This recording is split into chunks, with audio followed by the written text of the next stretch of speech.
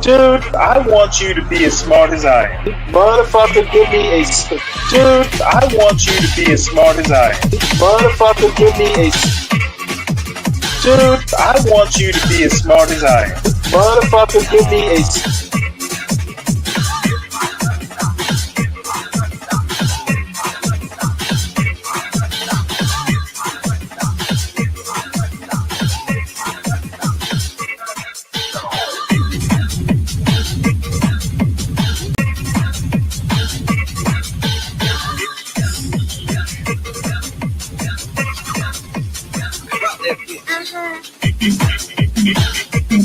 Dude, I want you to be as smart as I am. Motherfucker, give me a specific...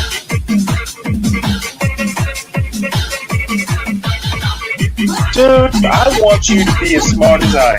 Motherfucker...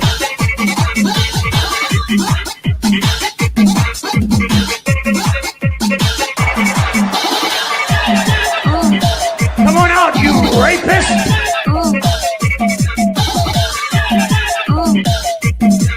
Dude, I want you to be as smart as I am.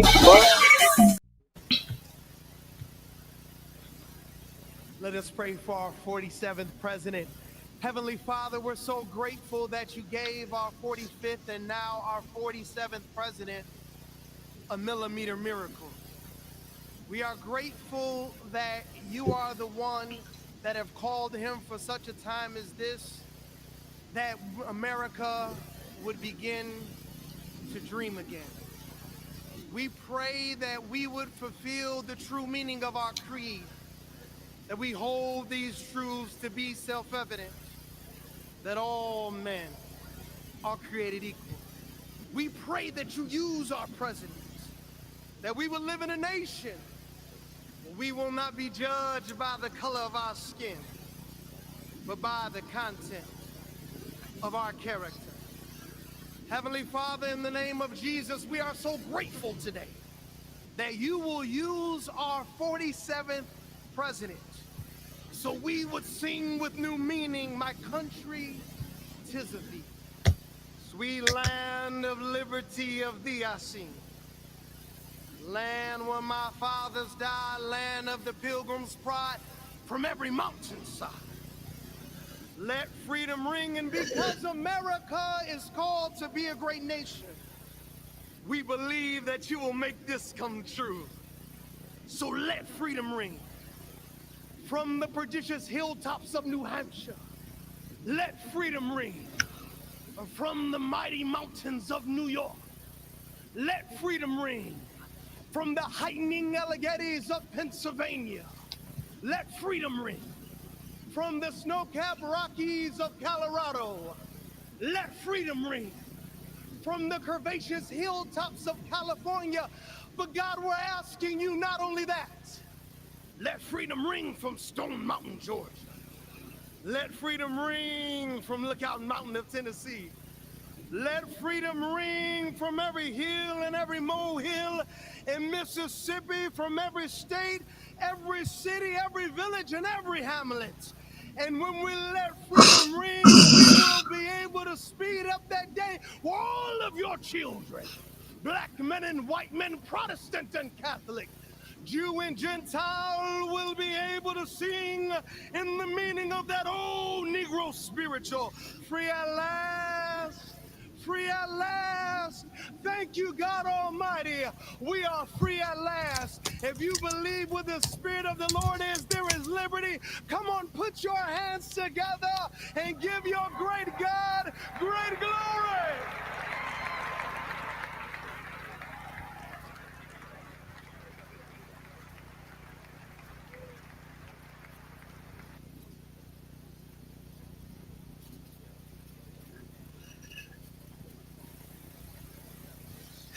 Well, good morning, everybody. Welcome to Stanley versus the World. The title of today's show is Porsha Invented Stanley versus the World, and the World is Better.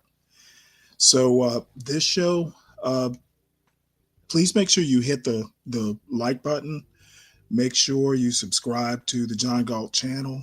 If you're new, share the wealth with all of your friends. And today's show, uh, I want everybody to support the show, but more importantly, I want everybody to support Porsha J. Um, basically, the show is, I wouldn't say dedicated to her, but the show actually exists because of Porsha having the bright idea that, gee, I like to argue a lot, and why don't we make it a show? So, everybody, Portia's, excuse me, Portia's Cash App is in the crawl at the bottom of the screen. Let's make sure that we make sure that she knows how much we appreciate her efforts, her ideas, her creativity, and her precision in making sure that we are all entertained. So don't be shy. As far as I'm concerned, $50 a day for Porsha J or more. So that's my opening. All I have today are a bunch of news articles. There's going to be a video of one of my favorite historians. I'm into history. This guy's a really good historian, very distinguished historian. And he's got some interesting takes. Well, his emphasis on events in American history are slightly different than your normal, everyday historian. And I enjoy reading him. He's got like a ton of books, and there will be a hour-long interview with him. Unfortunately, I didn't do it. I'm not a big enough YouTuber, but I would encourage everyone to get interested in American history. I tend to look at politics and even contemporary events through a historical lens, which serves me well. So anyway, how you doing, Lawrence? How you doing, Lead? How you doing, Humble Presidents? And let's get right into some news articles. Trump is in the news, so it's all news about Trump all the time. And first item, judges fear for their safety amid a wave of threats. And kind of wonder why. Why would people be threatening judges who tend to be fairly neutral? In my opinion, even, it doesn't really matter conservative or liberal judges. Right now, the judicial branch of the U.S. government is basically my favorite branch, my most trusted branch. And I think these learned men and women who are a part of the U.S. Judiciary, they're not taking sides. They try to be objective, calling balls and strikes, according to Justice Roberts. And until they prove that they don't just call balls and strikes, and they often do actually, we should respect their judgment. So this is a longish story. Once we get the gist, I'll move on. But this concerns me when judges are fearing for their lives. And I recall the protest outside of which justice was it? I can't remember now. But people protesting outside of judges' private homes. In my opinion, unnecessary and uncalled for. Hi, my name is Abby Van Sickle, and I cover the Supreme Court for the New York Times. In that role, I've written about major court decisions, ethical issues facing judges and justices, and the way that cases make their way to the Supreme Court. For weeks now, there's been a constitutional showdown brewing between the Trump administration and the court system. In his first 100 days in office, President Trump signed more executive orders than any other president in more than 40 years. Federal judges have been temporarily pausing some of these orders while the cases make their way through the court system. In some cases, plaintiffs who sued the administration and won have returned to court saying the administration was failing to comply with orders. For example, people have been deported despite courts blocking their deportations, and foreign aid has not been unfrozen despite multiple court orders. So there's this deeper question and even a fear that's hanging over all of this. Will the Trump administration just ignore the courts? I'm going to be reading you a story that zeroes in on part of the situation that's received less attention in the public. And that is the issue of mounting pressure on judges all over the country. In some cases, these judges are fearing for their lives and the lives of their families. The online pressures on the judges seem pretty clear, but these threats are now creeping up to the judges' literal front doors. They include everything from swatting to bomb threats to pizza deliveries. And I get that might sound a little bit silly, like a teenage prank, but it's actually really menacing because it's a signal that somebody knows where you live and that they can get to your doorstep. Judges understand that there are always going to be people who are not happy with them. Their whole job is to decide, winners and losers in disputes. What feels different now is how widespread the attacks on the judiciary are. And what I found really striking in reporting this is that some of the president's allies have made their focus the judges, not the cases. Elon Musk, for example, has been posting about Judge John McConnell, who blocked the Trump administration's funding freeze last month. Musk has called for his impeachment and has even reposted what looks like personal information taken from the judge's daughter's LinkedIn page. And the threats and harassment haven't just stayed online. My colleague Matt Schwartz spoke to a judge, and he told Matt that the FBI had to come to his house because there'd been a report of a possible bomb inside his mailbox. There are two big things at play here. Of course, there's the personal safety of judges and their families, but there's also the health and integrity of the judicial system. Court watchers told me that singling out individual judges who rule against the administration poses a unique danger, both for the judges themselves and for the system that relies on their fearless impartiality. One judge told us, "We don't have the power of the sword or the purse. We depend on respect. And the minute you start undermining that respect, who knows where that might lead?" And that's at the heart of this. The stories about people being targeted for just doing their jobs. We really wanted to try to understand, what does it feel like to be one of them right now? What does it feel like to get one of these high-profile cases and to be thrown into the spotlight? Here's our story. President Trump's angry call on Tuesday for the impeachment of a federal judge who ruled against his administration on deportation flights set off a string of near-instant social media taunts and threats, including images of judges being marched off in handcuffs. The call came against an ominous backdrop.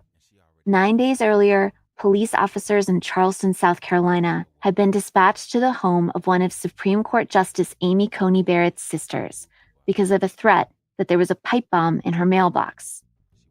The device's detonation will be triggered as soon as the mailbox is next opened, the emailed threat read. The pipe bomb proved to be a hoax, but the threats and intimidation faced by judges and their families in recent weeks are real, judges say. At a moment when the judiciary is weighing pivotal decisions on the legality of Trump administration policies, the potential for violence against judges seems to be rising. "I feel like people are playing Russian roulette with our lives," said Judge Esther Solis.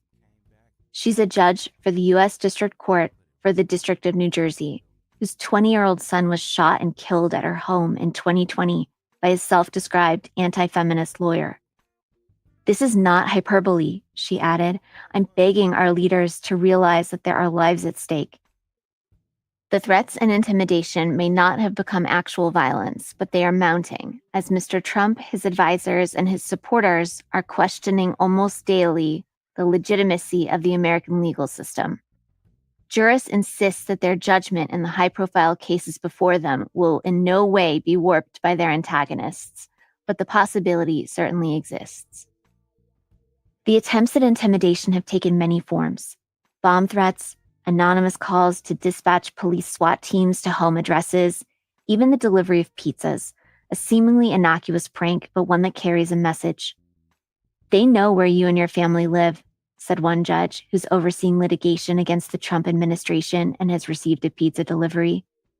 The judge requested anonymity, citing concerns for their own security and that of their family. On the day that police responded to Justice Barrett's sister's home, the U.S. Marshals Service in the Southern District of New York issued a bulletin. Federal judges were being targeted with anonymous Domino's deliveries.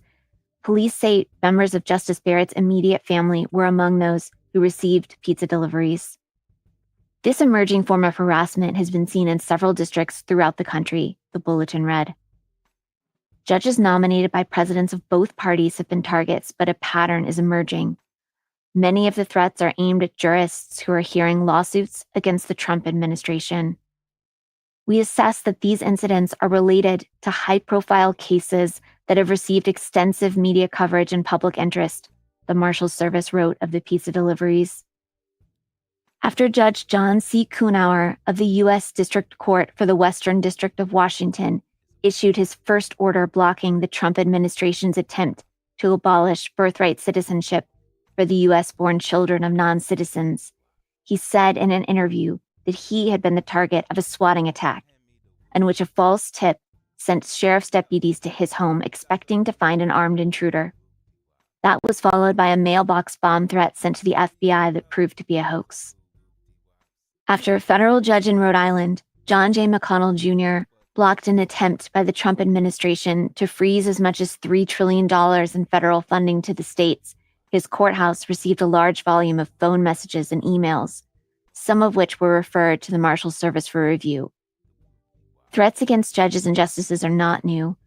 In June 2022, an armed man, Nicholas John Rosk, was arrested near the home of Justice Brett M. Kavanaugh and told the police he'd traveled there from California to kill the justice, according to federal officials. His trial is set for June. Even so, members of the federal judiciary are raising alarms that the dangers appear to be escalating, both online and in the real world.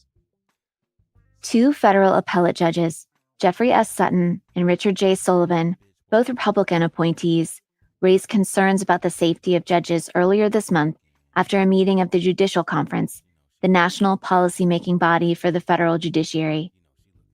"Criticism's no surprise. It's part of the job," said Judge Sutton, who's the chief judge of the Sixth Circuit. "But I do think, when it gets to the level of a threat, it really is about attacking judicial independence." In his social media post on Tuesday, Mr. Trump did not just demand that District Judge James Boasberg be impeached.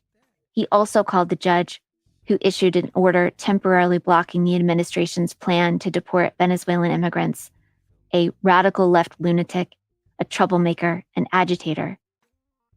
The post prompted Chief Justice John G. Roberts Jr. to rebuke Mr. Trump in a rare public statement. "Impeachment," he wrote, "is not an appropriate response to disagreement concerning a judicial decision." But by then, Mr. Trump's followers had already followed his lead. Pseudonymous social media accounts called judges who ruled against the president traitors and lawless. One post called Judge Boasberg a terrorist-loving judge. Another suggested that he be sent to Gitmo for 20 years. Laura Loomer, a close ally of Mr. Trump, trained the attention of her 1.5 million online followers on Judge Boasberg's daughter. "His family is a national security threat," she wrote. That post echoed an earlier instance when Elon Musk, the billionaire advisor to Mr. Trump and owner of the social media site X, reposted what Ms. Loomer claimed was personal information that she had gleaned from the LinkedIn page of Judge McConnell's daughter. Judge James C. Ho, a conservative appellate judge who was named to the bench by Mr. Trump, said he was not convinced that there had been any uptick in threats, and suggested that the alarms being raised now about the threats may be driven by partisanship. "Judges have faced hateful attacks and worse for years," Judge Ho said, pointed to threats against two conservative federal judges, Matthew Kaczmarek in Texas and Eileen Cannon in Florida. Defending judicial independence only when you like the results is not protecting the judiciary, it's politicizing the judiciary. Data collected by the Marshals Service, which provides protection for judges, show that the number of investigated threats against federal judges, prosecutors, court officials, and members of the public who visit or work in federal courthouses have declined over the last 2 years to 822 in 2024 from 1,362 in 2022. The Marshal Service did not respond to a request for threat statistics for the first months of 2025. In his year-end report on the federal judiciary, Chief Justice Roberts issued an unusually somber and urgent warning of a significant uptick in threats. He said Marshal Service data showed that hostile threats and communications directed at judges had more than tripled over the last decade. The judges that I talked to are worried, said Gabe Roth of Fix the Court, a nonprofit advocacy group, more so than they were 4 or 8 or 12 years ago. Court watchers say that singling out individual judges who rule against the administration poses a unique danger, both for the judges themselves and for a judicial system that relies on their fearless impartiality. Jeremy Fogel is a retired federal judge and ethics expert who directs the Berkeley Judicial Institute at the University of California, Berkeley. He told us, "It doesn't take a mob storming the courthouse. It just takes one person who decides to go after a judge." If nothing else, threats to impeach judges over their rulings suggest that it is permissible to disregard judicial orders and sidestep the regular appeals process, according to Judge Marjorie Rendell of the U.S. Court of Appeals for the Third Circuit. "We don't have the power of the sword or the purse," she said of the judicial system. "We depend on respect. And the minute you start undermining that respect, who knows where that might lead." Judge Kuhnauer, who was threatened during the 1999 trial of the Montana Freeman militia, and again during the 2001 trial of an al-Qaeda terrorist, said he had taken the new threats against his life in stride. "I've been at this so long, that stuff kind of rolls off my back," he said in an interview. But threats from Congress to impeach him over his rulings, those are something I've never seen before, Judge Kuhnauer said. A Supreme Court spokeswoman said the court did not comment on security matters. Justice Barrett did not respond to a request for comment. Law enforcement officials in Louisiana confirmed that they had received incident calls for the home addresses of the justice's parents and another of her sisters, and had referred the matters to federal law enforcement. This story was read by me, Abby Van Sickle. The audio was produced by Perrin Behrus. Thank you for listening. Humble President, to your point or your question, what can the judiciary do about disobeyed orders? Well, nothing. Why should they? Essentially, it was established in 1789 that we are a nation of laws, and we either are or we're not. And I think that if we cannot be a nation of laws, then, we have basically gotten rid of democracy. I can't go beyond that. Who knows what happens? But it's kind of interesting that strict libertarians would have to depend on the judiciary. As far as judges, the judiciary plays a large part in a pure libertarian fantasy land, in that they arbit property disputes. So the judiciary is important, and it's kind of like a gentleman's agreement of sorts that we follow, whatever the judge or justice rules. And that's that. Either we do or we don't. So the next is an essay, actually, on the Supreme Court specifically. And I agree wholeheartedly, with the title of this.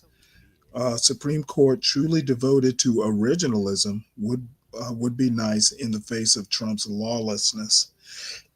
And we'll talk about the Department of Education executive order today or later. Basically, it takes an act of Congress to outlaw a cabinet level position. So I don't know. Better question along the line of Humble President's question. How is the executive going to get rid of a cabinet level department that only Congress can get rid of? In a perfect world, he would go to Congress and say, hey, this is what I want. Let's see if we can figure out how to do it. The problem is it's going to be, I think it would just be the Senate authorizing this, I think. I'm not absolutely sure. And at least in the Senate, I'm pretty sure you'll need 60 votes to do it. And I'm pretty sure there won't be 60 votes to get rid of it. So let's listen to this. And it's kind of longish. So, I'm not going to, hopefully not suffer through all of it unless it's interesting. A Supreme Court truly devoted to originalism would be nice in the face of Trump's lawlessness. The right-wing court's decisions on hot-button issues show that it is not averse to radical activism to advance its political priorities. By Kim Welly. Since Donald Trump last left office, public trust in the U.S. Supreme Court has sunk to new lows, thanks to the politically charged rulings of the 6-3 conservative bench. The architect of the conservative majority's alleged judicial philosophy of originalism, Justice Antonin Scalia, once said that a good and faithful judge must resign yourself to the fact that you're not always going to like the conclusions you reach. Now that the Trump administration is facing upwards of 90 lawsuits, the Supreme Court is back in the center of an especially incendiary phase of American politics, as Trump and Elon Musk aggressively reshape the structure of the federal government itself. Last week, 2 conservatives joined their liberal colleagues to reject the Trump administration's freeze on foreign aid. But the fact that 4 conservative justices still thought that a president could simply refuse to spend congressionally appropriated and authorized funding without running afoul of the Constitution suggests that we can't count on the doctrine of originalism to thwart this administration's unconstitutional designs. In his angry dissenting opinion, Justice Samuel Alito claimed to be stunned that the majority would require the government to make good on its contractual obligations. He condemned in emphatic prose the lower court's unchecked power to compel the government of the United States to pay out, and probably lose forever, $2 billion taxpayer dollars. This mystifying statement ignores that the power isn't checked. The Supreme Court reviewed it, and that under Article 3 of the Constitution, judges and justices are charged with deciding cases and controversies. In Marbury v. Madison, the very first U.S. Supreme Court held that cases include those brought against Congress or the president. In another case, the court temporarily blocked Trump's unceremonious firing of the head of an agency that protects federal whistleblowers. The U.S. Court of Appeals for the D.C. Circuit later sided with Trump under the standards that apply to motions seeking an emergency order.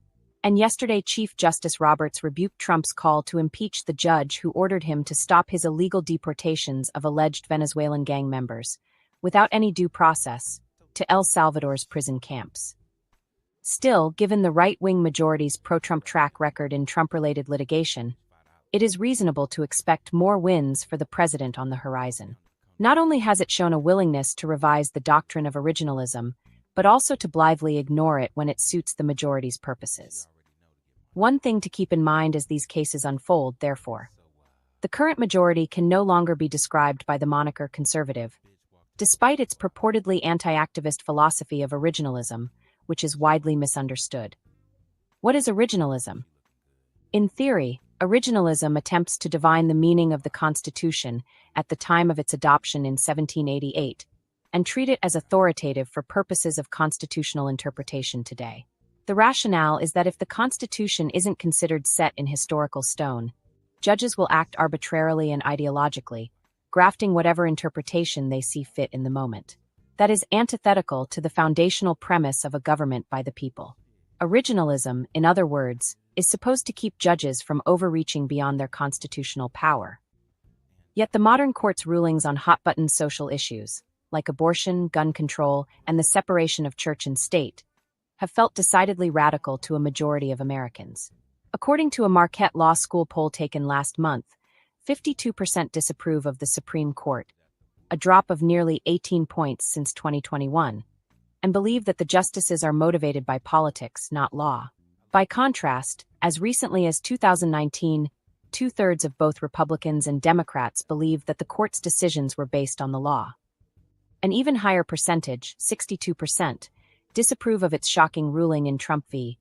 U.S. last summer, which created broad immunity for presidents who commit crimes using the massive powers of the office. 63% also disapprove of the majority's 2022 decision in Dobbs v. Jackson Women's Health Organization, which destroyed a woman's right to terminate a pregnancy without governmental interference, which the court had recognized as protected under the Due Process Clause for nearly 50 years. In his majority opinion reversing Roe, Justice Alito reached back to 17th-century England, before the United States even existed, for historical justification, while ignoring other laws that existed around the time of the founding that tolerated abortion access. During his time on the court, Scalia insisted that democracy is not about 9 superannuated judges who have been there too long, imposing these demands on society. Most people, if asked on the street, would agree with this sentiment and the fundamental premise. Unelected federal judges should stay in their narrow job description of deciding individual disputes. They should not make national policy. But both Dobbs and Trump suggest that this bench has all but abandoned the conservative premises underlying originalism and those of its close cousin textualism, which claims to adhere strictly to the black and white language of the Constitution and the law. Originalism is hard to do. A central question and problem with originalism has always arisen in identifying the source and meaning of the writer's intent. The English nouns intention and intent come from the Latin intentio, which could refer either to an individual's subjective purpose or to what an external observer would view as the purpose of a writing during a particular period in history. To this day, scholars have waffled on whether the intent or intention behind the language of the Constitution refers to the meaning that the drafters wanted to communicate or the meaning that contemporaneous readers would have found from the text. And even under these two variants, there's no telling which readers matter or what sources to utilize in ascertaining their understanding. In 1788, when the original Constitution was ratified, only wealthy white males could vote. A straightforward application of originalism would effectively hold that the viewpoints of women and people of color shouldn't matter under a proper reading of the Constitution in 2025, including on matters of life and death that uniquely apply to one gender, as in the case of reproductive rights. Moreover, even as to the elevated white male's perspective, records were sparse and non-comprehensive. What survives hardly constitutes a reliable or meaningful representation of the true intent behind the text of the original Constitution. Meanwhile, the Constitution is chock full of ambiguous language. What's reasonable under the Fourth Amendment's ban on unreasonable searches and seizures, for example, will depend greatly on the point of view of the particular reader. Behind all of this is a doozy of separation of powers question. Who gets to decide when the Constitution is unclear? The Constitution itself contains no answer. Unlike federal judges, the President and Congress are elected by the people and thus accountable to their will. Arguably, their choices should matter. But in 1803, the court ruled in Marbury v. Madison that it gets to have the final word on ambiguous constitutional language. The right-wing bench is just making it up. The result of all of these unknowns is that federal judges do the judging under our system of national government, which means they exercise lots and lots of discretion. Liberal judges do it, and conservative judges do it. Both sets of judges are uniquely empowered to exercise judgment to choose between competing interpretations of the same text. There is not one right way to do that. To suggest that there is one way, the originalist way, is both misleading and dangerous because it leads non-lawyers to believe that conservative judges are better than liberal ones. The question becomes which tools to use to resolve the ambiguity. There's no getting around this inevitability.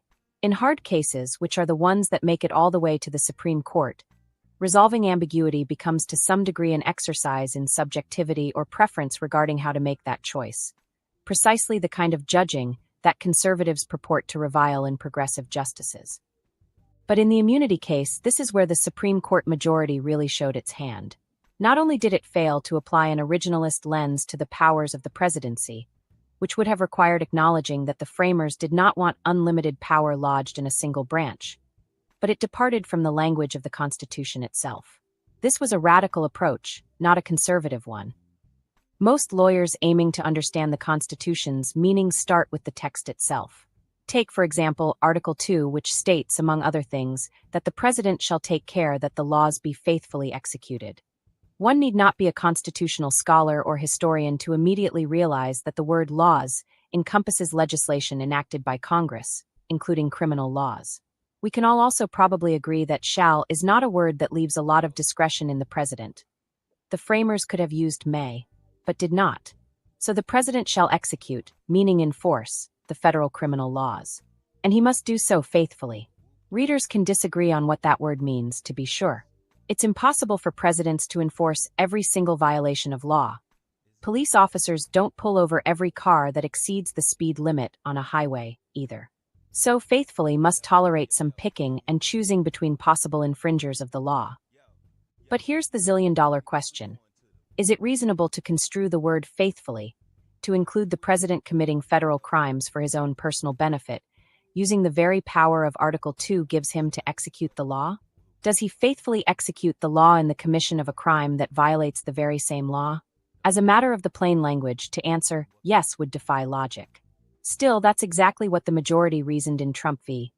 US, i.e., that in order to protect and preserve the president's ability to act nimbly and without restraint on behalf of the American people, the word faithfully must somehow implicitly authorize the commission of crimes using the enumerated powers of law enforcement, the commander-in-chief power, the pardon power, and so on. Worse, Chief Justice Roberts, in his majority opinion, did not even bother to engage with this textual debate under the Take Care Clause. Instead, he basically reasoned that presidents need to make decisions without worrying about potential criminal liability down the line, a word. I want to stop it right there for a minute. Presidents need to make decisions without worrying about potential criminal liability down the line. I argue that should be part of the criteria in the decision making. That makes absolutely no sense. Basically, this immunity decision that the Supreme Court did defies common sense. It was nakedly political. Now, the nice thing is the next Democratic president will get the same leeway. At least we think. If Mitch McConnell is any sort of example, it's a sliding scale. But we'll cross that bridge when we get to it. But this was absolutely the wrong decision. It was nakedly political. So, I'll leave it at that. Worry that could hamper their decision-making, which would be bad for the country. Roberts wrote that, here accordingly exists the greatest public interest in providing the president with the maximum ability to deal fearlessly and impartially with the duties of his office. Roberts thus made a normative policy-based argument to justify manufacturing criminal immunity for presidents while ignoring how his reading conflicts with the text of the Constitution, which it's his job to honor and uphold. This is not conservative judging. Liberal judges' constitutional reasoning. Bear in mind, too, that this is precisely the kind of reasoning that judges who lean more to the left have roundly been assailed for. But all good judges, conservative or progressive, begin with the text of the Constitution. When that fails to resolve the remaining ambiguity, progressives apply an alternative judicial philosophy called purposivism, which is also known as functionalism, or what conservatives deride as living constitutionalism. The animating idea in this approach is that the choice between differing interpretations of ambiguous text should, at the very least, tether interpretations to the underlying purpose of document. So this approach, unlike originalism, does not try and divine the true intention of the Constitution's individual drafters, but it does not ignore the Constitution either. It instead aims to achieve its purposes, one of which is evident from the design of the separated powers: no more kings. The Trump majority sidestepped this obviousness. Consider, too, the Due Process Clause of the 14th Amendment, which gave rise to abortion rights under Roe v. Wade. The theory behind that case was that the protection of liberty, which the clause expressly mentions, nor shall any state deprive any person of life, liberty, or property without due process of law, means that there are certain rights that individuals carry around that the government cannot trounce, even after a trial or other kind of hearing. Liberty means freedom from government intervention into certain spheres of life. In 1923, long before Roe, the Supreme Court extended this notion of liberty to recognize that individuals have the right to choose for themselves whom to marry, assuming, of course, that it was a marriage between the same sexes and races.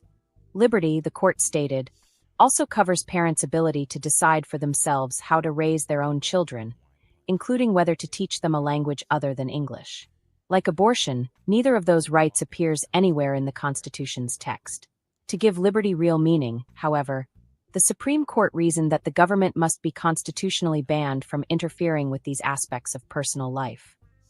In short, by looking at the ideals underlying the concept of liberty, a purposivist approach to constitutional interpretation resolves cases through the lens of the ideals or goals of American democracy. In doing so, the theory also constrains judges' discretion to completely distort the text in ways that would threaten constitutional ideals by, for example, serving the justice's own personal aims of greed, power, political party, or religion, or those of foreign interests, other politicians, corporations, or billionaires.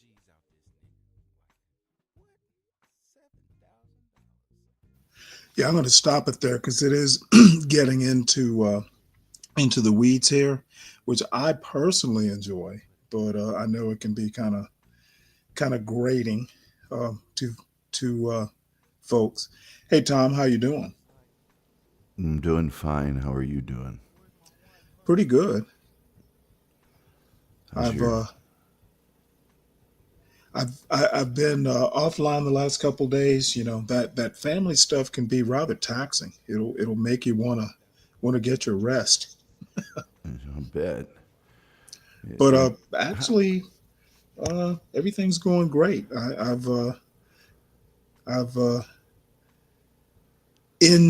enjoyed, though. I think I was getting used to my empty nest. Well, yeah. Hey, Solid Snake. You know, how long is spring break for college these days? A week, at least this one is. Oh, wow. Well, a week's, So week's pretty good. he will be heading back down to school in Sunday evening, I reckon. Well, then you'll miss him when he's gone. So, You know, that's how life works. You miss them less and less. Like I'm you know, when I wake up in the morning and you know there's a bunch of dishes in the sink and a empty What? dishwasher, you know, I start to like, you know what? Everything was so neat and orderly. well, when but yeah, I miss him. And my father-in-law's down, so tomorrow hopefully we'll get some fishing done. well, yeah, those fish aren't going to catch themselves. Well, it'll be, you know, we won't fish hard. You know, it'll be more ceremonial fishing. If we catch, great. If we don't, fine. But I'm gonna take a cooler of ice with me because my son wants to put fish back when he catches them, and I'm like, you know what, Daddy needs some dinner. We're gonna keep those crappie because they taste good. He's a catch and release guy. You know what? He's such a pussy. if it's big enough, I mean, you don't want to take 80 fish home with you, but, a couple, for dinner is not a bad thing. No. Especially the pond. We live like 10-minute walk, maybe 15 minutes for me from a pond. And it's not next to farms or anything like that. It is a pond that doesn't get fertilizers or any sort of pollutants in it. There are really only two houses, that have access to it. And, we're down the road from it, but, the two folks who live on it, know me and my son, and, they're fine. Just fish anytime you want. Don't worry about it. And so, if I catch fish there, I don't have to worry about, whether there's pollutants or, it's fresh water. The fish are fine, at least, barring the acid rain content. So, we need to keep some of those fish. Yeah, my grandparents had a big pond on their farm, and they didn't mind people fishing on it as long as when they arrived, they would stop by the house and say hi, and that allowed them the opportunity to say, "Hey, we don't mind you fishing. Just make sure and clean up after yourselves." And, absolutely. And you know what? I wasn't even asked. It was kind of assumed, but I said it anyway. I don't even, you know what, Tom? I don't even drink beer. I don't do any of that shit. I either drink beer or I fish. The two don't mix. And it kind of comes from, my Navy days. You do not, and Navy ships don't let you anyway. But, there's the rare occasion, you'll have something called a Steel Beach party or something like that, where a U.S. Navy ship will dock up. Like once in the Persian Gulf, we pulled alongside and tied up to a Japanese supply ship, and, big ass ship. So, hey, you can't drink on a Navy ship, but what we're going to do, sailors, because you've been at sea for 4 months, we're going to pull up to this big ship. They're going to do like Mongolian barbecue style, like a picnic, Steel Beach picnic. And you can have 2 oil cans of Foster's. Yeah. And I actually had one oil can, and unfortunately, well, actually, it wasn't that big a deal, but I was officer of the deck, so I was in charge. Once the party was over, I was in charge of getting the ship underway. And you know what? I just did not like the feeling. So I've always been respectful. If I'm on the water, I don't drink, even if I'm fishing from the shore. I respect water that much. So yeah, as long as people, fishing is pure. Back in the Isaac Walton sense, fishing is a pure sport.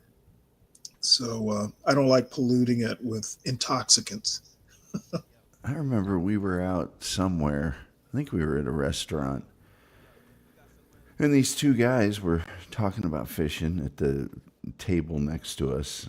And they kept talking about, oh, you ought to go out to Hawkins Pond. It's great. You can just go out there. They don't mind, blah, blah, blah. And going out there. And my grandfather goes, I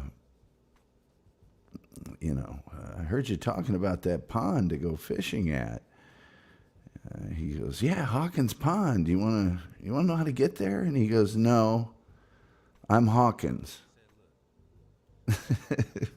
His last that's name was, funny. Yeah. But we had people that would just show up, and certain ones you got to know a little bit. But sometimes people would come out there and, boom boxes. Well, did and- kids ever show up? Like, some Very I don't know. rarely Really? would kids by themselves show up. This was way out in the middle of nowhere. I mean, kids Right. that couldn't drive couldn't get there. But it was a nice place, and it's relatively well stocked and very pastoral. There's nothing going on in any direction. So normally you just got people that wanted to fish, but occasionally there'd be people that would leave trash and whatnot, or gut a fish or something right there and leave all the remnants along the bank, for any wildlife creatures. Well, the reason I bring up kids, probably one of, and I'm talking 60 years of memories, or 55, let's say. Still, one of my favorite moments was the first time my son caught a fish, and he was about 4, and it was a little Spider-Man Zebco. Yeah.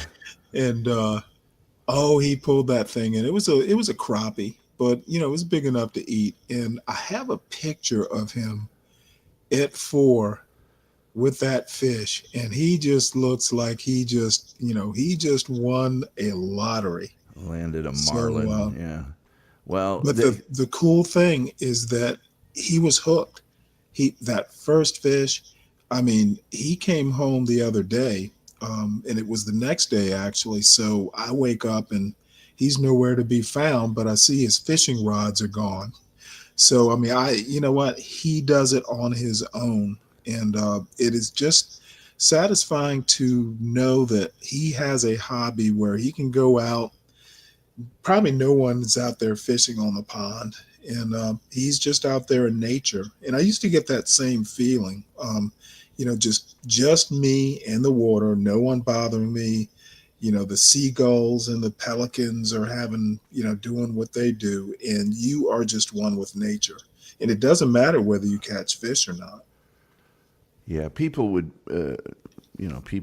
bring their children and supervise them, and that was fine.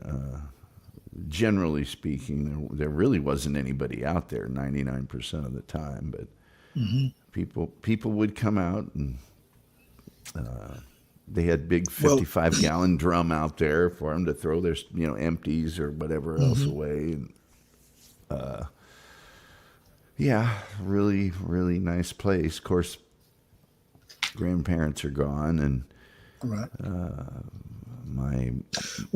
our family grandfather, basically. He sounds like anyone, if he's into fishing or providing that sort of facility for another person, he's a saint. Yeah, well, they've that property and everything down there. It's like when I was growing up, thought would be there forever for us. And when they passed on, my mother and her siblings decided to sell everything. They didn't want the house that was on there. They didn't, it was really, what were they going to do with it? Families and stuff. So I guess I was probably, in my 40s anyway, when they got rid of all that. And so now, I guess you can drive by, but it's not our place anymore. So, yeah, well, oddly enough, my sister and brother and I are going to have kind of that same issue. We have a family farm, and it's interesting because it's about 75 acres. Now, when I was a kid, it was nothing but farmland, adjacent farms, that sort of thing. And we used to go deer hunting. I remember, one of my favorite times is my father and I out there quail hunting, which I love quail hunting. Haven't done it in decades, but maybe one of these days, I'll convince my son to, let's go.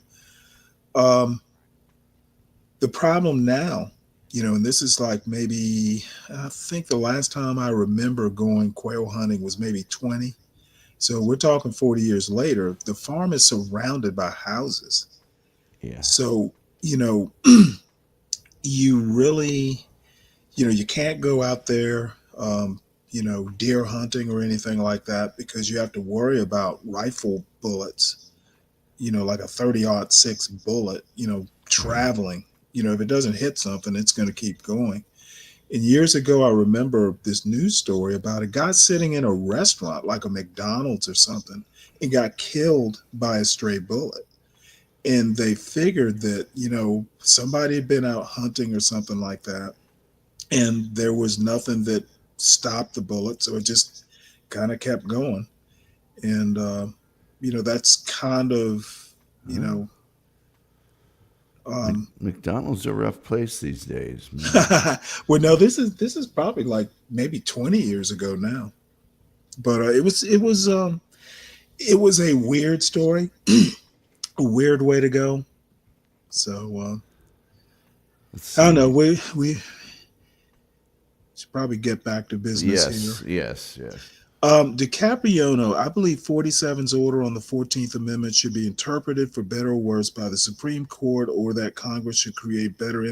I have no idea what this means. If you're talking about birthright citizenship, Congress can't change the Constitution. Not how it works. They basically, you have to do an amendment process, and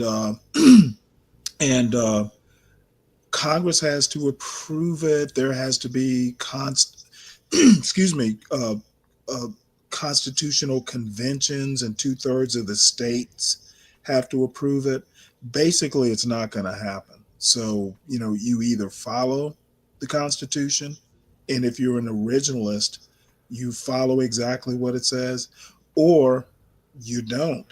But if you don't, and it's clear what the Constitution says, if you don't follow it, then you have to justify not following it, and it chips away. It undermines just a little bit more the credibility of originalists. It basically erodes the concept that America is a nation of laws.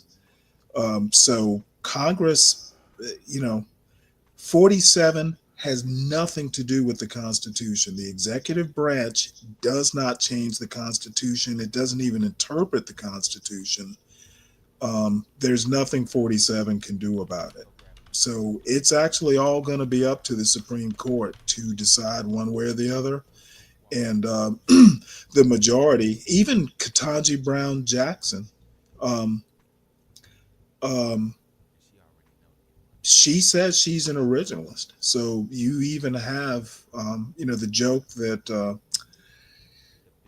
that was made is, damn it, we're all constitutionalists. We're all originalists now. Originalism, Alito won that fight. Almost everyone starts with originalism. Hi, HB. Good morning. Hey, HB. And that's the easy way. That's the easy way. Getting 2/3 of the state legislatures. DiCaprio, no. An interpretation is not needed. The text is clear. You don't interpret clear text. Yeah, and that's the easy way. Getting 2/3 of the state legislatures to call for a.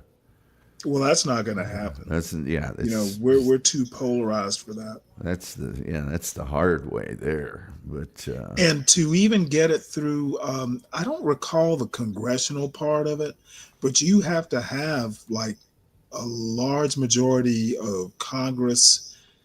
It's not going to happen. Yeah, not right now. So essentially, an interpretation is not going to be needed to get birthright citizenship overturned. You're going to have to do. You're going to have to ignore birthright citizenship in the clear text of the Constitution. Yeah, the text is clear for originalists. Yes, it is. That's why you don't have to interpret it. It's clear. The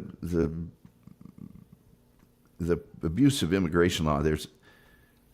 There really isn't it. I mean, the law just needs to be enforced better. If you're not talking about citizenship, the law is there and it's clear. It's that we're not enforcing it. We haven't put. I mean, everybody complains about it, but we haven't put the money and the feet on the ground and everything else to really to make it stick. That's a problem. And you know what? Like I said the other night, I'm pretty upbeat about the judiciary doing the right things. Now they may not do they may not do the right things the right way, but I'm actually not that worried about birthright citizenship. I'm also not that worried about the due process issue with sending the Trinidad Aragua folks to El Salvador. Like I said, the first part, Trump can, do the Alien Enemies Act thing.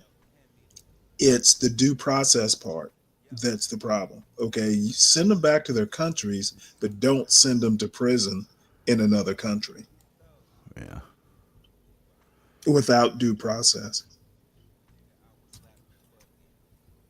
Yeah. So hopefully the judge that's asking all these questions doesn't come to harm, because apparently he's getting a whole lot of flack. It's a big mess. It's a big mess, but it doesn't have to be. It's basically Trump that's making the big mess. It doesn't have to be, but it's gonna be. Oh yeah. It's just everything. Everything's a big mess. Well, everything's a big mess when you have Trump in charge. It was a big mess before that too. It's just always going to be a big mess. All right. Well, we're going to switch gears here, and we're going to talk about the Department of Education, another unconstitutional thing that Trump is trying to engineer. Cabinet level positions are basically created by Congress, and Trump can't get rid of them without defying the Constitution. So, we're going to see how that goes. And he's making a valiant attempt signing that executive order. So let's see this video. It's a short one.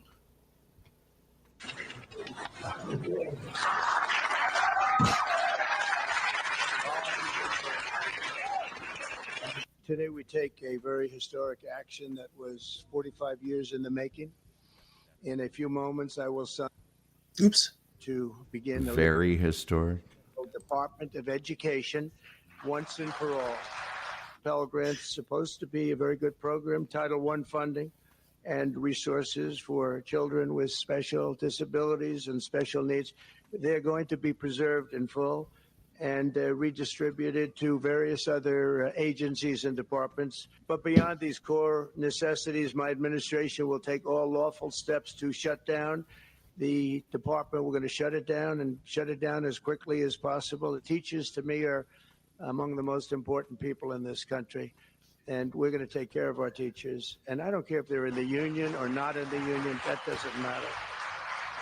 But we're going to take care of our teachers, and I believe the states will take actually better care of them than they are taken care of right now. Is that Linda McMahon? It is. Smiling at the demise of her. Well, here's the deal. So essentially what he's saying is all these programs that are concentrated in the Department of Education, he's going to create bureaucracy. He's going to take a central function and spread them over multiple agencies. Where is the Department of Government Efficiency when you need them? Dude is really not that bright. And you know, quite frankly, I won't talk about the people who idolize him, but what I heard there is not a good thing. It's not a positive thing. I think it's, hey, I got Congress, I got the court. Let's roll. You've got all three branches of government, and that's the best you can do. Everything by executive order. I think until somebody gives him a reason not to, you know, it's just going to keep. It's again, that's that flood the zone thing. Just keep doing it and keep doing it, and. Well, the nice thing is that he's going to flood the zone so much that his own base won't be able to figure out what he's doing, and they're already figuring that part out. I don't have that story queued up, but all these town halls that Republican or MAGA legislators are doing, they're getting lit up to a point to where, you know, they're talking about doing virtual town halls, not doing them in person. Yeah. And I had an article somewhere, and I'd have to dig for it now, talking about exactly what the Department of Education does, and it does nothing besides research, and it administrates college loans. And I, for the life of me, do not understand why the Department of Education is such a burr under the saddle of, you know, conservatives, Republicans, and MAGA in particular. It doesn't do that much. Well, it's the whole student performance thing, which is really a district thing. Yeah, that's all local. If you really want to look at it, you know, that the school board is one of the most powerful things in any government, you know, in terms of affecting a society, and it's all local.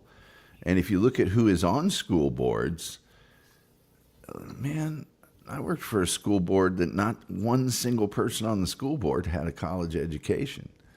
Right. And they, not that you have to, but you would think a little belief in education would be nice, and knowledge of what it takes and what you're preparing someone for, and et cetera. And those school boards, you really got to, the local politics are the ones that right. Everything happens, and people just don't even pay attention to it. They probably couldn't even tell you who's on their city council. Well, I couldn't. But the national stuff, everybody's got an opinion. Everybody knows what should be done. Everybody, you know, and it's like your backyard is where all this stuff is really happening. And so if you got a problem with your student performance, that's not the federal government's fault. Right. Well, you know, to Uncle Fatty makes a point. Solid Snake, I have no clue what opinion you're talking about. But having an opinion does not require a plan. So where you're going with this, I have no clue. Uncle Fatty, the point about I love the poorly educated, there's such a thing as an autodidact. Okay, you can educate yourself. You can, you know, formally educated doesn't mean you have to remain uneducated. And I've known too many people who were just autodidacts. They had the ability, they were curious, they wanted to know stuff. So you get mentors, you get books, if you want to know something, there is a way to know it. And you know, that's, you know, some natural ability might be involved, that sort of thing. So isn't that the Trump quote he's referring to? Oh, you know what? I had no clue Trump had said that. I think he said that. I do think that is a well, see, that gives it purpose. I understand why Trump would like the poorly educated. You know, he needs them to believe that he can get rid of the Department of Education without Congress. Yeah. Solid Snake, I'm not in the mood for your gibberish tonight. You said you don't agree, but against what theory? I don't even know what you're talking about. What am I specifically disagreeing with?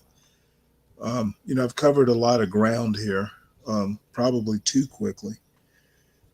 Um, Trump's battles with colleges could change American culture for a generation. And I want to hear this. Now, kind of black people historically, African Americans historically have put a lot of trust in the US government for obvious reasons. They put a lot of stock in education for obvious historical reasons. So I'm not of the mind like a John Galt or an HB for that matter that, college isn't something you have to do. If you want to do it and you have a calling to go to college, go to college. If you don't waste your time doing it. But that's something that a kid should know by the time he's a senior in high school, with parent consultation, etc. There's nothing wrong with college.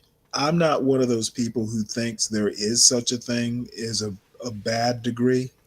If you get a basket weaving degree because you're genuinely interested and have a calling to be a basket weaver, go to college to do it. Go to the best college you can afford and make the grade so you scholarship it. I don't agree with taking out $100,000 to go to a college you can't afford. That part I don't agree with. So I would say that in this day and age, if you want to go to college, you better know way before your senior year. And I'm not even just talking about scholarships, the requirements. Well, I actually mean more like what you're going to major in. Yeah. Some people don't know even in their senior year. Some people don't know their freshman year of college. I knew a lot of people. Georgia colleges, you could go through your sophomore year and not declare a major. Yeah, you didn't. Declaring a major was just declaring a course of study. I knew countless people. I mean, your first year of college, you might take something in your course of study, but a lot of it's prerequisites for whatever you want to do. You're taking your English prereq and your math prereq so that you can get into the courses you really want. Yeah. If you're lucky, you get an elective here or there, that you might be able to get into your actual coursework. But if you're going to go to college, these days you actually at least you have to actually kind of declare a major on your application. You do have an opportunity to change it, but I was shocked. Yeah, I actually had just a brief conversation with my son, like, how are you doing? Are you still liking your major? And I didn't go, hey, you can change it if you want, but, I'm probing just to find out, is he still thinking, that he likes the major? I haven't really solidified the point I was trying to make is, you're a freshman, you're almost at the end of the year. You need to start thinking about beyond college already.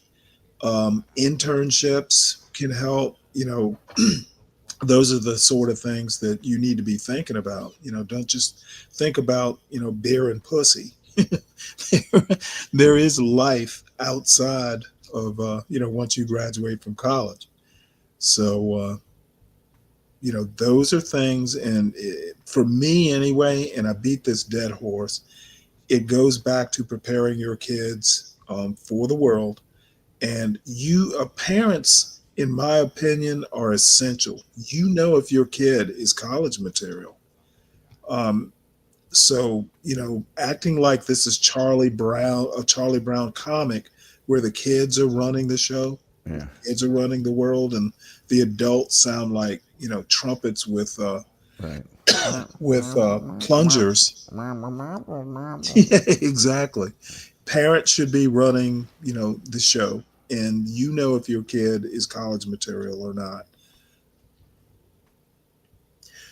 So anyway, I want to listen to this article because I'm a college fan, and if it's appropriate, I'm now you can always go back to college if you decide to do it, but my gosh, that's tough. Trump's battles with colleges could change American culture for a generation. This article is by Alan Blinder and read by an automated voice. In October 2023, 3 days before Hamas fighters attacked Israel, Columbia University's new president stood outside Low Library and posed a foundational question. What, she asked, does the world need from a great university in the 21st century? The president, Mehmet Shafik, argued that the world required much, rigorous thinkers who were grounded in the age's great debates, researchers whose breakthroughs could transform societies, universities that extended their missions far beyond their gates. 17 months later, Dr. Shafik is gone, and the Trump administration is offering a far different answer. The ideal Dr. Shafik described, much of it historically bankrolled by American taxpayers, is under siege as President Trump ties public money to his government's vision for higher education. That vision is a narrower one. Teach what you must, defend the American tradition and Western civilization, prepare people for the workforce, and limit protests and research. I have not experienced, across 46 years of higher education, a period where there's been this much distance between the agendas of university leaders and Washington, said Robert J. Jones, the chancellor of the University of Illinois Urbana-Champaign. The outcome of this clash over the purpose of higher education stands to shape American culture for a generation or more. If the president realizes his ambitions, many American universities, public and private in conservative states and liberal ones, could be hollowed out, imperiling the backbone of the nation's research endeavors. 2 months into Mr. Trump's term, universities are laying off workers, imposing hiring freezes, shutting down laboratories, and facing federal investigations.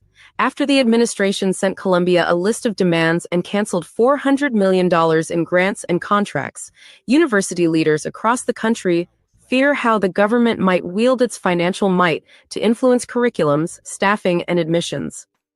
Colleges have gotten hundreds of billions of dollars from hardworking taxpayers, Mr. Trump said in a campaign video.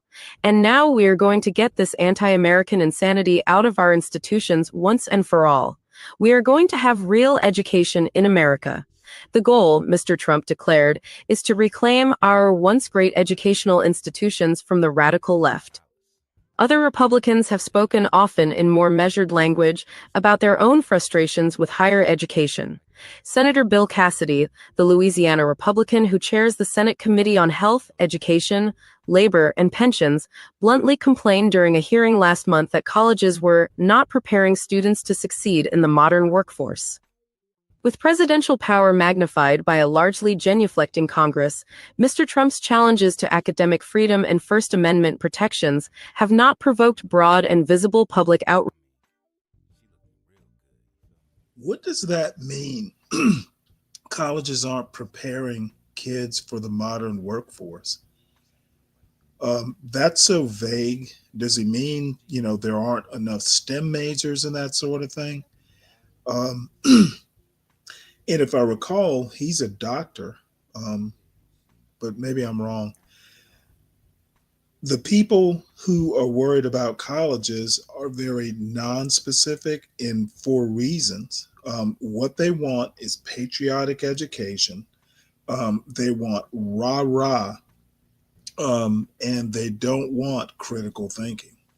So that's my response to that bullshit. Outrage. The sobering reality for university leaders is that Mr. Trump has the administrative upper hand, and academia has startlingly few vocal allies. The fusillade against higher education, led by Mr. Trump and Vice President J.D. Vance, men with Ivy League degrees, is more furious than past conservative crusades against the country's elite academic institutions. The administration, though, is capitalizing on imperfections that have been tearing at the system's stature for years. His genius was in understanding and then exploiting the resentments, the anxieties, and the vulnerabilities of voters who already had critical sentiments toward higher education. Ronald J. Daniels, the president of Johns Hopkins University, wrote of Mr. Trump in his 2021 book, What Universities Owe Democracy.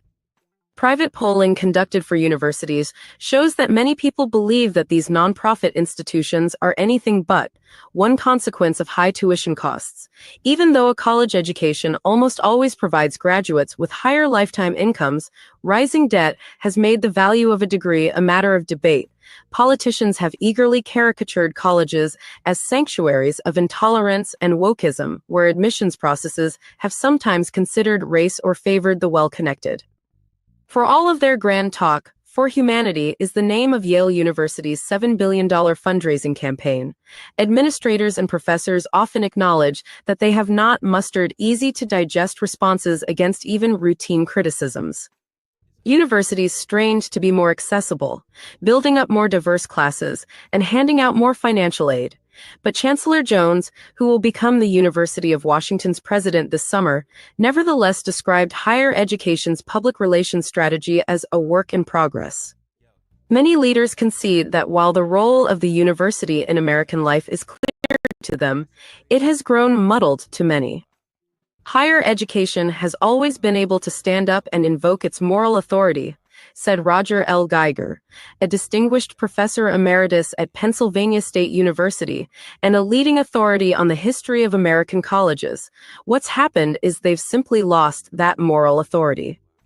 The Pew Research Center found in 2012 that 26% of Americans believe that colleges and universities were negatively affecting the United States. Last year, even before the campus demonstrations that led to thousands of arrests. Okay, I'm going to stop it here. The only comment, and if anybody wants the article, I can drop it into the chat. But bottom line is that colleges or universities ever had moral authority is problematic. Why would a university have moral authority? You say that sort of thing. Morals have to do with religion. So, the moral authority, save it for church. Universities are not supposed to be moral authorities in that anyone ever thought they did. That might have been the first stumbling block. Keep your religion in your heart and your deeds. Keep them out of my schools. Well, you can't legislate morality. I think you can teach it, but just not at Harvard, which is funny because, Harvard, Yale, Princeton, I think, all started out is, their main goal was to train ministers. Yeah, I don't hold I've worked with too many people from the Ivy League to hold it in very high esteem. We'll just put it that way. And many people that I know, particularly Harvard, have said, you know what? I was intimidated, but when I got there, it was just like anywhere else. Yes, absolutely. And you've probably had that experience too. I remember, getting into the Navy. I was kind of like, can I compete against Naval Academy graduates? Well, God damn it, I was way better.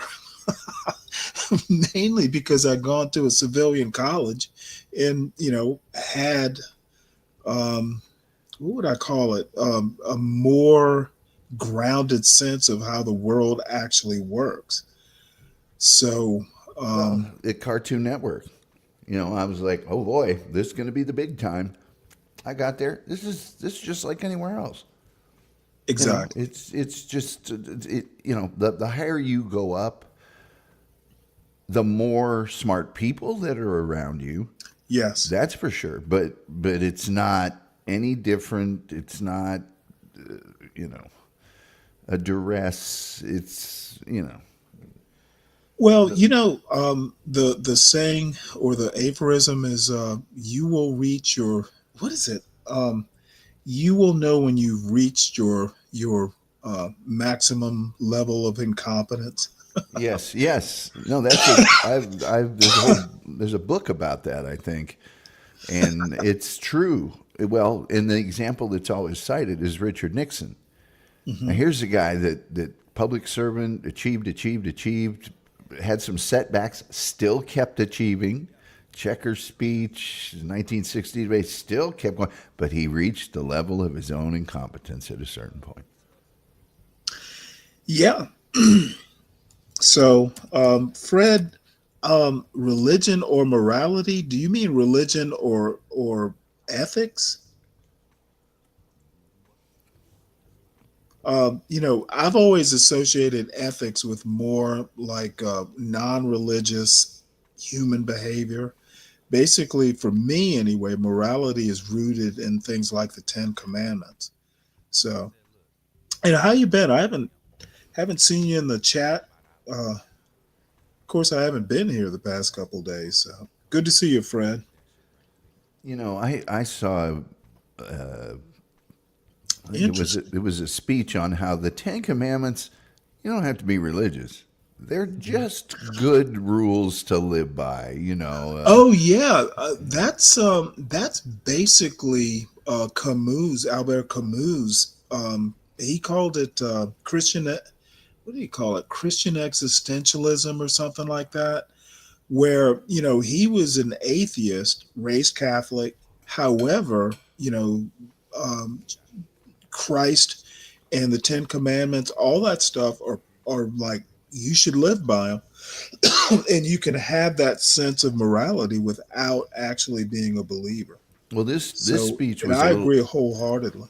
This speech was a little tongue in cheek. He was like, "These are things going to keep you out of trouble. Don't kill anybody. Don't steal their stuff. Don't go after their wife." I mean, it was humorous, but it was very true. Right. In second grade, Fred? Wow. I don't know what to say to that. That seems, kind of like a heavy topic, morality for a second grader. So Trump proposal to eliminate federal taxes at 150K, what it means in Georgia. And this is not exactly my hometown paper. It's a couple counties over, but it's the Marietta Patch. It's an online newspaper, and I highly recommend it, actually. Patch is a network of papers, local papers. They have them all over the country. Really? Oh, yes. The things I don't know. But I love the Marietta Patch, mostly because I get it in the mail. I still need, I haven't subscribed to the Atlanta Constitution. I probably should, but I used to get it in print edition when I was in college, and I never found it that good a newspaper, oddly enough, for some reason. Lived in Detroit. They had the Detroit Free Press. Mm-hmm. Let me tell you, it's not free. You try to take one off the newsstand, they get really upset. And I'm like, it's free. It says free sprint. No, they're not playing that. Oh, okay. I get you, Fred. Humanism. Oh, okay. I get you. Oh, shit. There's Goethe and there's a whole that Germany has some high level philosophy, in its history. So good for your kids. Probably a little philosophy is not going to hurt them. So let's see. The Trump administration is considering a proposal to eliminate federal income taxes for Americans earning less than $150,000 a year, according to the Commerce Secretary Howard Lutnick. Excuse me. During an interview with CBS News, Lutnick said that the tax reduction plan is part of President Donald Trump's economic vision. I know what his goal is.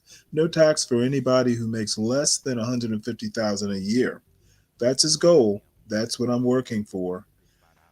Lutnick told CBS News chief White House correspondent Nancy Cords, I assume that's how you pronounce it, impact on Georgia residents. While specific details of the plan have not been released, Census Bureau data provides insight into the potential impact. More than 76% of Americans earn less than 150,000 annually, according to the latest figures. Median U.S. household income in 2023 was 80,000. Wow, $610. Funding the tax cut. Lutnick said the administration aims to offset the revenue loss by requiring countries to pay some of their fair share, excuse me, through tariffs. This is going to be a problem. You're going to have to basically, he's going to have to stabilize, the trade wars that are going to happen to make this happen. And I admire the vision, but getting other countries to pay for American roads through tariffs, that is bold. I'll give him that. Lawrence, hi. And also, man, where's Ryan when you need him? I don't think we can do that. The amount of taxes that we get from 150,000 or less, like they said, 76% of taxpayers, don't you have to hammer the higher end for that? And these tariffs, we don't know how much we're going to get from that or not. Tariffs tend to slow down trade, not increase it. It's well, I don't that's know. true. I'm going to have to see the math on that. But someone sold him on the idea, and much like a man who doesn't, actually sit down to think about things, he leaves it to his underlings. Somebody's convinced him of this. This sounds like a PR or political idea more so. It's like if you can equate, hey, I'm going to get rid of all your taxes with these tariffs mean something, that makes the tariffs more popular. Well, get you elected. But, making Mexico pay for the wall got him elected. Yeah. That's what this tariff idea is like. Well, yeah, exactly. I made a comment on a video essay earlier that right-wing populism always needs that third leg on the stool, othering. Okay, essentially what President Trump is doing is he is a bunch of othering, be it Salvadorans, be it Jackie Robinson, the Tuskegee Airmen, or, Europe, foreign countries, China. You got to keep your base enthused, and you do that, in his case, by othering. These countries are taking advantage of us. They need to pay their fair share. And, of course he loves the uneducated. Why wouldn't he? One of the many things I don't get about the mess is if you advocate certain ideas, you're getting called a communist. Yet we're doing everything we can to make Russia happy. How do those two ideas sit together at the same table? I don't understand that at all. Well, I don't think Russia is going towards communism. If anything, they're going towards a right-wing type of fascism. Putin is a cult of personality. If I understand it, he's kind of embraced the Russian Orthodox you know, church. Um, it's a big, you know, everyone's idolizing Viktor Orban in Hungary. Where he has basically done. He I forget the exact term he uses, but his form of democracy is more maybe Christian democracy. It's kind of a light version of theocracy. He's shut down the press. And I honestly think that's what Trump is trying to do. He wants a bigger version of Hungary where, you know, the cult of personality in the executive branch pretty much runs the other two branches. They are his hand puppets, to use a horrible term. And he will use, race specifically, but a class as well, whatever tool to keep the nation divided, he will do.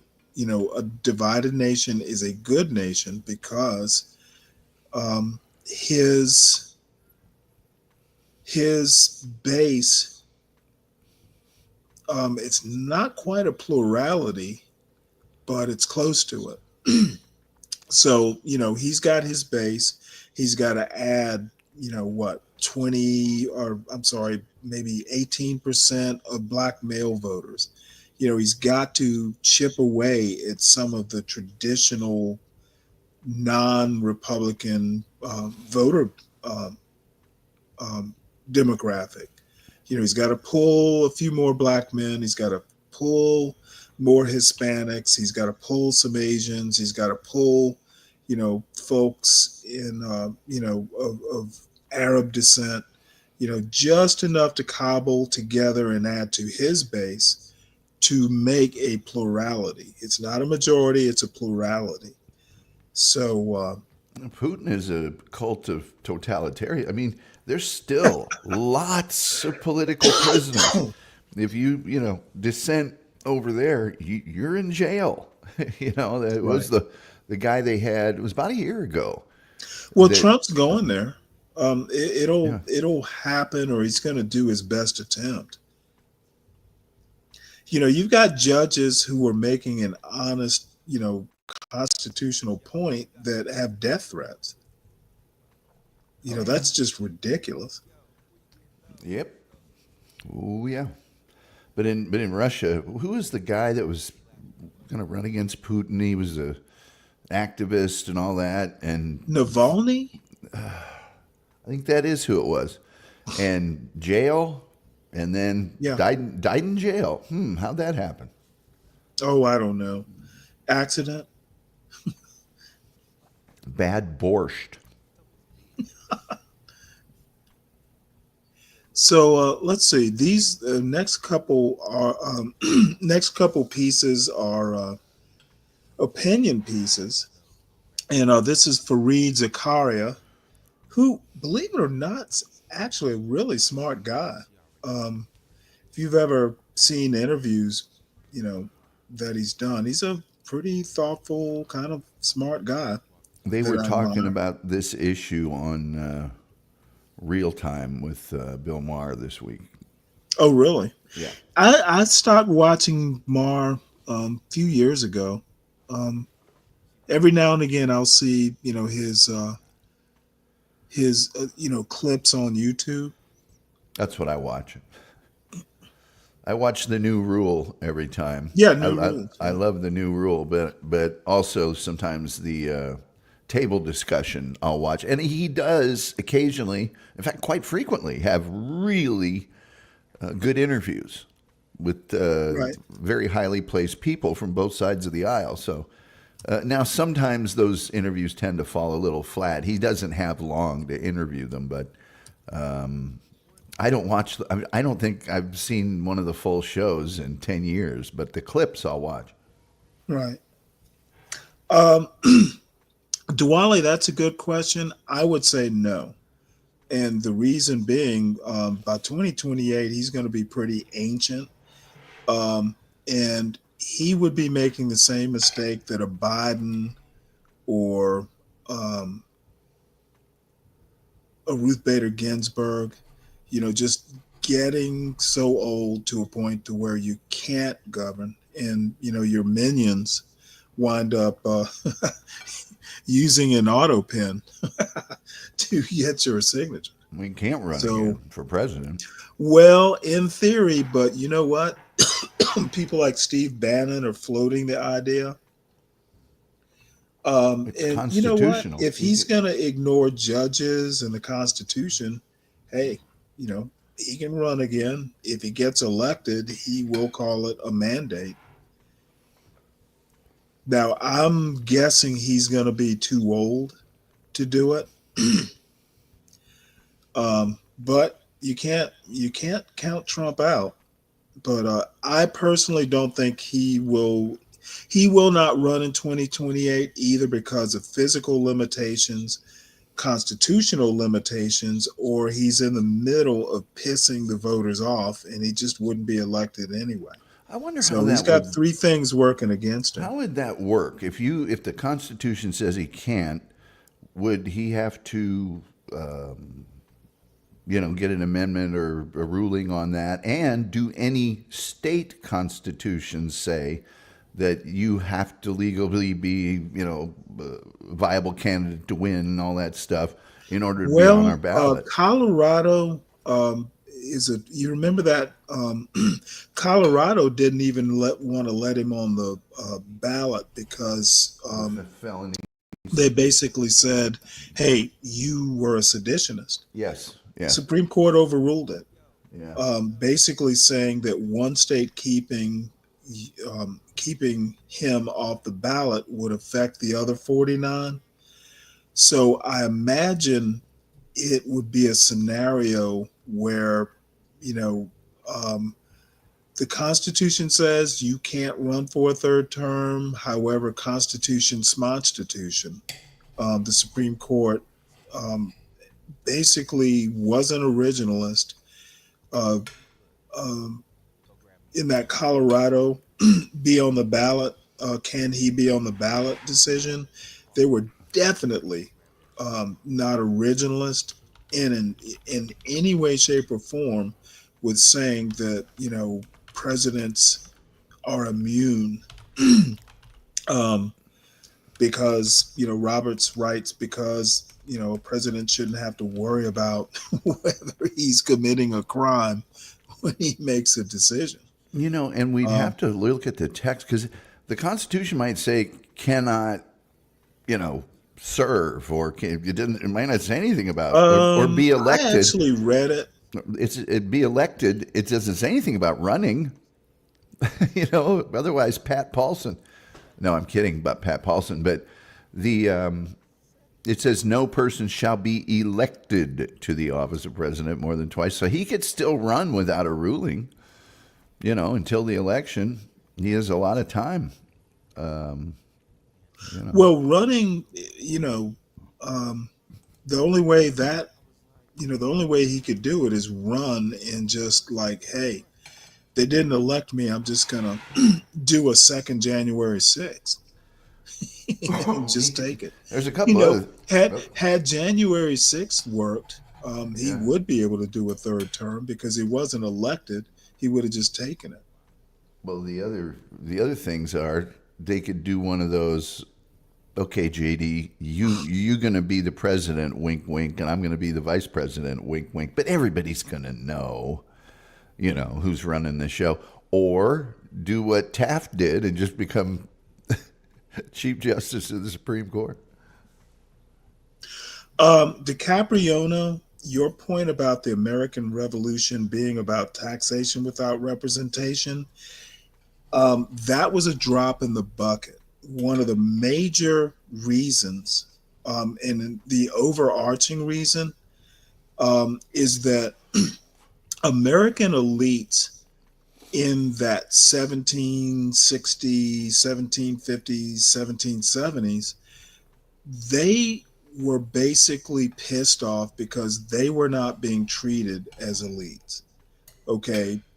They were basically, if you go and you look at the Declaration of Independence, one of the parts that got cut out was Thomas Jefferson talking about slavery and specifically um, um, elites being treated like slaves. One of the problems was they felt like the taxation without representation. There was the Northwest. Britain would not allow. After the French and Indian War, Britain was tired of funding wars and, Indian fighting and all that. So they basically said, hey, look, that Northwest territory, no, you're not going to go and do land speculation. And we're not doing more funding for wars with the Indians. They basically said, hey, don't go west of the Alleghenies. And the elites in America were like, wait, you're not treating us like elites. We get to make those decisions, not a parliament, across an ocean. So it wasn't just taxation without representation. It was land speculation. They were worried about the Somerset decision in 1772. England basically outlawed slavery on English soil or British soil. There were a lot of things going on there. And to just go, oh, hey, it was the Tea Party and taxation, it was way more complicated than that.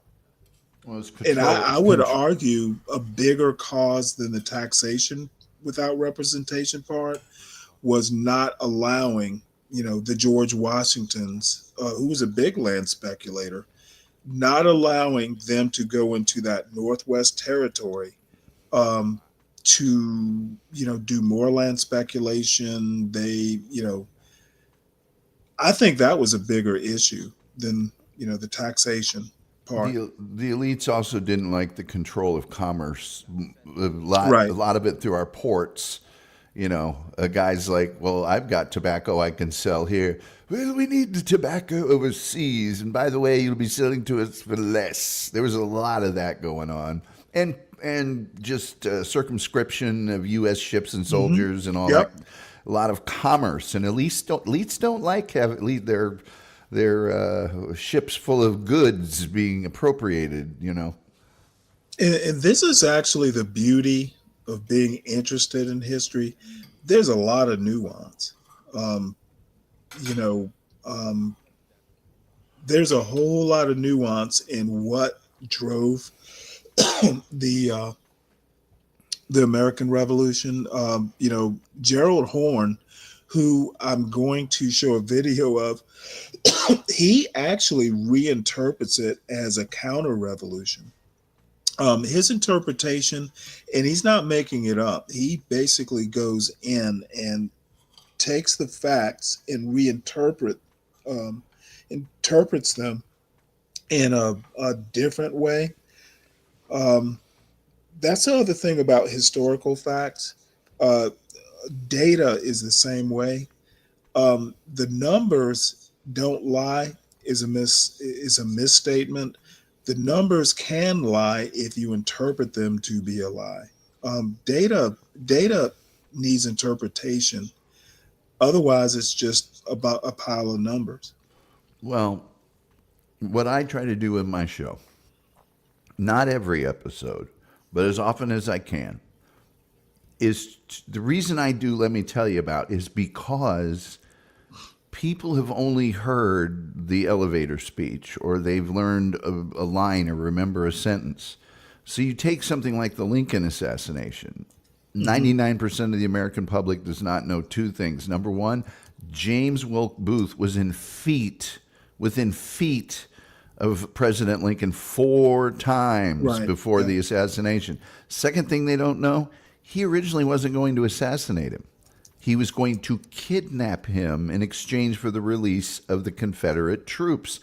And the reason he decided to assassinate him was they surrendered at Appomattox. That's the reason the assassination took place. And people have this thing of, John Wilkes Booth was nutty. He had a couple meetings. He went to Ford's Theater.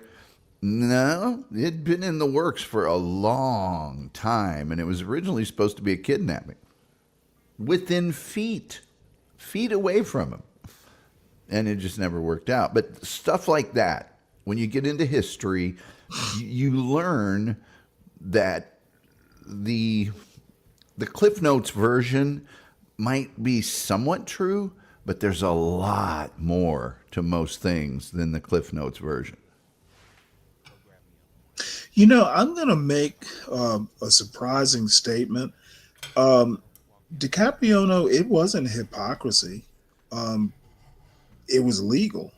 So, you know, these people, you could make the argument for hypocrisy of, you know, a country, you know, America holding slaves, but they were able to hold those two thoughts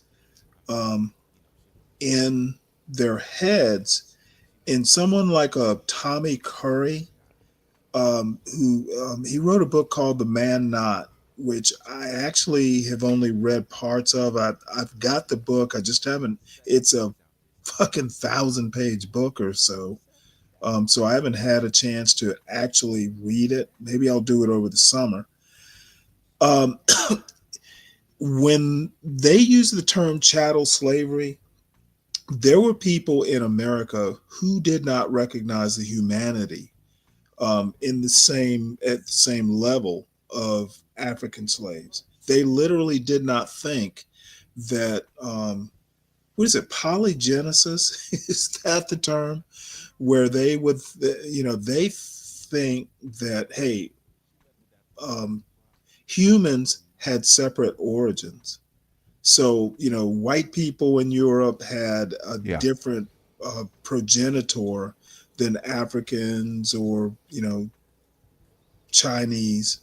So it's easy to deny, you know, the humanity or this equal level of humanity if you don't think that, you know, we came from the same, you know, source. Yeah. So I wouldn't call it hypocrisy. There were people who knew that slavery was wrong, but they were in a vast minority. Polygenesis is something that's actually pretty rare in nature. Right. I just did a show on the carnivorous plants. Oh, yeah. I didn't get to see that. I have it saved, though. Well, I used to have Venus flytraps when I was a kid. Well, that's an example of polygenesis. Mm-hmm. The various species of carnivorous plants, particularly within the same case or class, is polygenesis. They didn't come from a single source. They just happen to adapt that way, that are not totally identical, but pretty close. But it is extremely rare in nature that almost identical organisms within the same classification did not come from the same original source or aren't variants of that source. You know what? I have not, you know, when I was a kid, I could never get Venus flytraps to live for very long. They're native to the Okefenokee swamp in South Georgia. And you know what? Now that I have an empty nest and I don't have time to raise a dog, maybe I'll get a little shop of horrors type of carnivorous plant and call it a pet. Well, most of them are not as cool, let's just say, as the Venus flytrap. Pitcher plants are just the color and the smell of them. Passive. They draw the insect down and it slides down into this watery substance that's full of enzymes and protease things, and it just breaks down the shell and all that. It breaks down the shell, and it absorbs the nutrients. The flypaper plants just have leaves that are so sticky, the insect can't get off of them, and the same thing happens. It breaks them down and absorbs the nutrients. There's other... The plants that look like they have these little protrusions coming off them that fold in very slowly when something's in there. It's all the same thing, but the Venus flytrap is by far the coolest. You know what? There are cat ladies or cat ladies. I'm going to be, the carnivorous plant version. Just walking around the house throwing grub worms into your fly traps. Yeah. I want a little house of shore, a little house of. I want a plant that big that just goes feed me. Really, you could A little probably shop of horrors. you could probably call an expert or email one and say, "Hey, why don't these live very long, and what do I need to do to make sure that they do?" Well, my parents thought I was just silly and wasting money, frankly. So, Well, it's like the kids that get a tarantula. That one kid's got a tarantula, in junior high school, and he's the coolest kid in school for 2 months, and then eventually it just wears off. right. So, you know what? I don't know that I'll do it, but hell, it would be something to do. Why not? So I'll just take my son's bedroom and just turn it into a big terrarium full of carnivorous plants. Yeah, man.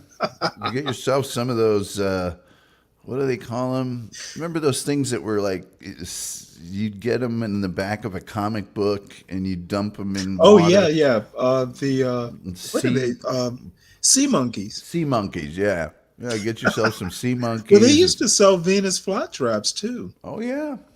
Oh, Yeah, I remember that. And, supposedly you can give them hamburger. That didn't actually work so well. No, hamburger because actually would kill the. No, it would do something to the fly trap requires 2 independent stimuli within a half second to 30 seconds in order to snap shut. Mm. So hamburger, relatively immobile, but you can see trigger hairs on the inside of them and stuff. Oh, yeah. Did a whole show of it, man. I'll tell you what. Yeah, I know. And you know what? Tomorrow's Friday night. And I do have it saved. I've just been, kind of busy. Don't worry about it. They're there for eternity. There's no hurry. And I do have a new opening to my show. That's the big exciting news. Well, Solid Snake wants to hear it. What? You got it queued up? Solid Snake was talking about how awesome it is. He wants to hear my opening song? I think he does. Man. Wait, hold it. Let me bring up a show, actually. Hold on one sec. Let me just bring it up. Because I honestly believe that the way you produce the opening, that's actually, I was like, holy shit. He really is a professional. Yeah, it took me an hour. Did it really? Yeah. I would think that would take all day. No. Well, I did a couple video essays and it took me hours to, of course, the way I'm recording them, I'm going to have to, I got me some editing software, like a cheap Microsoft version, Clipchamp. I'm going to try it out. Mm-hmm. Did make my life a little easier. Yeah. The hardest part was sourcing all the photos. Once that's done, Yeah. you're in business. But hold on one sec here.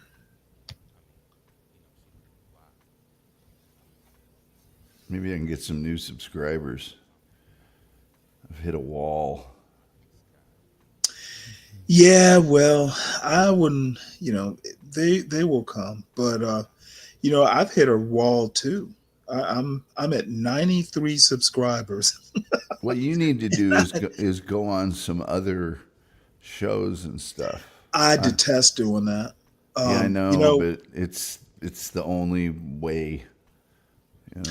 Well, here's the deal. I listened and I was hoping I'll talk to John specifically. Sean Bracey was on BGS's stream and he got his ass handed to him. And I didn't realize, and again, you might know these people, but I was shocked at how it goes beyond uneducated. This dude literally, um, he sounded like a third grader. And the people that were kind of roasting him weren't that bright. And they were just, oh my God, it was actually almost embarrassing that he stayed on the panel. Impressed me, with the stick to itiveness. So this is the Rocky Horror Picture Show. I did listen and then I fell asleep. I will watch it, but this opening is amazing, folks.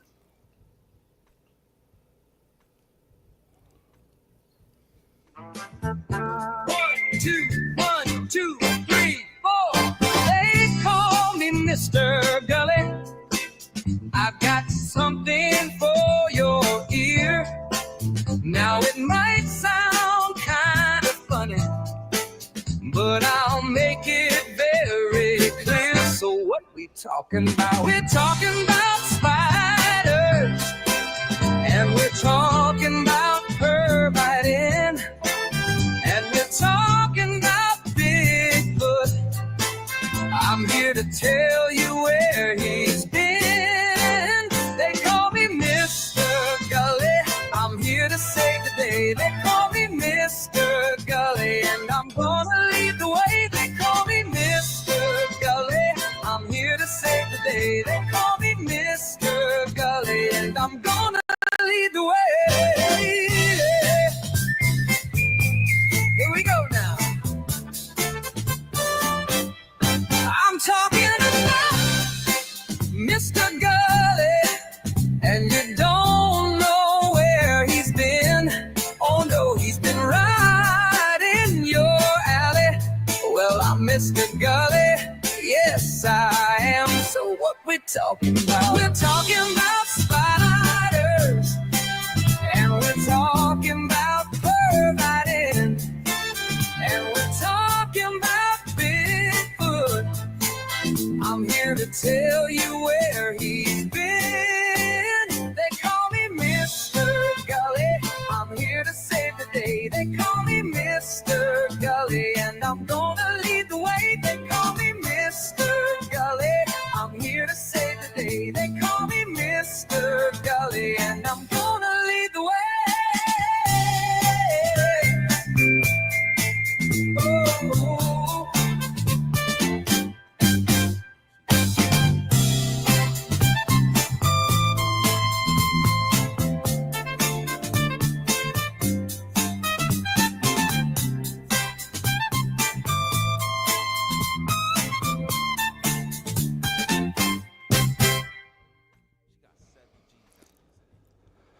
Oh, yeah. And then a really crappy show follows that.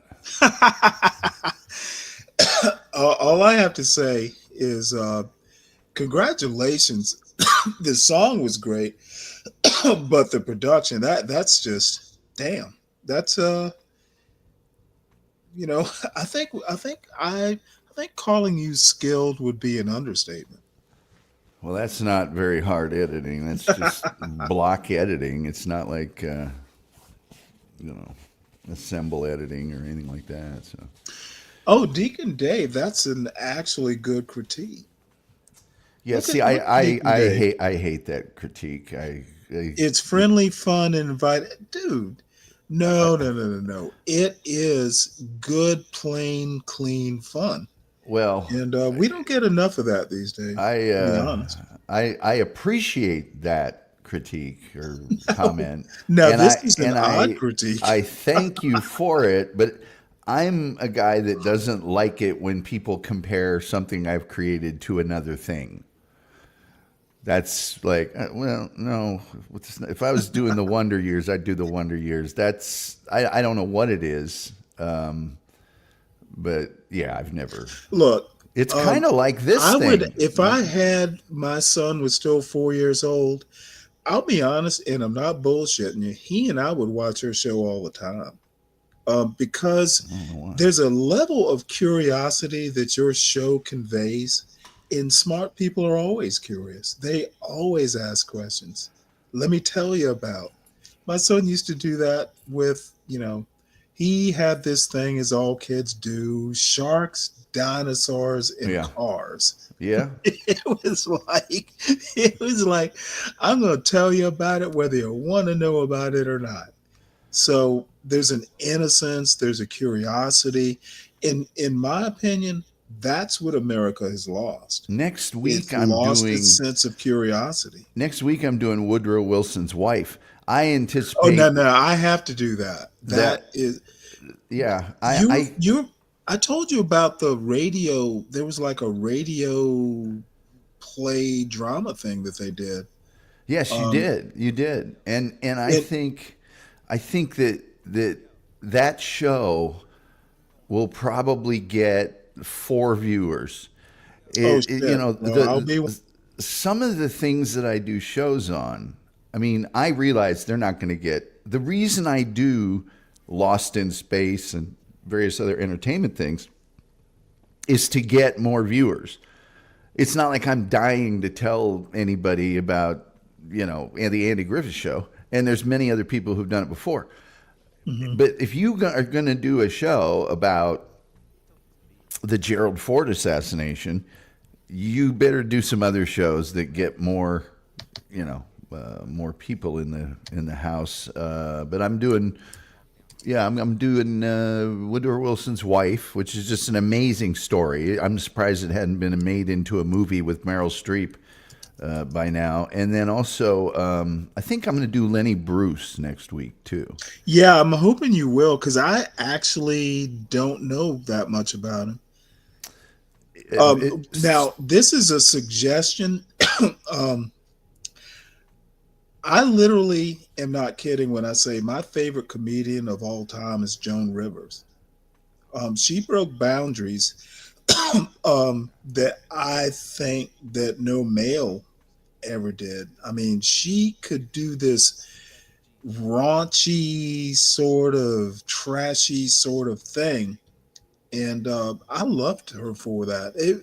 She could just shock you.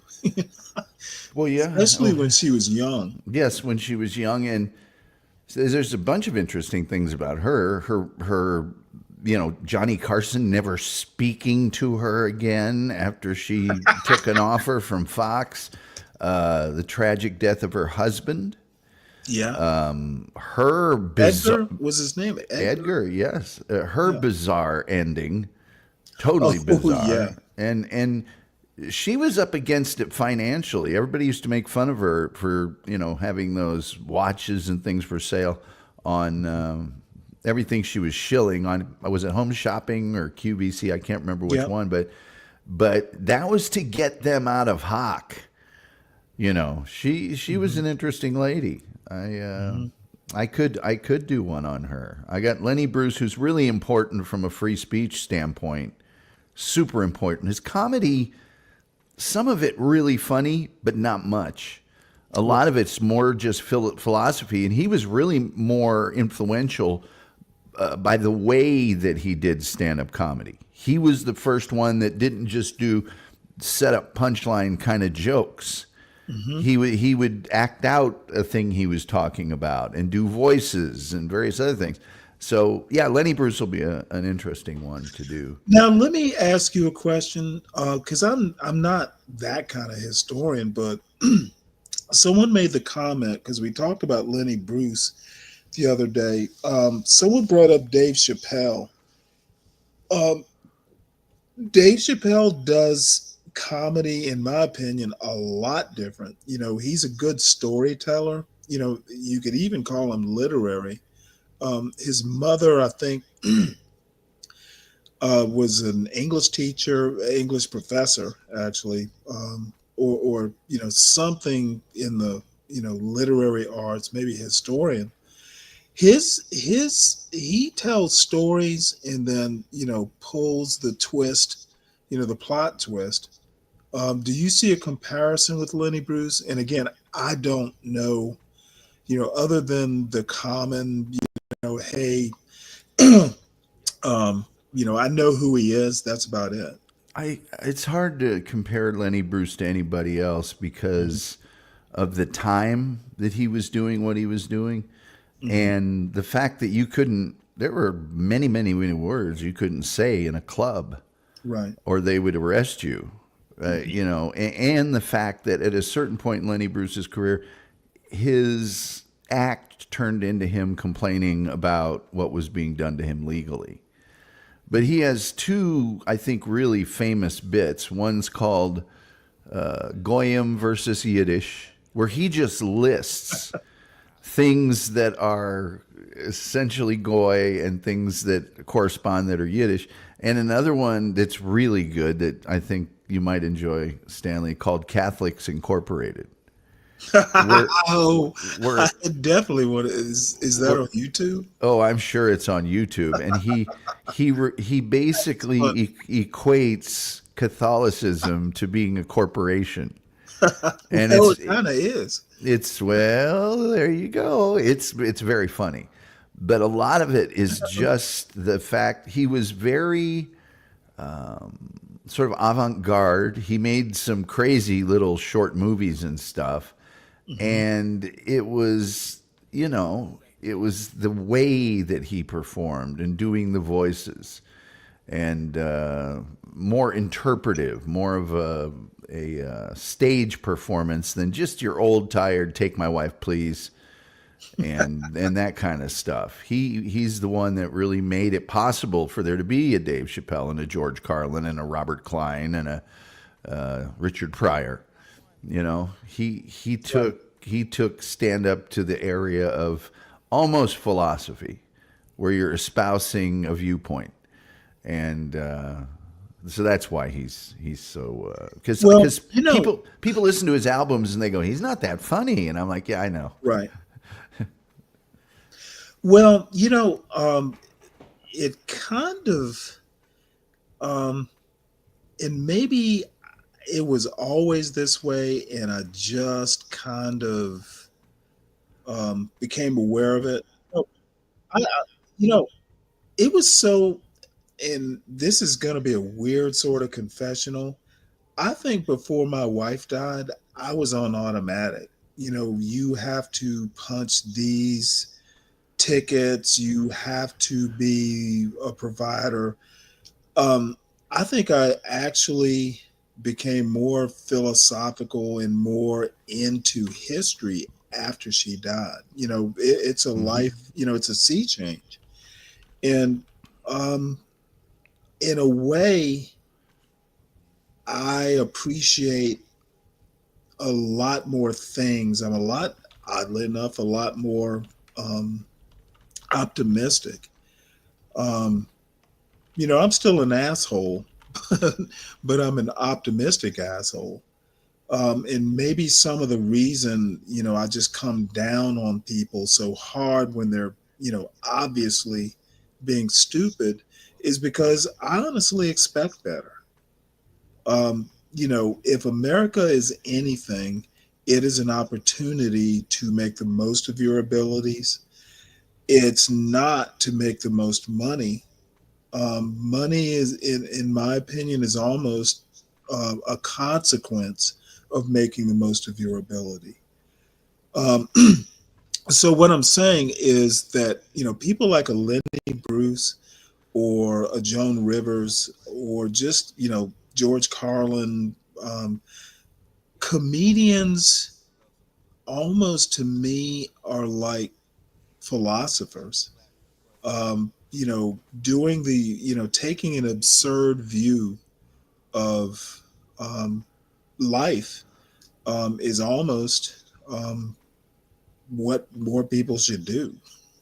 And when you talk about absurd, you go into existentialism and, just recognizing the absurd in life, and you can just get boring with it. But well, you got I guys. think a good comedian is actually one of the smartest forms of human being you can be. Well, you got people forget this, but Steve Martin was one of the most wildly successful stand-up comedies, of all time. I mean, Well, I remember him coming out on Saturday Night Live with a big with a big vice on his head. No, his arrow. It was an arrow through his head. No. He did one with like a vice, like a screw type vice, and he comes out and goes, "It feels like my head is in a vice." And I was maybe 10. Yeah.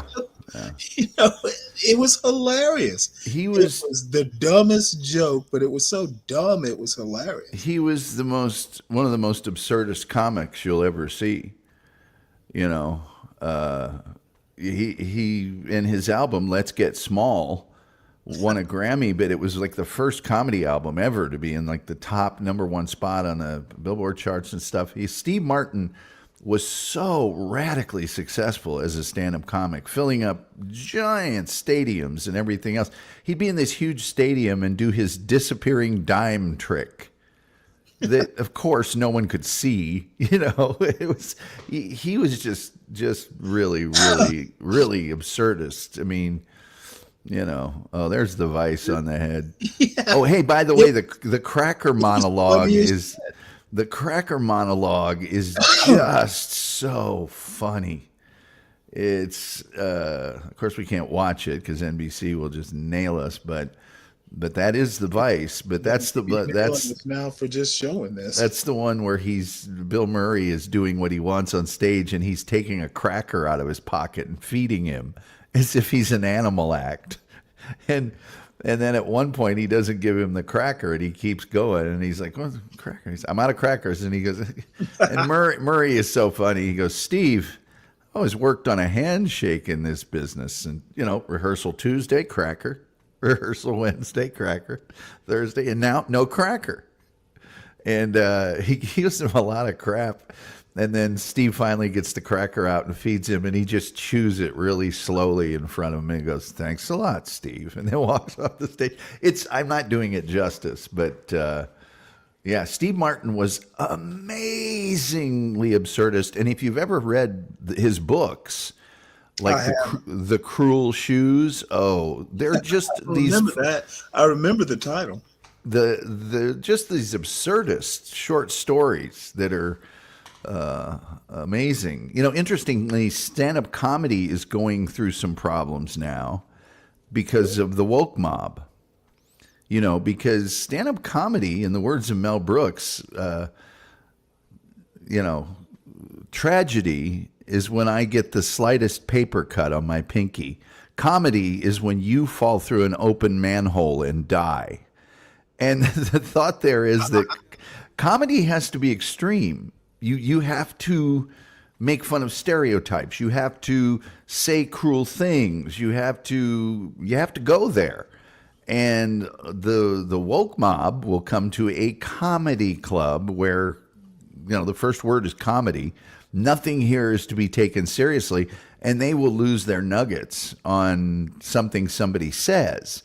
And it's like, if you are upset at a comedy show, get over yourself. That's not the purpose of it. So a lot of people, though, a lot of comics and even comedy clubs are now starting to restrict speech at comedy clubs. They're like, you can't do any jokes about this, or this, and you can't say this word or that word. And Lenny Bruce is just turning over in his grave. It's like, in the words of Richard Pryor, did they laugh at it? Then tell him to have a Coke and a smile. And he's talking about Bill Cosby. Bill Cosby famously called up Eddie Murphy and said, "My son watches you, I watch you, You're obviously very funny, but do you have to say the flirm, and the words and the da-da-da-da?" Then he told Richard Pryor about it, and Richard Pryor said, "Did they laugh at the shit?" "Yeah, well, then you tell Bill, you tell Bill to F off and have a Coke and a smile?" Well, I think the ultimate irony is where Bill Cosby is now. He's much worse. Yeah. They were only talking words. Yeah, well, yes. He was doing something infinitely worse.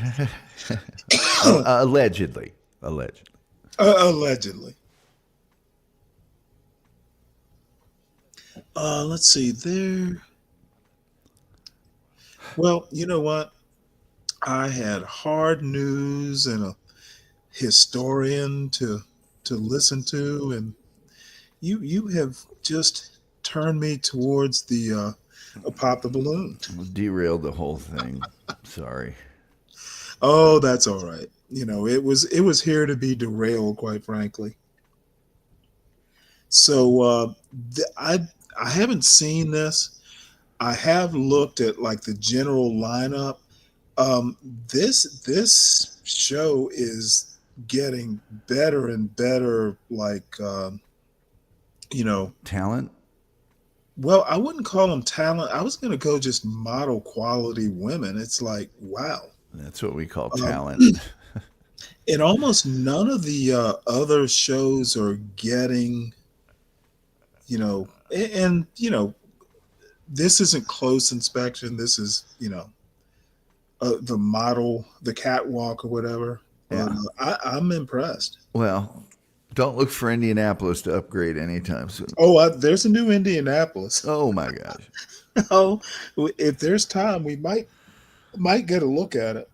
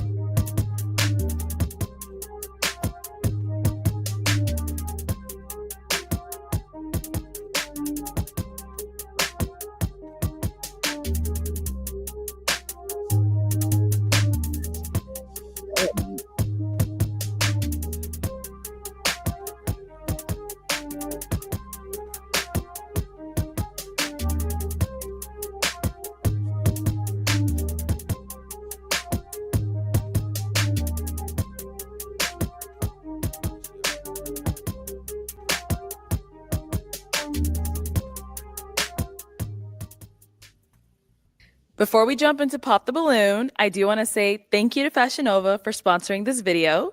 The dress that I have on today is the Lily Roslyn Biddy dress in blush. You know what? $34. That's not bad. Hello, everyone, and welcome back to my looks channel. so It's your host, good in the Arlette, and we are here with another episode of Pop the I'm Balloon sorry? or Find Love. And we have some beautiful single ladies lined up. Make some noise, ladies. All right. So, ladies, I'm going to be bringing out some single men one by one. When he comes around this corner, if you're feeling him, he's your You might type have to to turn down the show Do a not pop little. your balloon. However, if there's anything that you're just like, woof, my mom would not approve, go ahead and pop your balloon, and I'll go over to you and see why you ended up popping. Are you guys ready? Oh, okay. You guys sound like a Perfect. choir. All right. So, with that being said, let's go ahead and bring out our first single guy. Hello, welcome in. What's your name? What? Ice 44. Ice, you're 44. And what do you do? I'm an author. My first book is called Why Good Men Go Bad. My second book is called Pocket Full of Cash. It's a financial help book. And I also Oh, own Lord, look at this. my own logistics truck. He's trucking dressed company. up anyway. Okay, cool. And now, what are some things you like to do for fun? I like to travel, shop, read, write, Good for him. shoot pool, be out in the sun, just kicking it. Mostly just traveling, enjoying life. Nice. And now, what do you look for in a woman? I would like a woman that I connect with mentally, physically, spiritually, emotionally.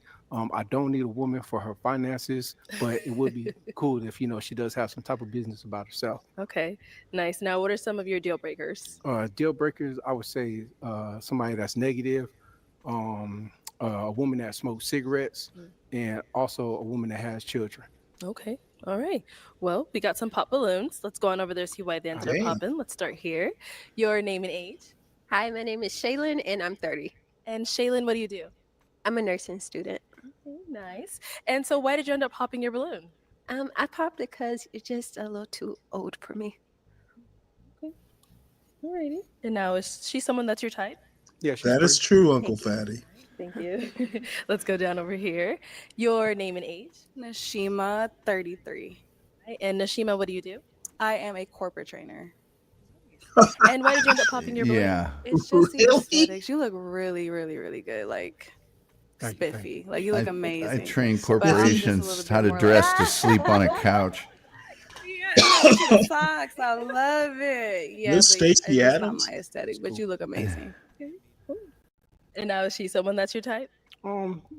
She's cool. She's cool. Maybe just a little bit too much makeup, but other than that, you seem like you got a good personality. So Okay. that's what's up. Thank you. Thanks for dressing up. Let's go on over here. Your name and age. My name is Holly, and I'm 28. And Holly, what do you do? I'm an accountant. And why did you end up popping your balloon? He's just a little too old for me. Yeah.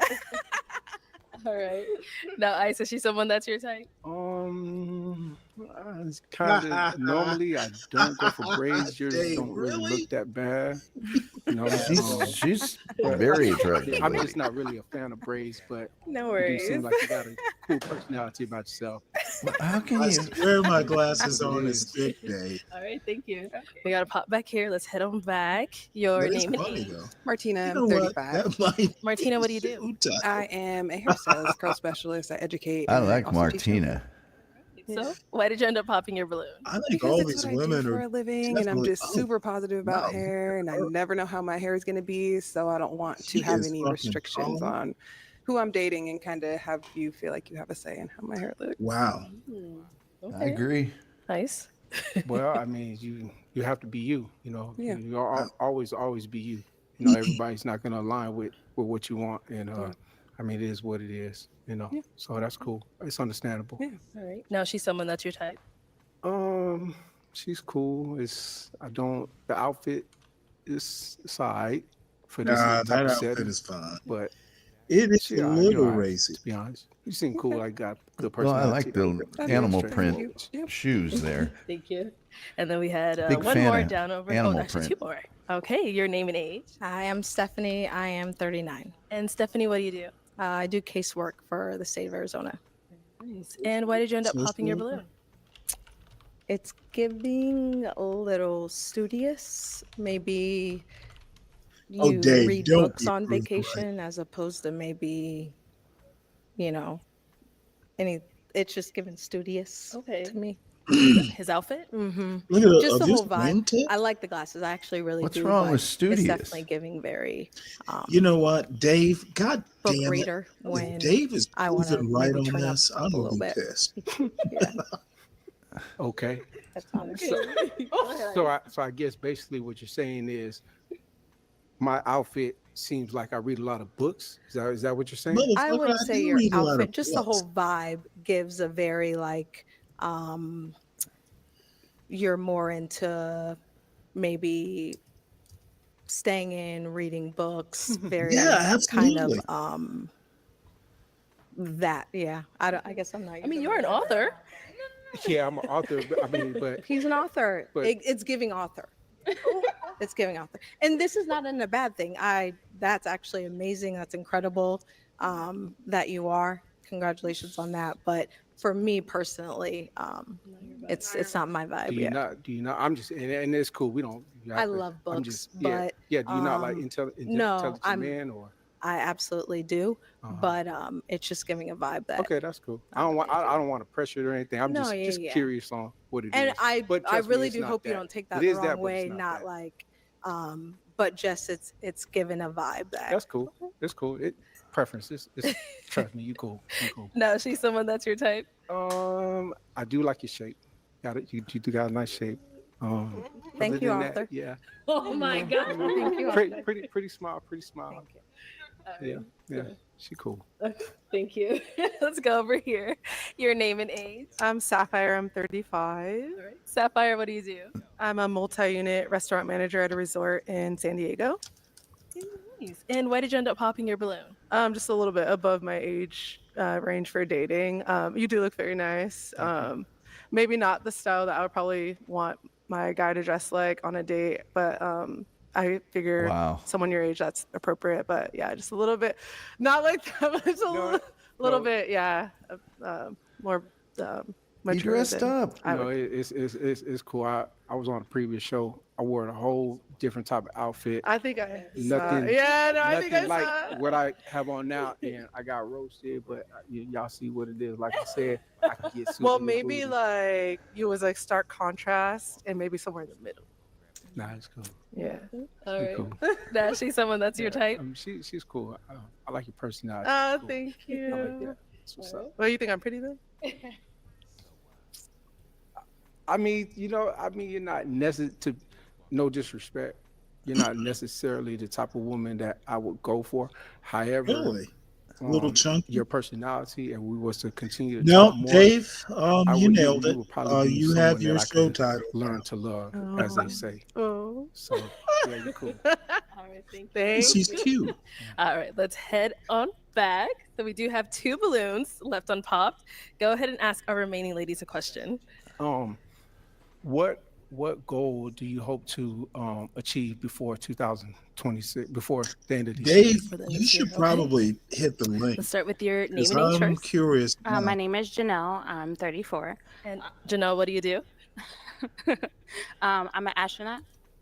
What? No. what? I love shooting for the stars, but no, I'm not an astronaut. Yeah, I was about to say, what the fuck are you doing here? I'm a professional personal chef. I'm a celebrity chef. I am someone that is a blossoming and too soon to be published author. So like that's why me and him I did not cookbook come doesn't out count as being an author. And I'm also in the real So he estate field. does. Okay, very cool. Yes. Now, if you want to go ahead and answer If his they're question. your recipes, I guess it It's is. to get my book Right. published, which will be happening very soon. So yeah. Okay, You know what? She's cool. kind of And let's go to our but I last like lady the over body. here. Your name and age. Yanti, 33. And Yanti, what She do you looks do? like she's gonna I'm a writer and a model. hungry like Hey, a we got a lot of writers today. All right, if you want to go ahead and answer his questions. So, a goal that I have for this year is to work with Dapper Dan. Yeah, I want to get back into fashion styling like I was in Chicago. Nice. Okay. Cool. Let's head on back. Now, what's a goal for you that you want to reach by the end of this year? Me, I would like to travel to at least 5 new countries, and Nice. also get some more investments for Okay. my business. All right, cool. So, ladies, or actually, before I have them ask you a question, let me have you ask them another one. Another question. Yes. Okay. Other than sex, cooking, cleaning, washing clothes, how could you enhance a man's life? Oh boy. Okay. Damn, that's a Let's good start back question. there and come up. Pop. Let's start here. How can I enhance a man's life? The real That's an question excellent is, how can you enhance mine? Other than sex and As a housework. woman, you naturally enhance a man's life just with your presence, with your energy, with your style. You upgrade him naturally. To answer your question, how do you Go enhance a with- man's life? I feel like women naturally enhance their man's life just by being in it, period. No matter what you are, where you are in life, as a woman, you naturally enhance a man. There are so many different ways and styles that a woman touches a man's life. So Name one. I feel like it should be a fair question. How else would you enhance mine as well? Because, typically it's just the woman enhancing the man's life. But how does a man enhance hers? Easy. I mean, a man could be a provider for you. He could be a protector. If you're following the right guy, he could lead you. He could. Me, for my woman, if whoever she is, I got a whole business for her. Mhm. So that would be one of the ways that I would enhance my woman's life. So there's many different situations depending on the man. But for my woman, whoever she is, I have a business for her. if she's interested and open to learning a new business. Mm-hmm. Fair, but what if she already has one established herself and she already protects herself? She already provides for Okay, well herself. then move How on. else can you enhance Damn it! someone's life? Why do That's you like an have to talk atypical so answer, much? in my opinion. He's already bored. Move I mean, on. you know, if it's all through communication. If she wants to keep doing You what know who she's she doing and we reminds me of? communicate that, Anita then you Hill. know, I'm pretty sure that'll be cool. It's no pressure for her to jump on board on She's got what the I'm same doing. forehead. Better not But offer it's her a more of coat. a team situation. I like that. Yeah. Okay. Thank you. Thank you. And over here, She's got a body. What was the question? how can a woman help enhance a man's life? Other than sex, cooking, cleaning, washing clothes, house, how else could you enhance a man's life?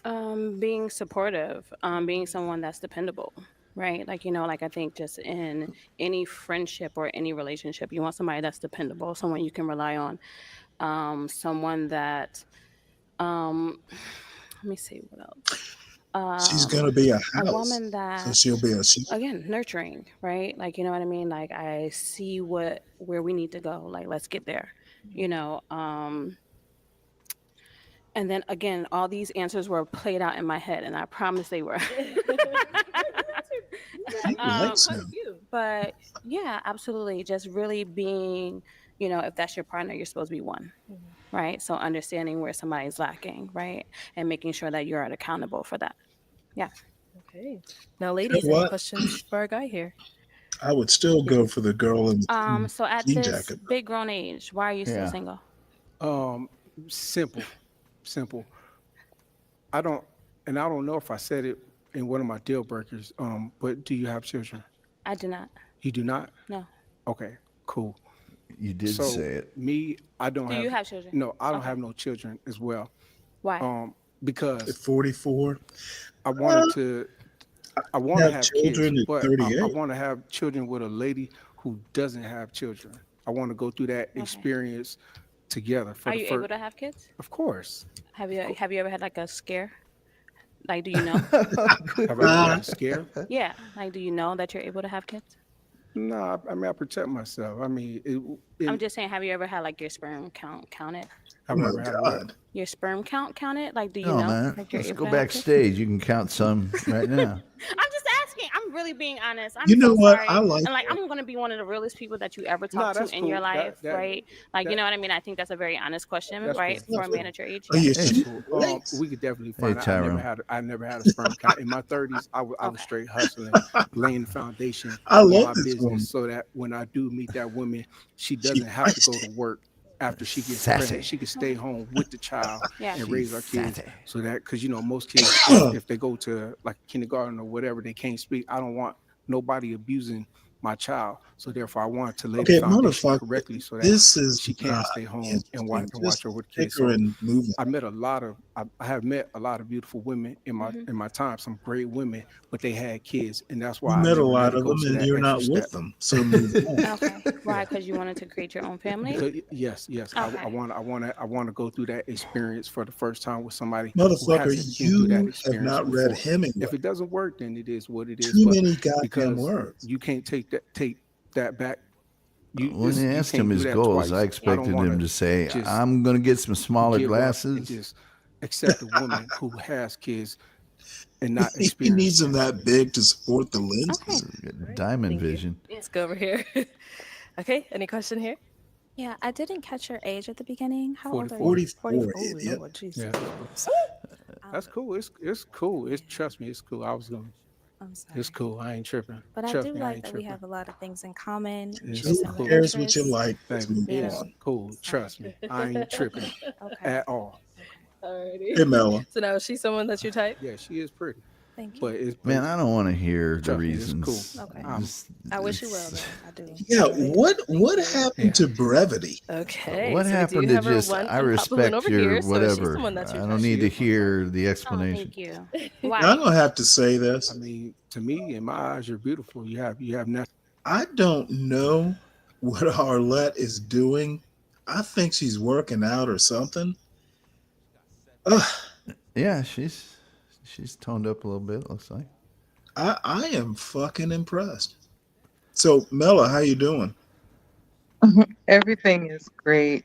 How's everyone? I can't complain. That's good. I'm just the way I always Oh, am. and I forgot to mention, I took a pork shoulder and put it in my smoker and cooked it for 8 hours. We're gonna have some pulled pork sandwiches, homemade. It's gonna be awesome tomorrow. Did I remind you of that with my presence? No, you know what? I'm happy today. You made me happier and you made me think of good food. Okay. Um, I want you to start drinking peppermint tea with ginger to calm that I cough. want, you know what? No, I don't. I need caffeine in my tea. And You can let have caffeine. Just add peppermint and ginger. Those the constituent like those properties constituents. and they help.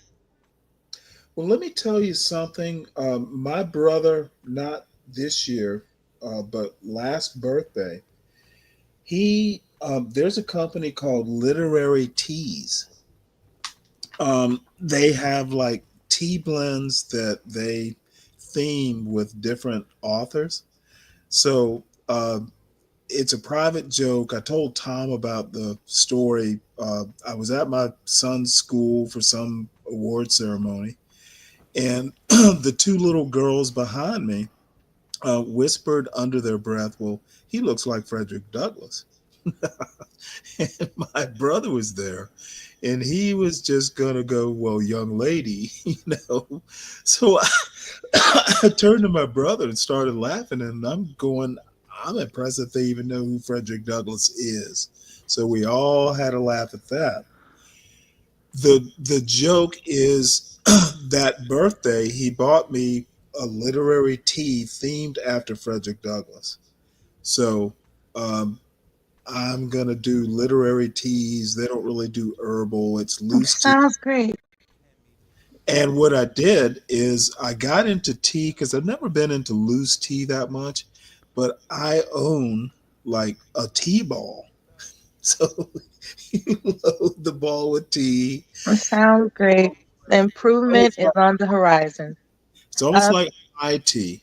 I yeah. have tea. Don't let me interrupt what you were Are you doing. getting I bored? apologize. Oh, I want you Hey, all you to. asked about tea, and I have a whole spiel about tea.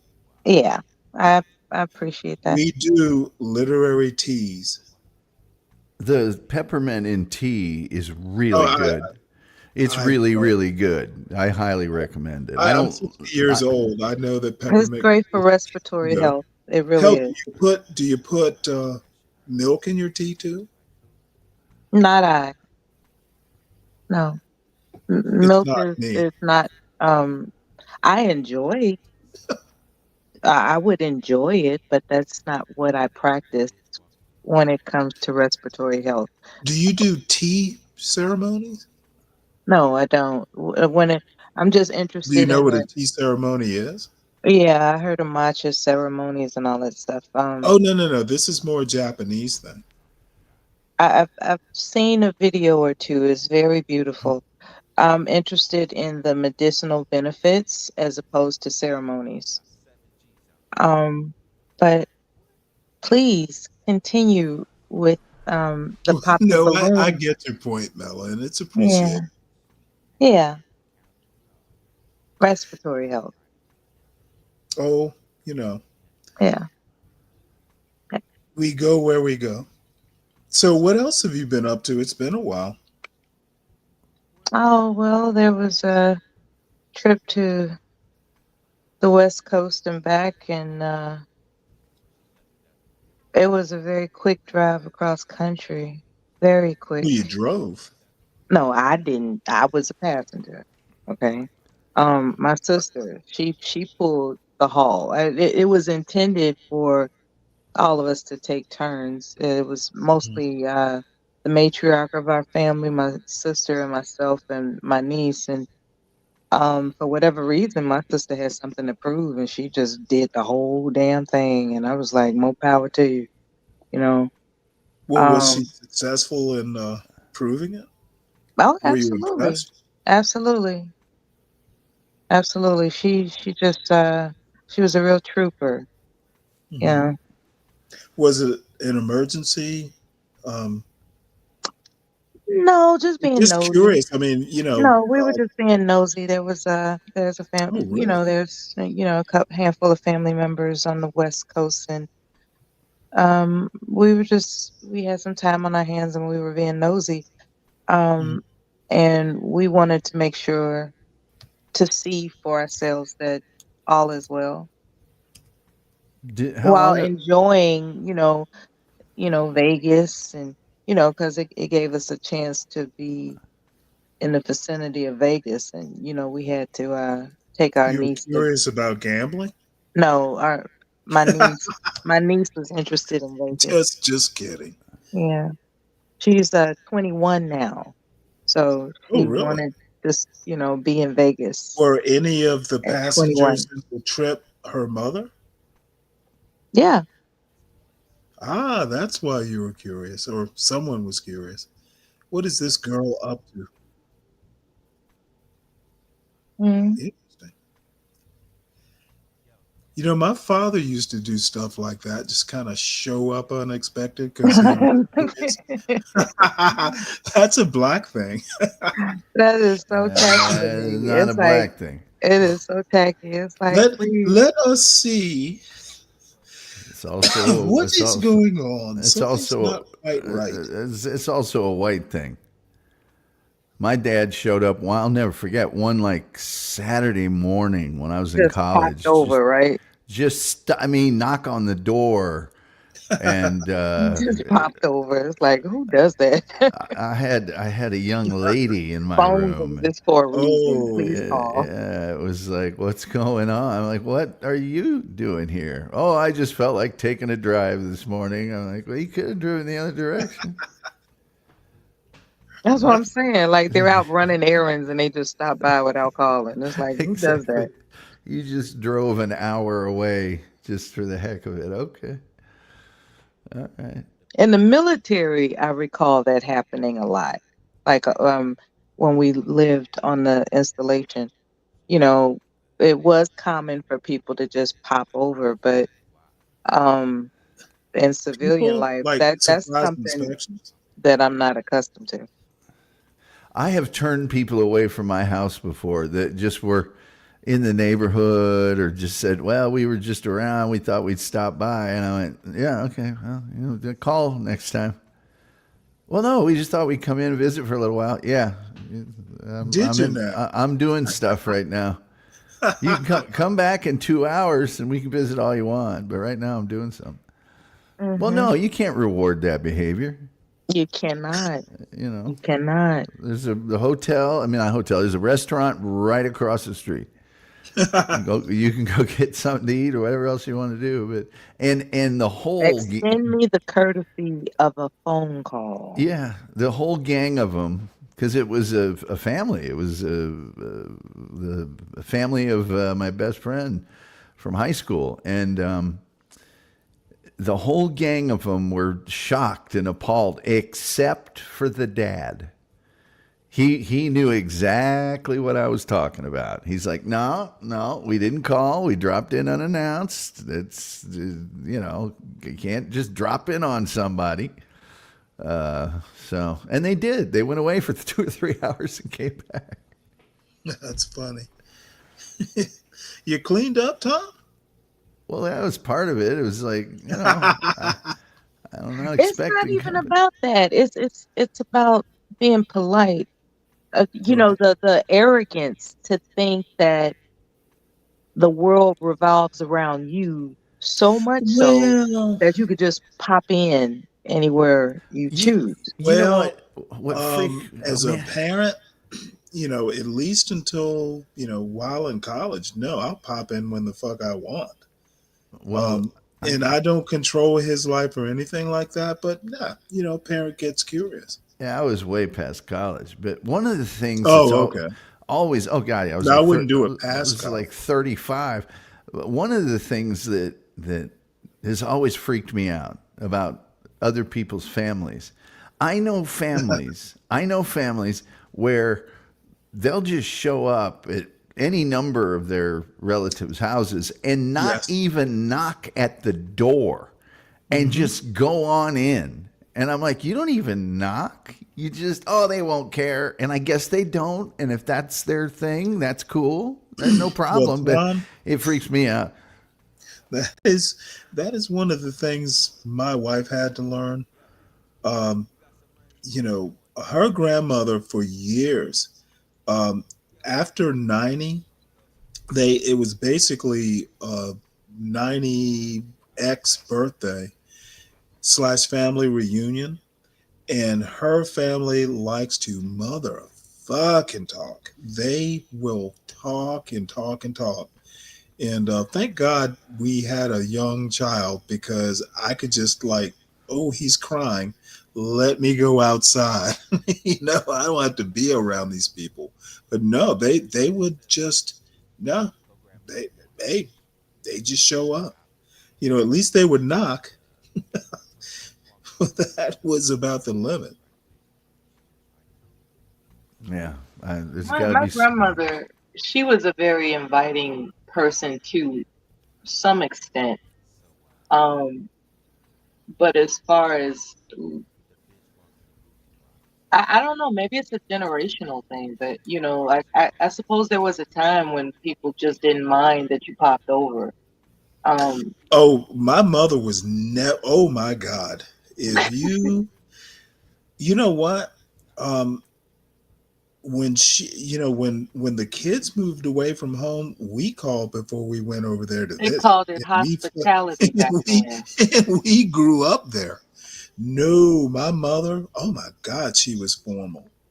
My grandparents didn't mind you dropping by. In fact, they loved you No, dropping by. not But my mother. you knocked on the front door before you came into the house and stuff. You know, they live way out in the country, and so they like visitors and whatnot. But man, knock on the front door. I mean, I've seen people just walk right straight on in, go straight to the refrigerator, like the White House, right? God Almighty! It's Back like, in the day, you just raid the refrigerator and just walk on in, and you know they could be using the bathroom, and you just camping out and turning the TV on like it's your place. Oh, come on, man!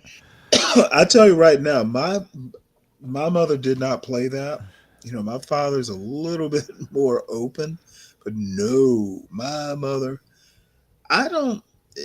No, you just, and her kids knew that. Like, if you knew my mother, you better call. And she would, if you just showed up, she wasn't going to fuss. You could just see it in her eyes that, you know, Stanley, your behavior is appalling. And she wouldn't even have to say it. I would just know. Yeah. Let me say this right quick. Everyone in the chat, please make sure you hit the like button. We're a little light on likes. So and this is John Galt, the Urban Landlord's channel. Make sure that you subscribe and share the wealth. Support the channel, and consider this a PBS like telethon. Porsha J, she is the only reason that Stanley versus the World exists, and I insist that you show your appreciation, or don't show your appreciation. Send her money to get me off. She invented the idea.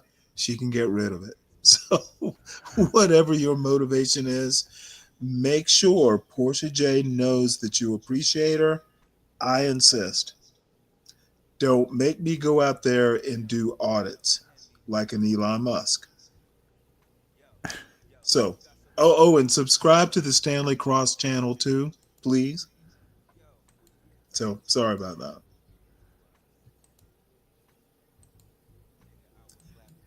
Well, I guess we'll go on with Pop the Balloon. Might as well. Natural beauty. Thank and you. you have pretty toes too. I like the toes. Now we're gonna do the zoom cam on the feet. Ooh. Thank you. Thank my mom and dad. Shout out to y'all. But yeah, I like this woman. let's see. How do you deal with conflict resolution in a relationship? I don't. Conflict it's really about talking to the individual, seeing what is the problem, seeing if it could be something that we could actually talk about. I mean, everything could be, talked about, but what is causing the problem? Why are we having a situation? Okay. What question you have for me? Actually, let me bring you up here first. Come on, let's come up here. Come on up here, y'all. He's pretty stiff for her. All I right. think. So if you both Yeah, have a and final you know question, what? just one, you can feel free to ask it. There's a I have a remedy lot of for more that. questions just because like so many women pop. Like I didn't get to like ask too many questions. You don't Or I get didn't She you said, get one up here, "Axe girl. pop the balloon." And then we can decide if it's a match. You get to learn more on a date. It's not like you're getting married up here. Now there will work. She's gonna have to loosen him up. If you don't feel that He's that gonna if you're not overtalk feeling the me like that, I love how it's okay you to pop. really went from 0 to 100 with your outfit from the previous episode. I do. But yeah, it's cool. God damn, Wait, come back, dude. So why'd you end up popping? Ultimately because I think He that overthought it. right he allowed people to tell him right who or how he should dress when he should really dress how he feels, right? Like, Ooh. you know what I mean? You kind of changed who you were. You know what I mean? Like, don't get me wrong. I feel like everybody could be dynamic, right? And don't get me wrong, right? But I feel like I wish you could have came out in your first episode like that. And yeah, but I love your answers. I love the fact that you're an author. I love Don't like walk you out know with what I mean. Like pride, I think you're a man. great person, like in entirety. No, Yeah, don't do it. And that's Don't cool. grovel. It's a situation like this. Motherfucker. If you go to a wedding, there's a certain attire that you wear to a wedding. Obviously, this situation is a formal situation, even though I was very comfortable in what I was wearing because that's who I am. I got outfits when I leave this school. I love in the a couple days. Ferragamos, by the way. I love the Ferragamos, by the way. They look very nice. Thank you, appreciate it. But I didn't change. Why is he explaining himself? Hemingway. I did this to let them Channel know that Hemingway. it can't Because be he's what not it looking can't weak be what it enough, is. so he has to explain himself. But mentally, I'm really in my traveling Dude, era. you're drowning enjoying and life you're era. describing So when I the came, water. That's what it was. And in a couple of days, He's I'll be back drowning on and the he's plane. Arlette. That's what it will He's be. drowning and he's describing. Arlette is like this poor boy. Thank you. He's drowning and he's describing the water. This while he's little drowning. woman All right. just Well, I that's all the fucking balloons popped, drowned unfortunately. a But thank poor you so much for kitten. coming on. Let's give it up for him, ladies. I'll take the mic. Deacon Dave, Thank you. I have a bone to pick with you. I'm not like that motherfucker. All right, let's bring out our next single guy. And I have my new favorite woman up there. Big butt as Welcome she in. is. What's She your name? is awesome. My name's Mondo. What is it? Mond. Mond? Mons. Oh boy. Mons. The fuck? Okay, and how old are you? I'm 35. 35? Yeah. Okay, and what do you do? I've been in IT for about 10 years. I relocated from Jersey to Alabama, and now I also have a social You media robbing a company. I jewelry already hustle store about, after like, closing financial after this? education, What? stocks, I think cryptos, he's YouTube, advertising all that his stuff, just business, building out but he's generational something. wealth the right way. All right, and Mons, could we see you or this? Kind of hazmat looking. Okay, yes, thank you. Of course. He's a ninja. Oh, really? So y'all can tell I'm with the jokes. I'm with the jokes. So. Double stupid. Okay. Yeah. Go ahead, take the next one off. Oh, next one off. Is there another don't one? do it, dude. Please don't have there be another one. Okay. Sorry? Okay. All right. Oh, All right, I'm not sure if I motherfucker, take caught- what do that you off do, too. Mons? Been in IT for And the about 10 years, sunglasses. and then I have the social media company, Hoodie Hustling, where I talk about financial. Yeah. education. He's Got it. Now, promoting what are his some things that you do business for with the fun? double hoodies. A That lot shit of my must free have time been goes hot into in kind of Phoenix. building out my platform. As you guys know, it takes a lot of time, but I also like to stay fit, active, enjoy nature. A lot of my family's still in Jersey, so FaceTime my family, nephews, the homies. Jersey. And I'm a pretty chill guy, like spades, bidwits, all that type of stuff. You know, Okay. keep it chill. And what do you look for in a woman? I try to keep it simple. I do the 5 Fs. So fine, fit, feminine, friendly, funny, and cooperative. Don't worry about the C. That's extra. Okay. And what are some deal breakers? Yeah, folks, I would say pop deal those breakers would goddamn be balloons. kind of the He's opposite of the 5 problematic. Cs, but also kind of women that judge their book by the cover. Yeah, the 5 Fs. Yeah. Yeah. Just women to judge the book by the cover. I You know, 'cause got, you I never know what got. somebody's Most of got these going on women's have and one whatnot, F so for him. Okay. that's pretty much it. All right, cool. So we did get some Deacon, pop balloons. Let's go um, on over there, see why they ended up popping. Your name I'm and just age. okay with I'm it, Shaylin, and I'm 30. but Right. And that's not a Shaylin, why'd you bad end up popping point. your balloon? I just don't 3 think we match pounds. each other's She's vibe. probably 20 pounds And that's overweight, it. but I'm In okay what with way? Like, that. what are you getting from him? Shy, like covered up. I like to be seen. So I don't want to date a YN like coming in with that A at YN. like you're 35. Well, So the first word I'm is just, young, yeah, I it's a no think. for me. No, No, I she's think someone that's that's what it your stands type. for. Oh no, I It know speaks what her it mind, you know, is like, by she seems now. very Never intelligent, mind. you know. But you know, sometimes styles don't match. But She you know, I she just got to is be who I am svelte. because you know everybody else is taken. If she For sure. I she was appreciate wearing it. a black dress, you. she All would right, be let's go down unbeatable. over here. Your name and age. My name is Holly, and I'm 28. And Holly, why'd you end up popping your balloon? He's I a think it was fool. the ski mask. I'm sorry, but The no. first one or the second one? Just maybe all of it all together. Yeah.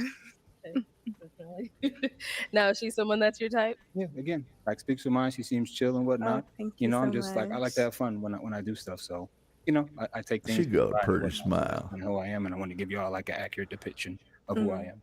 Perfect. Cool. Thank you. Your name and age, and why did you end up popping your balloon? My name is Janelle. I'm 34. Honestly, I was digging that you were from Jersey. I'm from Jersey too, Oh, right? okay. Originally, so that's dope. But like you didn't remember your philosophies started with an F and you said C. So I know like we're in a nervous, like, you know, type of environment, but if that's really your philosophies, you stand by it. You should know it off the top of your head. So that's my only reason. Yeah. No, she's someone that's your type? Yeah. No, I like the tattoo you got, and yeah, it was definitely nervous. Yeah, I've it never says done my sister's keeper. it. Oh, okay. Yeah, I thank like you. that. I love you, Amber. Thank you. Let's go over here. Your name and age. Hi, I'm Sapphire. I'm 35. Sapphire, why'd you end up popping your balloon? Well, yeah, it was like the ski mask, and it was funny when you took the other one off. And I get what you said. You're like everybody else is taken, so I love that. But it was just like I wouldn't probably go for that if I saw you. And then yeah, you didn't remember you said the F's, and then you said the C's. It was confusing, and you didn't even remember your own thing. So that was it too. No, it's because you know, like daylight savings time. Yeah. Sometimes I get stuff confused. That's all it Okay, is, you know. okay, I'll take it. It's daylight saving time, Yeah, not everybody's savings. beautiful on this. They you know, nails done, Get it nice straight. dresses and whatnot. You know, got you there. I see that. You know? Save this Yes, dumbass It's in my time. mind, you know? So I like it. Thank you. Thank you. All righty, let's head. Why on are back. any We of do them have still? 4 ladies left. Go ahead and ask those remaining ladies a question. I would say, what would be a quality that you need to work on that you discovered from your last relationship or just interactions with men in general? God damn, that tall Right girl. here, your name and age My first. Lord. Martina, I'm 35. I don't know if it's necessarily 35. quality, but I feel like I've learned that a Tattoo lot on of the the men that I've arm. dated God have a little damn more it. feminine energy. It's not Why what I'm does she looking have to for. ruin a good Maybe thing? not being so upfront about Oh, that and kind of waiting for someone to show up as more there's nothing masculine that wrong with didn't. the So tattoo. knowing when to cut ties, maybe that's the Tom, quality. everyone has their limit. I know. And Your name and age and answer to his I question. might have to make an Nashima, exception. 33. There are exceptions, but I think you'd have to it's be the like, lack of she would like have to be her, caring, if like that makes that, sense. for Like me to I'm make not an necessarily exception. like caring And about that your little whereabouts short, dumpy 24/7. girl And I know has a a lot of men take that tattoo. and they look at it like Yeah, I can make you an don't care exception enough about for me. her So I too. think that probably be the one What's thing I up should with the work on. jacket? She's cold, Tyrone. She's cold. Your name and age and answer to his question. Stephanie, 39. I would say Oh, what? patience. Good look.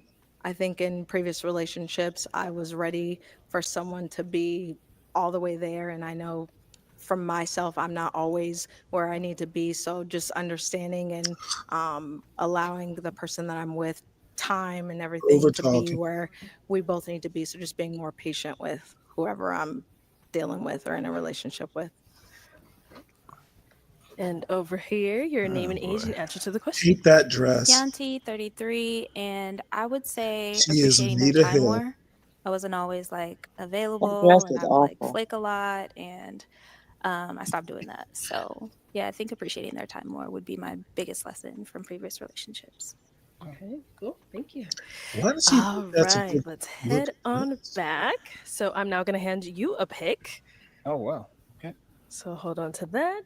And I'm going to have you pop one balloon. One balloon. Whenever you're ready, go ahead and pop More that than one. one, dude. Save some time. Oh, please. Pop that girl. Oh, well, that's yeah. Okay. We're So in that why did you have your balloon old unpopped? beanbag chair cover. He was funny. I like that. That's what. He was humorous. And why'd you end up popping hers? Just out of the remaining women, just a little more attracted to him. That's all. Thank you. Thank you. Okay, we've got 3 ladies left. Go ahead and ask them another question. I would say if there was something that needed direct adjustment on my end, how would you guys address it? What form or fashion? I'd wear 2 hoodies. Yeah, it's you. She's looking that way like, who are you going to? All right, go ahead. Stephanie 39. If there was something 39. on your end Wearing that that needed dress. adjusting, Like you noticed something like either behavioral wise or maybe a habit you didn't like, not that it has to be necessarily bad, but something that doesn't mesh with us. I How would can't you kind deal of oh with address honey, it? I am honest. I am honest to a T. I'm gonna tell you. I'm gonna be respectful. You're honest to a T. Don't wear I'm that. going to be, easy with my words, but you're gonna know if it's a problem because I don't want it to escalate into something to where now it's bugging me. I can't look at you the same, or it's gonna affect us.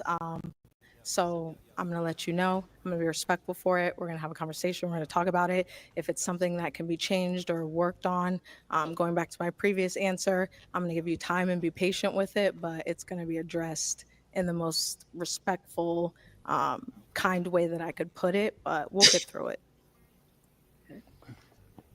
And over here, Nashima 33. So honestly, I would take a little bit of self-reflection first, because sometimes what I might deem not right is something that you might have grown up You your think whole she life likes to doing. roller skate? So if it's something that I She absolutely looks like a cannot tolerate roller or can't derby deal kind with, of then girl. I'll talk to you about it first, and we'll have a conversation about it. And if the respect is reciprocated, then I mean we'll move past it. And if it happens, it happens. She just got done microwaving some leftover over here, pizza watching Martina, Netflix and came to the 35. show. I think for me, it's important to establish boundaries to begin with and really know how we feel on Oh, each this side of woman. like your boundaries, my boundaries, but Almost from there, being matter legal of fact, in and just her approaching you, having a conversation, seeing how that presentation. goes. Hopefully, Except for you're that someone damn that tattoo. communicates well or can take that type of conversation and then just moving from there, allowing you the time and space to grow. Same thing Wow, with I like myself. It her. was the same type of situation. Okay. Yeah. All right. Okay, time to pop another balloon. Wow. Okay. all good answers, because I'm not perfect, so I'll need some adjusting down the road. Definitely. Down the road. Don't you goddamn what dare! Yeah, All he's right, so Martina, why'd This you have your balloon motherfucker unpopped? is nuts. He was funny. Like I just didn't expect that, and I'm funny as well, so it was cool. I like that you were kind of someone that looking at you couldn't really guess like what does he do. I make content as well, so the social media aspect, I don't really get a lot of people that You understand don't that need and to understand talk, the time sweetheart. it takes to build and grow, and so He I felt missed like we have a a lot in common. win and Active, twice. lakes outside, Mm-hmm. those are all my jams. So yeah. Okay. And why'd you end up popping her balloon? Just pretty much same thing as last time. Just like out of the remaining, just God damn, no complaints. I that's love the cool. tats, love your answers. You hold me accountable, so Yeah. no complaints. Just kind of just taking a, we only got a couple minutes to make a decision, so Yeah. just doing the best I can. She is awesome. You're welcome. All right, we've Except for got the beat. 2 ladies left. Ladies, any questions for him? The tattoo. You do? Oh, hold on. Let's come over here. Go ahead. Do you want to have kids eventually? I can be persuaded, but not really. I'll be honest. And that's all she wrote. Okay. So Yeah. the kids thing, obviously, right? Yeah. Okay. Other than that, you're hilarious. Like I love your vibe. Yeah, I'd never laughed so hard in my life. That motherfucker. So now is hot. she's someone that's your type. Yeah, the 2 was last for a reason. Yeah. All right, thank you. So obviously you pop for the kids as well, right? Yes, gorgeous smile, funny personality. I really think we would have a lot of fun together. But I do want kids. Nice. All right. I got a question. If I brought extra balloons, can I blow them up? No. And give it back? Okay. They don't want to No, we persuade don't. you to have children. I don't see no more of your tricks. Thanks. Thank you. All right. Well, that is all the balloons popped, unfortunately, but thank you so much for coming on. Let's give it up for him, ladies. Well, Thank Tyrone, you. that's interesting. Can you expand on that comment? Get back. All right. Let's bring out our next Back in your single clown car guy. and get out of here.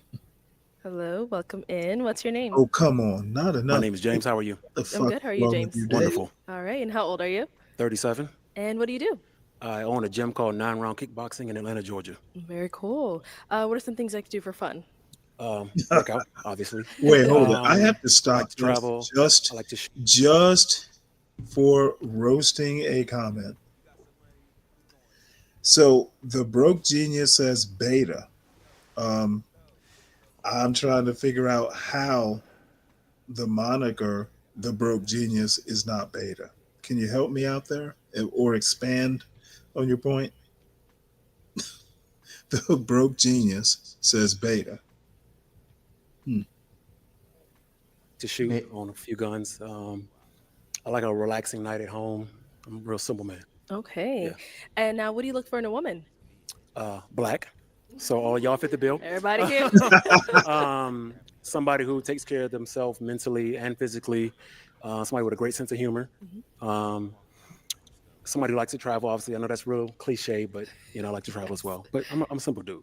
Okay. And now, what are some of your deal breakers? The complete antithesis of that. Of So, like, everything. if you do not work out, Antithesis, it's not not going to work. antithesis. If you don't take care of your mental, pray, read, those things, it's not going to work. If you don't have any ambition, if you're stagnant, it's not going to work. Okay. All right. So we have not got any pop balloons. Thank you. So let me hand you a pick. Okay. Have you hold on to that. And we do have 8 ladies here, so I'm gonna have you pop 3. Okay, I didn't get a good look. All right, so Go ahead, take a good look, and then go ahead and pop those 3. Turn it into a meat market, will you? Okay, Ooh. 2 more. Damn. He's going for the ones that need. Oh, Sorry, whoa! one more. Yeah, what the fuck? This is What hard. is it about her? Okay, let's start down there. Okay. That little. All right, let's get your Superhero name and girl. age. I'm Sapphire. I'm 35. Nice to meet you, Sapphire. Sapphire, why was your balloon unpopped? Well, he was attractive and Thank you. cutest guy that came out so far. So I was like, hey. What's up, Kelvin? And why did Hey, you unpop Kelvin. your balloon? All these ladies are beautiful, but it just For wasn't what, an immediate attraction. Just in time That's for all. what? Yeah. Thank you. And then we did pop another one over here. Your name and age. Nashima 33. I understand. Nashima, why was your balloon popping her unpopped? balloon. It's like the height Well, for what sure. is And up then I like with that he's the very dark? ambitious. She's not Appreciate it. dark. And She's why'd you end up popping hers? Again, just no immediate attraction. Yeah. no immediate And attraction. our last pop balloon here. Your name and age. I don't And why get was your that. balloon unpopped? Somebody explain. Martina, 35, because he's a business owner, he's active. I am both of those things as well. Seems like low-key homebody, and I'm a homebody, so I felt like was just interested in hearing more questions and see if more things aligned. Okay, definitely. Okay. You No, won't why'd you end up believe popping who hers? she reminds me Again, of. I didn't have a real good reason. What do you I mean, mean? height-wise, it's perfect. We can make some great athletes. If, Oh, see, we no, got that I don't want any kids, so we would. Okay, so that wouldn't have worked anyway. Yeah, Perfect. yeah. Listen, great. Yep. Okay, cool. Thank you. Yep.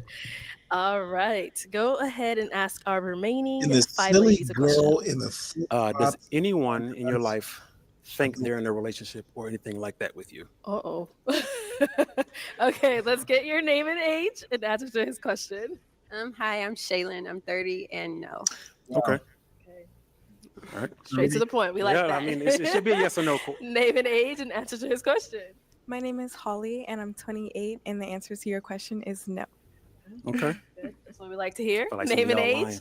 Answer to his question. My favorite. Hi, my name is Janelle. I'm 34. I'll And the kick your answer ass. to your question is that I'm always in a relationship with God. So, yes. Okay. Hey. Fair So, enough. yes. Amen. Really? Name and age and answer to his question. Stephanie, 39. I hope not. I hope not, because single, but no on my part. No. Okay. All right. And your name and age and answer to his question. Yanti, 33, and no. Okay. All right. Okay, and James, what about for yourself? Oh no, absolutely not. Okay, good. We always We can gotta go check. hand in hand anywhere. We can. All right, go ahead and pop 2 balloons.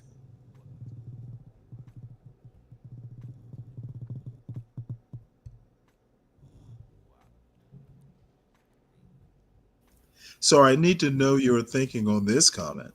She doesn't want children, so she should switch teams. Well, Please explain that comment. Why should she switch teams? There's the link, Tyrone. Let's see what you got. Apparently, I'm in a challenging mood. Haven't been on in a couple days, and I need statements that confuse me explained. I don't know which girl is the cute Holly girl, but Kelvin said he would destroy her. You know what? Kelvin would give her tea and crumpets. He would do nothing of the sort. Tea with pepper and ginger, peppermint and ginger.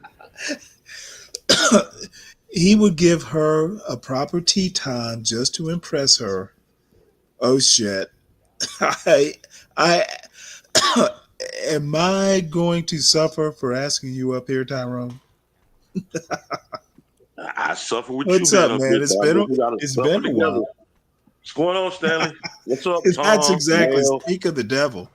Hi, Tyrone. I said that, Stanley, because how would she Okay, come on a dating show looking for a man, and most men are gonna want children, and she's saying that she don't. So I say that she should just switch teams. She should just be a lesbian. No, she should not come on the show. That's the conclusion. Yeah, Don't and be a come on a lesbian. dating show. Switching teams, that seems almost a leftist position. Are you encouraging this sort of deviance?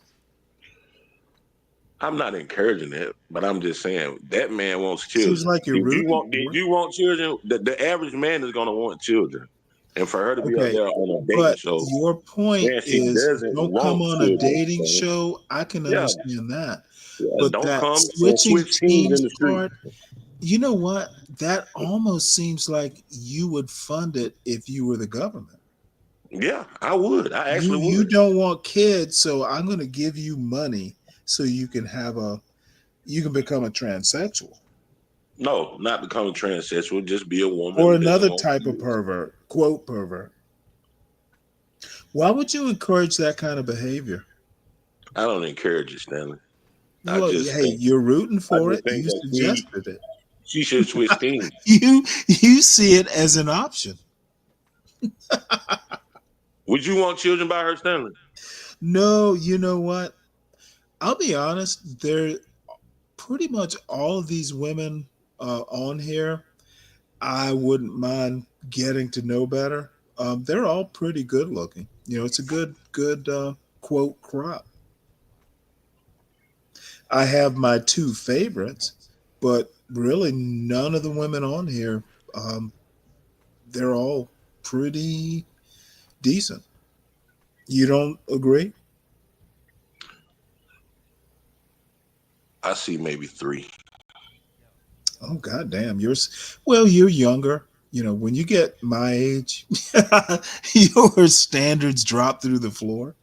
There's a basement you have to dwell in. Just out of curiosity, the girl in the jeans jacket, would she be one of your choices? Yeah, she just probably be a fun time. She'll have to lose that damn jacket though. Oh, for God's sake, really? You think it's attached? She can It's a take tad the bit. jacket off. It's a tad bit too much, Stanley. Standing up there with a fucking jacket on the whole fucking time. Come on, draped Maybe over her she's shoulder. cold. It's a skimpy outfit. Maybe she's cold. Have you thought of that? Well, at least put it on. Put it all the way on then. I mean, damn. Okay, you're in your 40s, right? Yep. Okay, well, you don't remember a time when men wore their jackets like that, like the pimps. they just put their trench coats or whatever on their shoulders and not put the And they sleeve. look silly then. It looks silly, even sillier. Well, that's fair. So, it's hey, you don't need to put your sleeves through it. You just need to keep your shoulders kind of warm. I understand, but you can take that jacket off, especially if you're her man. So, Why even wear it? That's just unnecessary oh clothing. come To on, remove. it's chilly. I want to see her in a birthday Man, suit I don't anyway. know. Stanley. Damn all that shit. Typically, studio lights make you really hot. Yeah, all I have to say is I know Tyrone would take any woman on that panel, or that line. So stop fronting. Stop fronting something. No, I'm not fronting. I don't have to front, Stanley. I know what my eyes like, and I know what I like, just like you do. Yeah, that's fair. All right, well, let's sally forth with this show. That tall girl and I do not know why I like the little short girl with the big butt, but maybe it's her New Jersey attitude.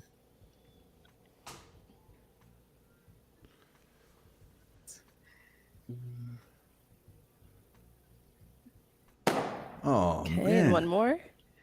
man! Start All over the here. women So, that Holly, why Tyrone was your balloon unpopped? would have chosen. Because he likes to work out and I like to work out too. And he also likes to travel and seems ambitious and he looks nice. Thank you. Oops, sorry. Wore his best And plaid. why'd you end up popping hers? Just too young. Oh, okay. I was Just about too to young. don't say that same thing. Yeah. No, just too young. Yeah. Okay. Sounds good. Yeah. And then over here, why was your balloon unpopped? He's handsome. He's tall. Good figure. You work out. I like to work out. Travel. I love to travel. Just it seems like we had a lot in common. Yeah. Okay. And why'd you end up popping hers? No specific reason, but somebody else just really caught my eye. So seeing what happens there. Thank you. That's all. Uh-oh. All right. Okay, so James, you Yes. said someone's already caught your eye. Mhm. So I feel like with that being said, I should just have you pop the two and let's see who it is that caught your eye. All right, let's get to it. Okay, go for it. Okay. Uh-oh. Oh. Okay, let's talk to them real quick. Have to do a little razzle dazzle there. All right. You know? So why did you have your balloon unpopped? Height check, definitely fit check. Yeah. And then bald head, my dad's bald, So it's kind of giving me daddy, I love you. So yeah, that was it. Thank you. Thank you for the fit. I had a stylist to put this together. Shout out to Brian Joel. He got a whole stylist Yeah, for y'all I didn't ladies. even do this. Okay, and why was your balloon unpopped for him? I thought you were handsome and you're active, so I like that. Appreciate it. All right, so let me have you scoot on that way. Okay. See, I Bring our like lady on her up here. better Come on now up, that sis. she Come didn't on have a up. lot Oh, of you better work. walk, girl. You better walk. God damn. All right. So, any questions you guys may have for each other? Do you have any kids? I have 0 kids. Okay. Go ahead, take this. How about you say no? Oh that's my it. God. That's all. Okay. Yeah. All Okay, right. let me ask my question. All right. So, is it a yes for you for him? Absolutely. Okay. Is it a yes Oh, for you Lord. for her? Absolutely. We He's got going to suffer. I'll Cool take beans. the mic. I see it now. All right, ladies, make some noise for them. You guys can go on up. Girl, go get your man. I'm happy for him. Well, Any love is good love. All right, let's bring out our next single guy. What were you saying, Mela? Good, how are you? hold What's on your a name? sec. My name is Let me Anthony. pause. Anthony, how old are you? I was 37. just glad there was a match. That's all. Yeah. What?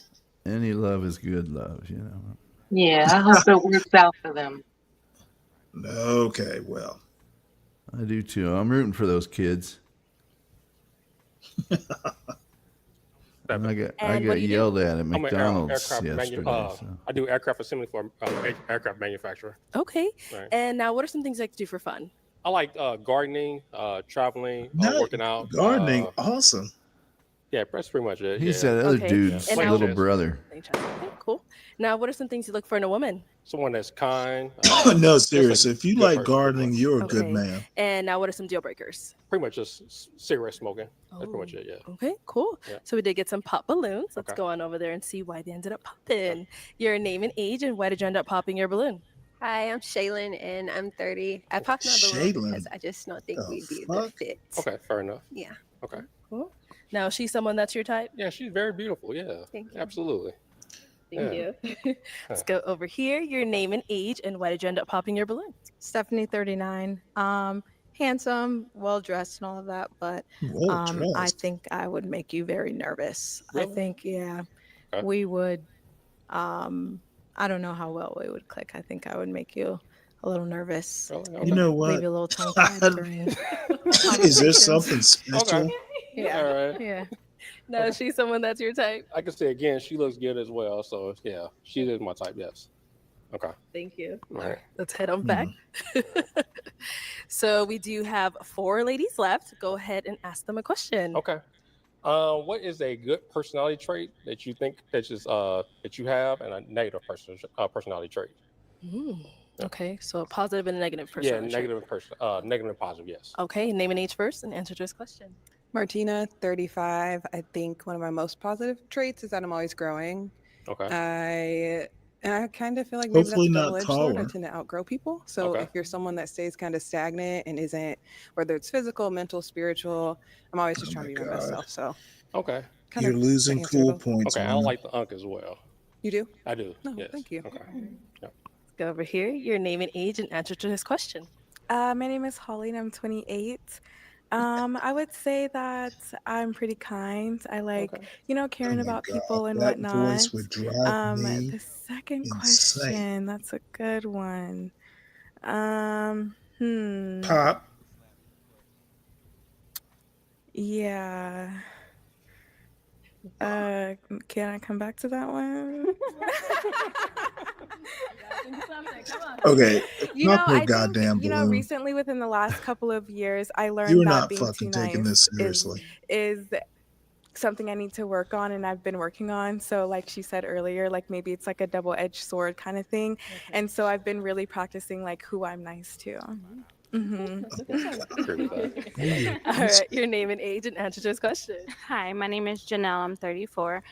So Don't one of fuck it my up, woman. positive traits would be I'm super optimistic. I always look at the glass half full, right? I don't think there's nothing that you can't get over if you got God on your side, right? So one of my probably negative traits is I'm an overthinker, Okay. right? Yeah. Okay. Name and age and answer to this question. Hi, I'm Sapphire. I'm 35. I think mine is the same answer. So, like, my positive is that I love to laugh and joke, and then my negative is that I love to laugh and joke. So, like, it could be something serious, and I'd be like laughing about it, and then be like, no, like, seriously. And I'm like, okay, let me, like, yeah, but like, I just laugh too much. But like, I can get there when, like, if it's like really serious, but like, if it's something that's like minuscule and somebody wants to be serious about it, like, I tend to just like laugh and just like try to have fun with life, honestly. Like, I don't take things too seriously when somebody else is, and I need to be like more like recognizing their feelings if they want to take it too serious. But I just feel like joking too much. I like that. But then it's a good thing too when I I like that. All right, so let me hand you a pick. Okay. All right. All right. Hold on to that. And let's have you pop one balloon whenever you're ready. Just one. Just one. Oh, you want to pop more than one? You can No. You can pop more than one if you want to. No. Okay, go ahead, pop one. Oh, man. This is a lot tougher than I thought it was going to be. Oh, man. Damn. Okay. My bad. All right. So Sapphire, why'd you have your balloon unpopped? I don't know. You seemed like nervous at first and stuff. It was kind of weird, but like I like your tattoos, so appreciate it. Yeah. Now, why'd you end up popping her balloon? No reason. She's the Just most she's very unattractive. beautiful. I just like the other answers better. That's all. Okay. Yeah. Sounds good. All right. Thank you. All right, no problem. All right. We've got 3 ladies left. Go ahead and ask them another The question. body of a 60-year-old. Let me think. All right. Just say you had $50,000. Oh shit. Would you rather use that money to put towards a house and Deacon. buy a used car, or buy What up? What up? apartment, and why? Nothing much, man.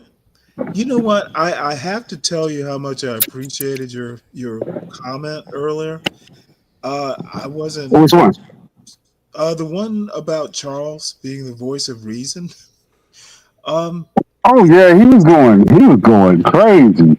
You went up there with a lasso and put it around his fucking ankle and reeled him back in. See, you know, I didn't think he went. I mean, Charles is one of the more sane people I know. I didn't think he went too far. This is something because I've known Charles for probably 4 years, off and on, on the YouTube streets. He is in Legos. He doesn't understand them, and I used to fuss at him. Part of the reason he's probably moved more to the left is because I have to. He did 4 and 8 probably. No, here's the deal. His outside looking in, he needs to ask more questions than he makes pronouncements. And over the years, he's actually gotten better. He doesn't know shit about the Constitution because he lives in Nigeria. Why would he know? I think he's a very intelligent guy, and I've always respected his wealth of knowledge. But do with it, dude. Why would you, if you live in Nigeria? Why would you know the ins and outs of the American Constitution? you wouldn't, and that's why he sounded like it hurt that we shut the border down. Like it's almost like if you play that song, "They Not Like Us," we talking about him, or he's taking it personal. I think you read him wrong. Nah, I've known Charles for I've listened to him for 4 years, and it's just like he sounded like radical to me. Really? He did. He really did. Well, I do not. Charles is the most. He's the least radical person I know. but you came up there and you set him straight with the fact that those were college kids. You can't really see them as having a wealth of knowledge of how things are run. Like they're all coming from the emotional aspect of it. Absolutely, and you know what? That's the point. These kids don't know anything. They probably know more than he does. Yeah. They grew up here. And then how much of it, it's probably very influential that a show like Jubilee, who would take like the two extremes, and people will have to pick from one extreme or the other, and when you don't live here, you don't really know how it goes. That extreme is not really normal, but you take that as a position to make an argument, and it makes you sound radical. I never thought Charles was radical, but he came off that way yesterday. Nah, he's not radical. As a matter of fact, if he's radical, it's more Christian fundamentalist. He's very religious. But let me make a point about Jubilee, and it was all my fault. Jubilee is the reason we went off line for a week. I was watching something, and the lesson I learned is I thought you could see YouTube, like everything that's happening on a YouTube screen in StreamYard. And I learned a lesson that there are errors you'll see in, the YouTube app and not in the StreamYard app. But I was watching something on Jubilee, and they said they gave us a warning, and I didn't see the warning. So, we got struck. It was a lesson learned, and we'll survive it. But it's hard to see that the mailman came when you're in the kitchen cooking. You're up here cooking. Well, let me ask you a question, because I'm a huge Sam Cedar fan. I think he is literally, in my experience of watching, he's the best debater on YouTube. I've never seen a libertarian or a conservative, or for that matter, every now and again, there'll be a progressive who comes up and, wants to take him to the left. He's the best debater, and he owned those kids. Dan Peter, that's the guy that was on the show he was reviewing yesterday, right? Yep. Okay. Okay. He's got a whole YouTube show. I've Almost. never seen him in action. Mhm. I dabble in the debates, but I don't know a lot about it. Well, see, the thing is when I say debater, like, he's not like a debate bro. He will just calmly listen to your bullshit and won't bother debating you. He'll just go, "Hey, your premise is wrong."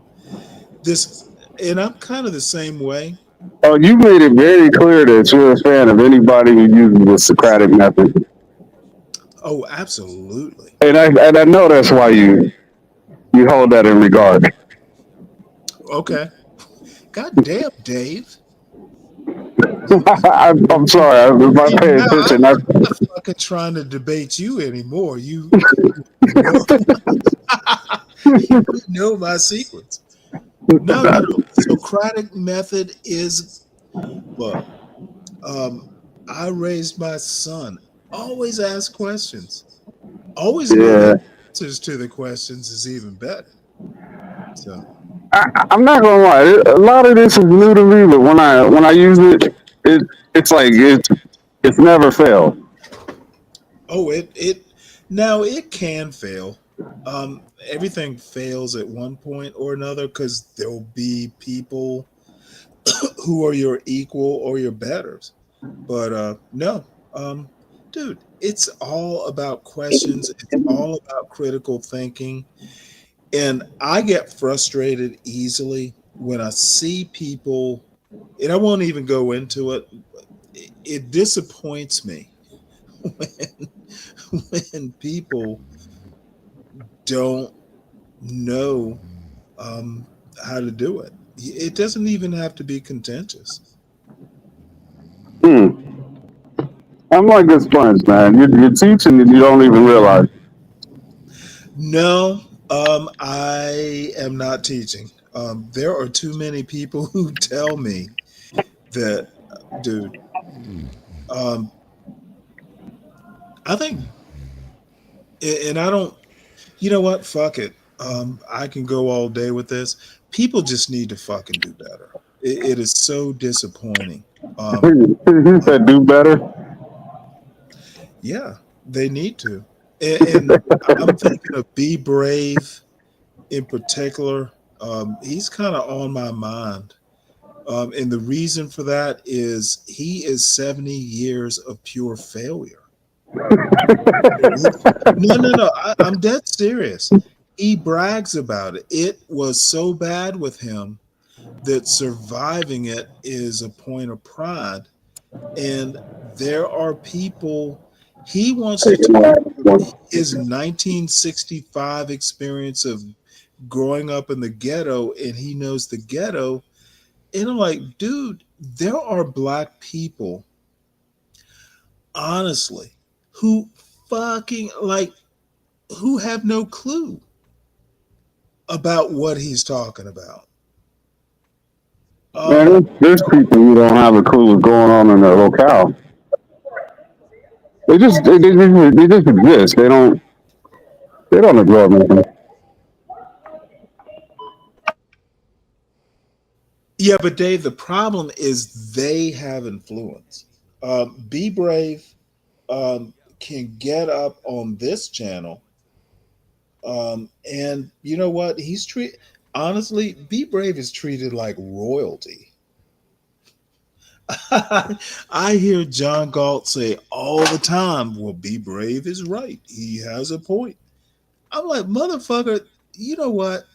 He not only doesn't have a point, he's so fucking wrong. If he ever made a good point, it's an accident. He stumbles into a point or two every Hey, now and then that makes sense. now, don't get me wrong. I'm not up here to cook on Brave, but I do understand this whole idea that the Anytime. crowd, the crowd will appreciate somebody who's more charismatic than somebody who is right. Yeah, well, Father Coughlin, plenty of people or charismatic. You know, the fairy tale is the Pied Piper. You know, they just listen to his music and, you know, don't wind up well for following him. So, and, you know, maybe I just have to accept that. I think what you might find I find as a misunderstanding what you take. My position on things is that I believe everything that comes across the airway. I actually just can listen to both sides of an argument and develop my own opinion. And I think that is a skill that most people can't do because most people will shut down what they don't agree with. Um, you know what? I think it's okay to shut down an argument if you know the argument better than the person making the argument does. That I noticed you will do that. Oh, dude, look, I read conservative thinkers, and sometimes they're awfully right. The only way to shut down an argument is to know the flaws of that argument. And, you know, there's still contention and stuff like that. All I have to say is if you're going to enter into a conservative space, um, you know, I get along better with conservatives because there's something to talk about than I do with progressives, especially. I have no use for progressives, like the DSA type of progressive. I have no use for them because they're not bright. Marx, the only thing about Marx that's worthy of attention is his critique of capitalism. After the critique of capitalism, when you start talking culture and, you know, assigning philosophy to it, Marx is bereft. So, you know, I tend to, I just think progressives don't do the hard work. They don't have power. There's a reason they don't have power. There's a reason Nancy Pelosi was AOC because AOC was full of bullshit. So, Okay, but with all that being said, so what makes you more side with that side of the political party? I'm not saying nobody's trying to recruit nobody. I You have don't a myriad of reasons, but why? because look, when you hear me talk about reading the Constitution, y'all should read the Constitution. Liberalism is actually centrist. There is Burke, there is um, there is damn it. John Locke. Yeah, I'm getting old. There is the dude who wrote about the French Revolution, who was Burke's opponent. God damn it! And he was famous in America. Um, I'll think of it in a second.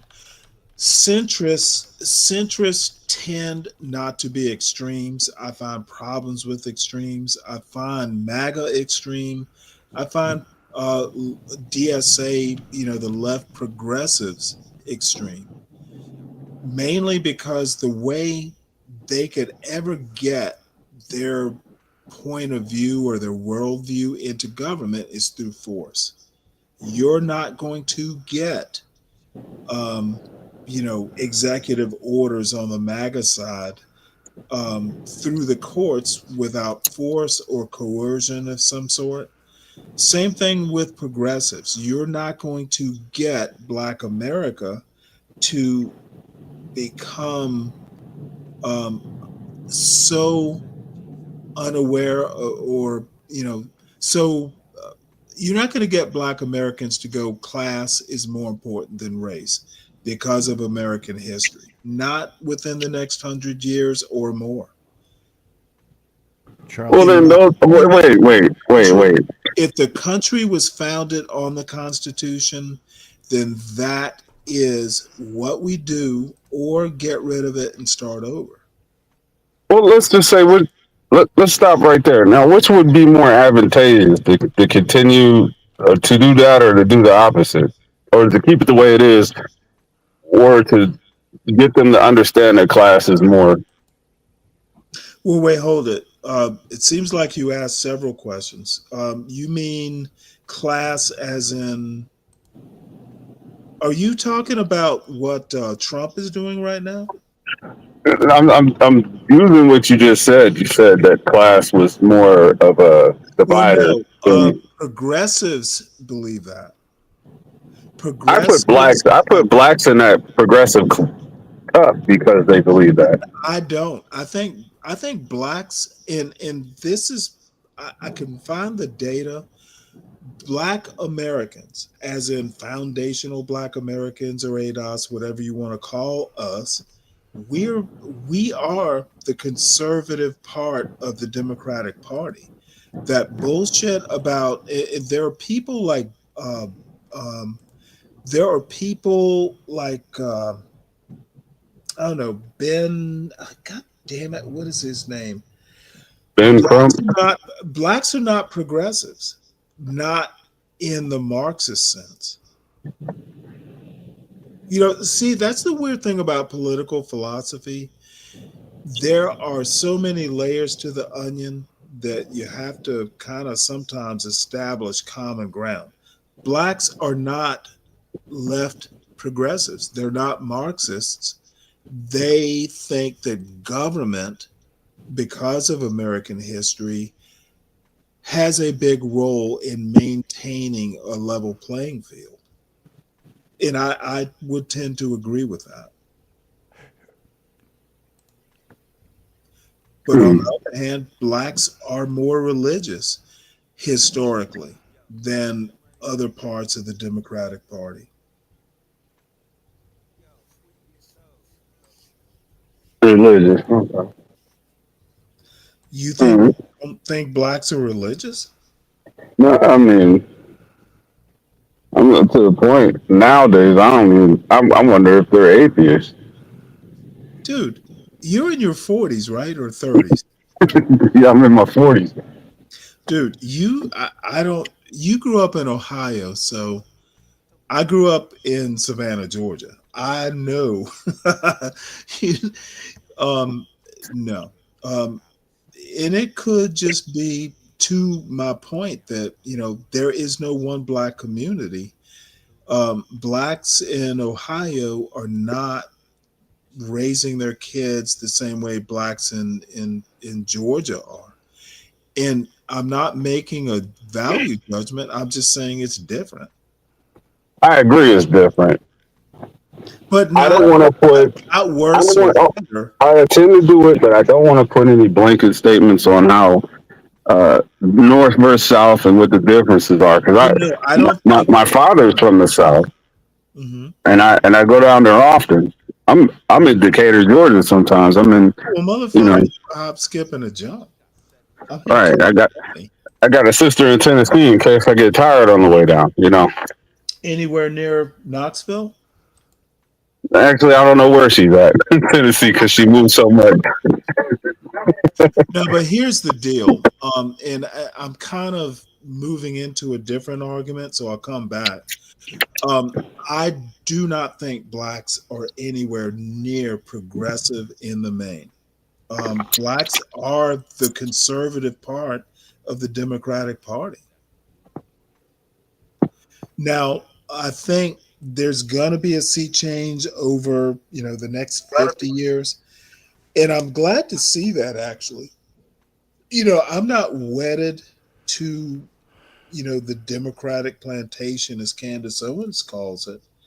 But I will say that the reason blacks stopped voting Republican in the mid 60s is because Republicans will entertain outright racists. They under the guise of free speech, under the guise of let people talk, and I get that a lot on John and HB's panels. No, But that made an impression because even with modernity, that's different. It's not the same. I'm not sure I understand you. Modernity? Oh, you gotta give me a minute. I gotta clock in real quick. Okay. And Lupin, why don't you hit the link too? I love talking to my voice of reason brothers. You know, when you Dave, get out into the hinterlands of Indiana and Ohio, and it's pretty, I won't say southern because it's not, but it's very rural. And there's Very a lot ruthless. more. There's a lot more similarities. Like people, especially down here, when I lived in Atlanta or when I lived in Florida, they'd be like, "You're a Yankee," and I'm like, "Have you ever been to Indianapolis? You ever been to Indiana?" It's one big city, and then the rest of it is pretty much Green Acres. You know,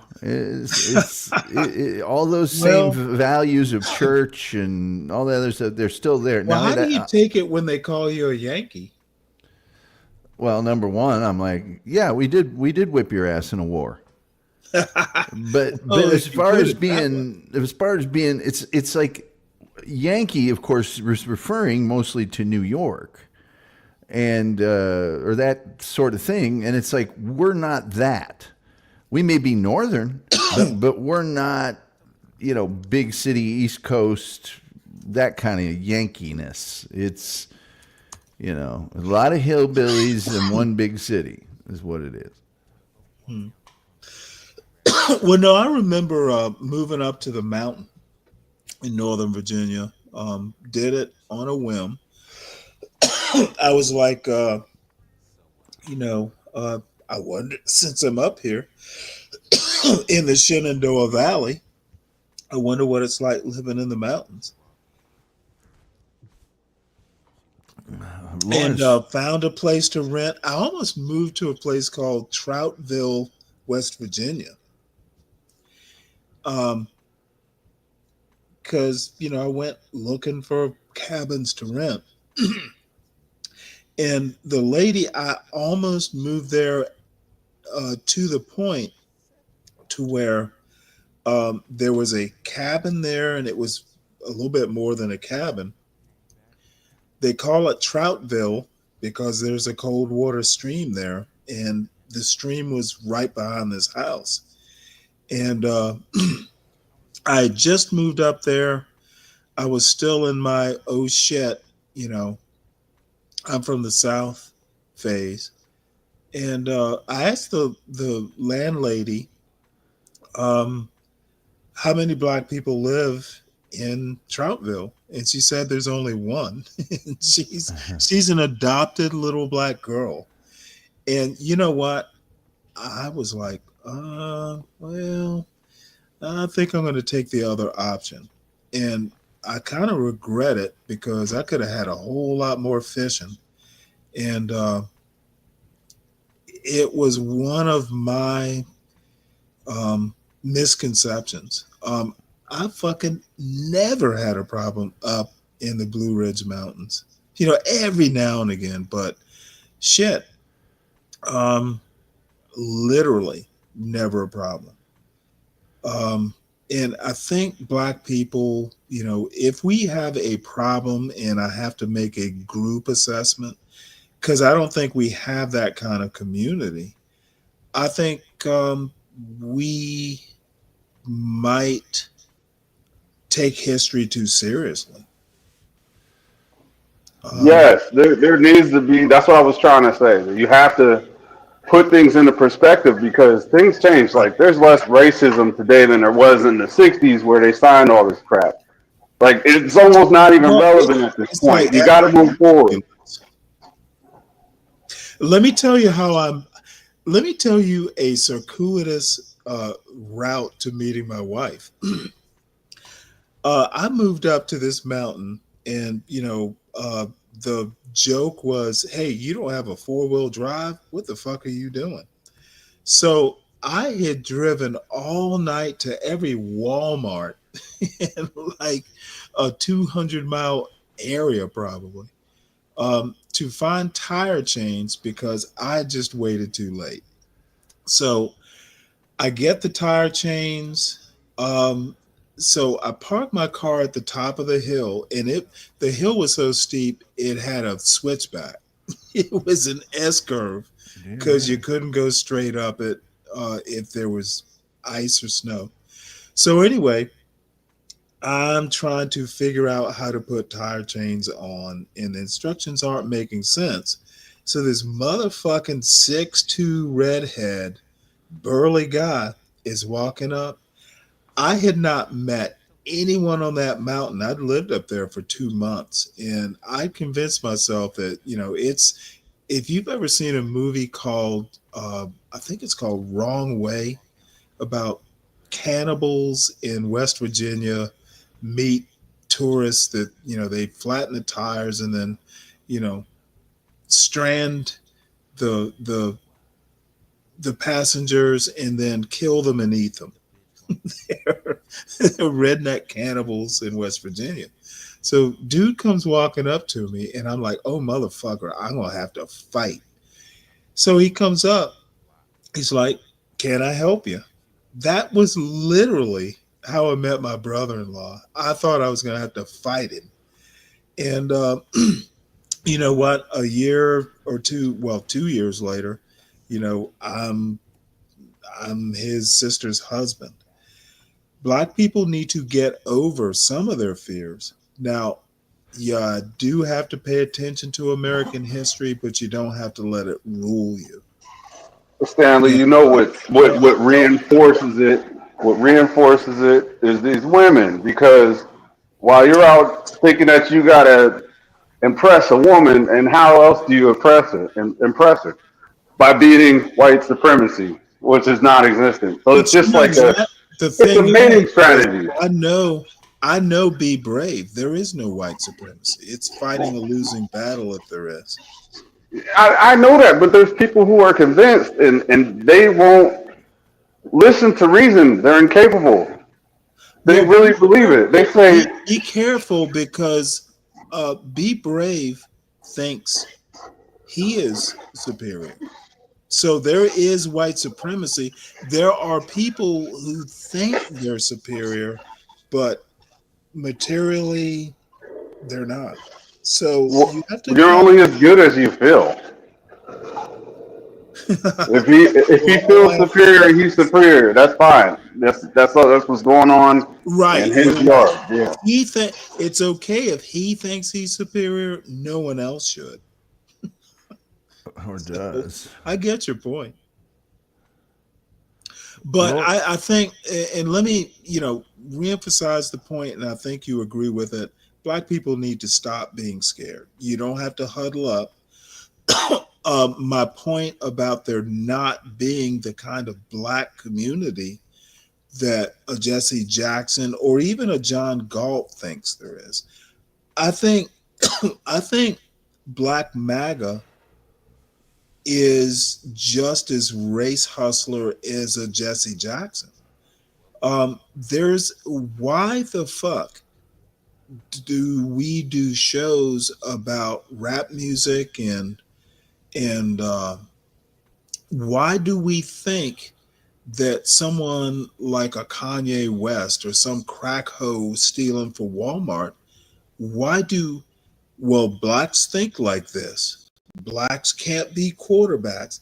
There are a lot of just like blanket statements that Black MAGA makes. And maybe I'm doing Black MAGA a disservice, the anti-blacks.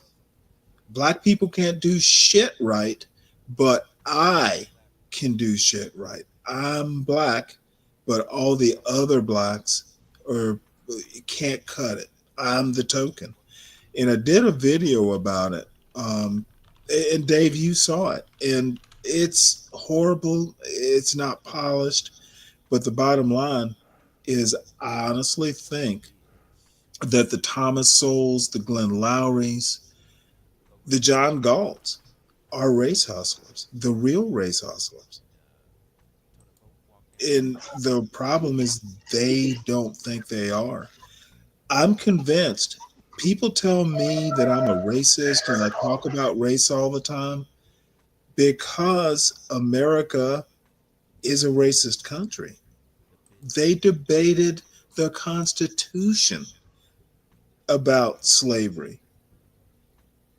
How can the country not be a racist country when it was debating race during the Constitutional Convention? And not knowing this, not accepting it, not realizing it is basically why we're not post-racial now. It's the Be Braves that are holding America back. It's the Be Braves that think they're contributing to, quote, white culture. Be Brave is a fucking albatross. But no one, people will be entertained by his pithy comments and his unfounded assurance in his abilities to hang out with millionaires. I heard this motherfucker talk about millionaires would hang out with him because of his gift of gab. And I'm like, well, you maybe Trump type millionaires, motherfucker. If I were a millionaire, I'd go, who is this cad? Trump type millionaires would be excluded on class, and I don't mean. Well, that's what I mean. It's okay to be from the ghetto as long as you have class. And people seem to think that, class is not just economic. Yeah. Well, Lawrence says, Stanley, do you ever fear about becoming an old man? Lawrence, you don't fear becoming old. You fear not becoming old. You don't fear. You fear not becoming old. You fear the end of the ball game more than you fear being old. And honestly, you know what? Other than there have been some losses along the way. I miss my mother. I miss my wife terribly sometimes. But you know what? No. I don't fucking worry about offending people on YouTube. My son is here. Motherfucker, he didn't have to come here. He could have gone. He could have gone anywhere else. But you know what? He came back to visit his old pa. And you can't beat that. And I think my son's smart as a motherfucker. He is actually that smart. I don't think he realizes how smart, but you know what? He came back, me, him, and my father-in-law, my wife's father sitting in the living room, bullshitting around, talking about fishing. How the fuck do you beat that? I'm an old man, but I got this. If you can't build a heater, a millionaire doesn't want to talk to you if you're Be Brave. Seriously, if you're performing a service and you're not a millionaire, they might talk to you. If you can't even do that, they got no use for a Be Brave. What's he got to tell them? Nothing. Look, my boy and I, he thinks I'm an old man and not with it and all that. But motherfucker, put a fishing rod in his hand and we are buddies. The motherfucker, he can actually fish. That motherfucker will go out.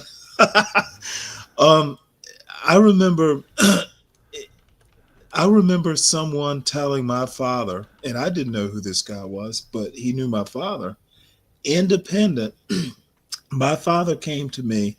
He's like, well, so-and-so saw you. And I'm like, oh, where? I don't even know him. My father said, you know what? He gave you a compliment. He said, that boy can fish. My son can fish. It's the highest compliment. He's patient. He's methodical. If you don't catch something, it's okay. I love that. I love to see that in my son. Motherfucker smart, patient. What more could you want? So I'm fawning over my boy, but I don't get to see him often. So, and Dave, God damn it, how are you? How is your son, newborn? No, he's getting fat, man. Well, nah, he's not. He's actually thinned out. He's getting big, though. Good for him. Yeah, man. Obviously, he's eating well. Yeah, yeah. He's pretty boy. He's jealous, Yeah, mighty well, jealous. you know what? One of these days, he's gonna outfish you. No, that ain't true. I could catch a fish in your kitchen sink, bro. Anywhere there's water. Oh, really? Oh, absolutely, A fish that your wife brings home from the fish market. man. I could catch a fish anywhere. I'm telling you. That's what I do. Good for you. I have derailed this show, but you know what? I'm having a good ass time. So you know, someone y'all hit the link. Um, Yeah, Stanley. Tom We was Philly. talking about the survival. You know, let's use like a stereotype. Can you swim? Oh yeah, dude, I was in the Navy. Okay, okay, okay. So, you Yes, know, you can. not only can I swim, I was trained by goddamn SEALs to the SEALs like on their shore duty fucking teach swimming.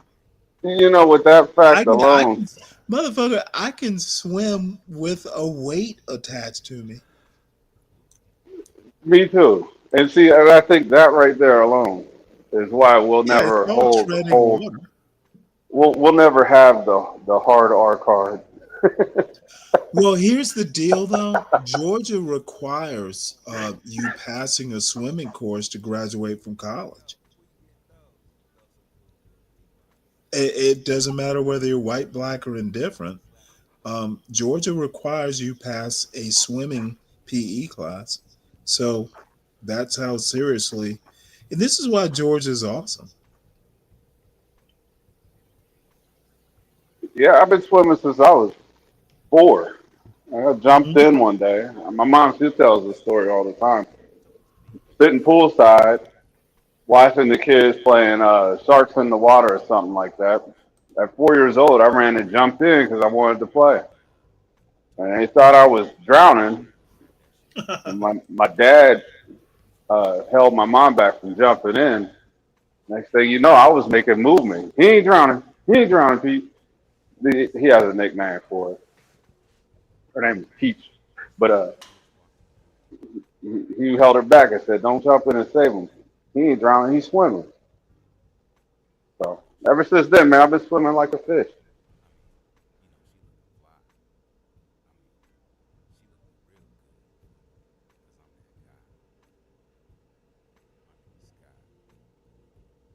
I knew some kids, out in the hillbilly land in Indiana, man. They dads would just take them to a pond somewhere and throw them in the water. You know, pretty soon he'll learn how to swim. If not, I'll jump in and get him. I don't know though. I've always thought, the blacks can't swim thing. Two theories I have on it. Number one, blacks can swim. Have you ever been to Africa? They do swim.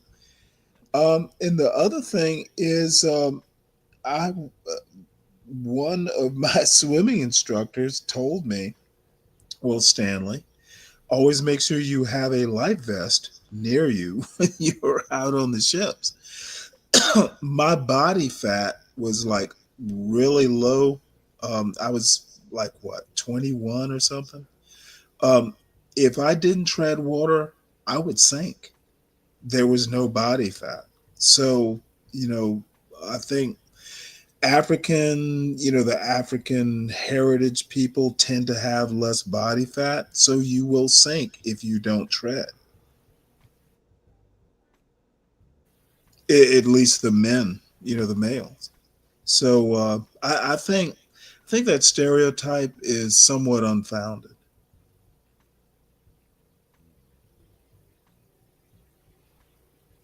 Imagine Yeah, that. Lawrence, perfect at everything. Oh, dude, you are so far from correct on that. Seems is the right word. I'm not. And I'll be the first to tell you I'm not. I'll make jokes about, but what you're good at, you're good at. What you're not, work on if you care to do it. You know, I've always had a thing with brevity. I like short, efficient. If you're going to use a lot of words, be Shakespeare. Don't be. If you're gonna use a lot of big words, be artful in it. Otherwise, shut the fuck up. So I don't have patience. As a matter of fact, um,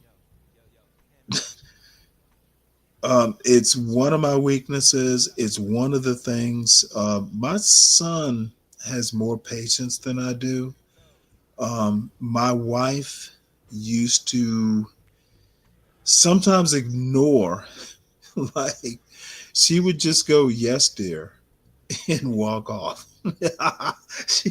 She knew how to diffuse my impatience. Um, I don't like wasting time. I don't like bullshit unless it's artful bullshit. Then I'll listen.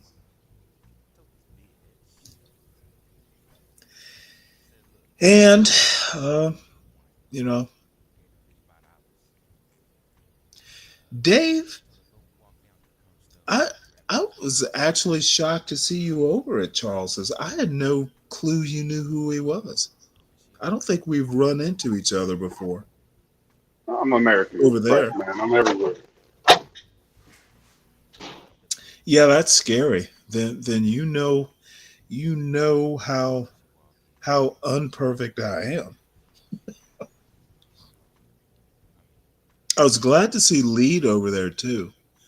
I wish Lead would hop up more.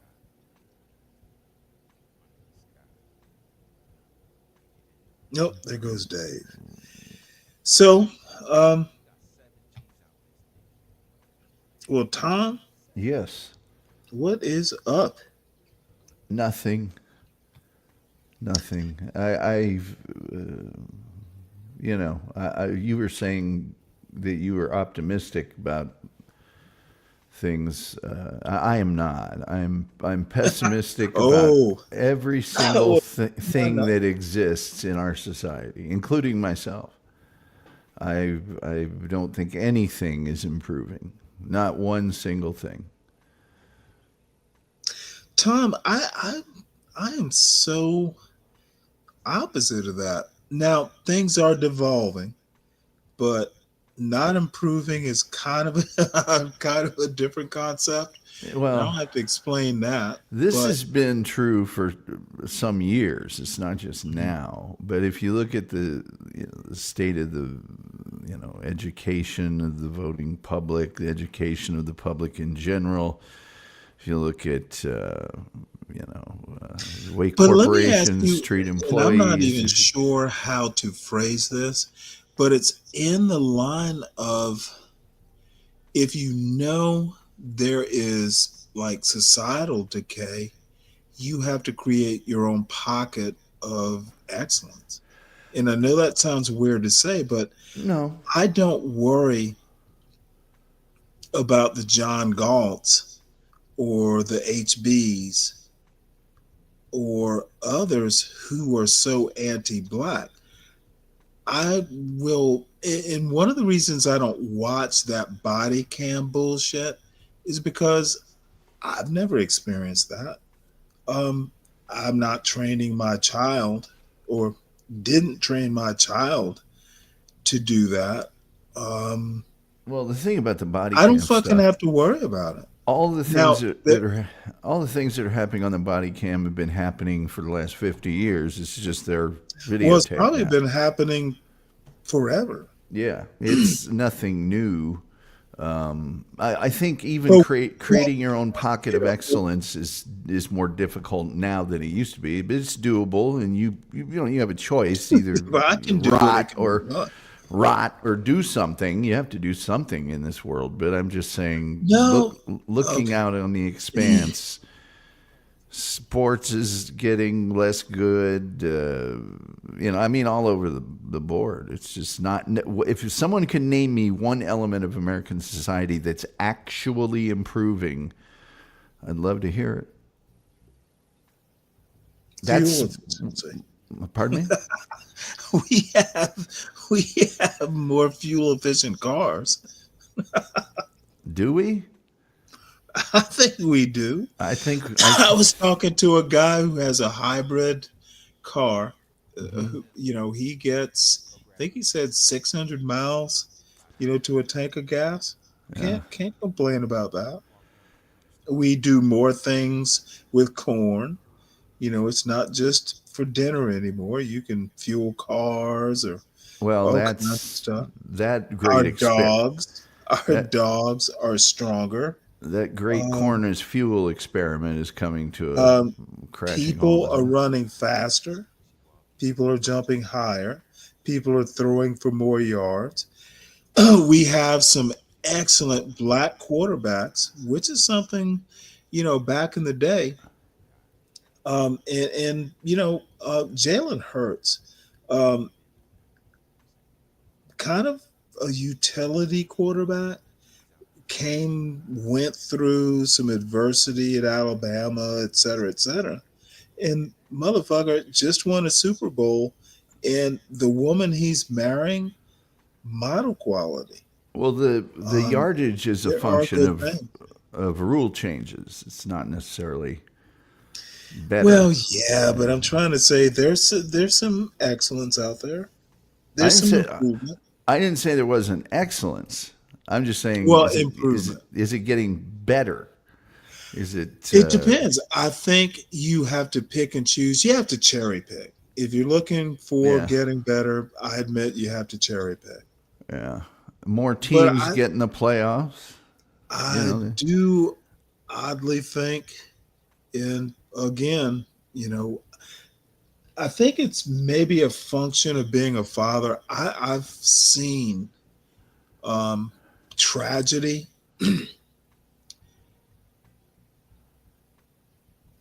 And I don't even want to bother with this online because it seems too maudlin, but I remember going from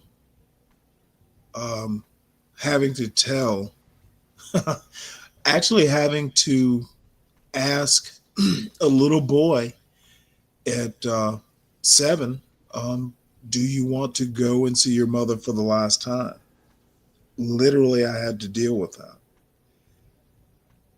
And 2, a kid that's leaving a goddamn mess in my kitchen, but he's gone from 3 feet to 6'2".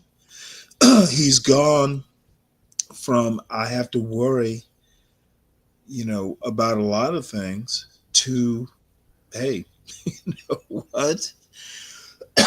I don't talk to him every day. I think being a parent kind of imbues you with some sort of optimism. I've seen a little boy go to be a future, because I don't think he's totally capable, but I don't have to change his diapers. Being a parent almost forces optimism.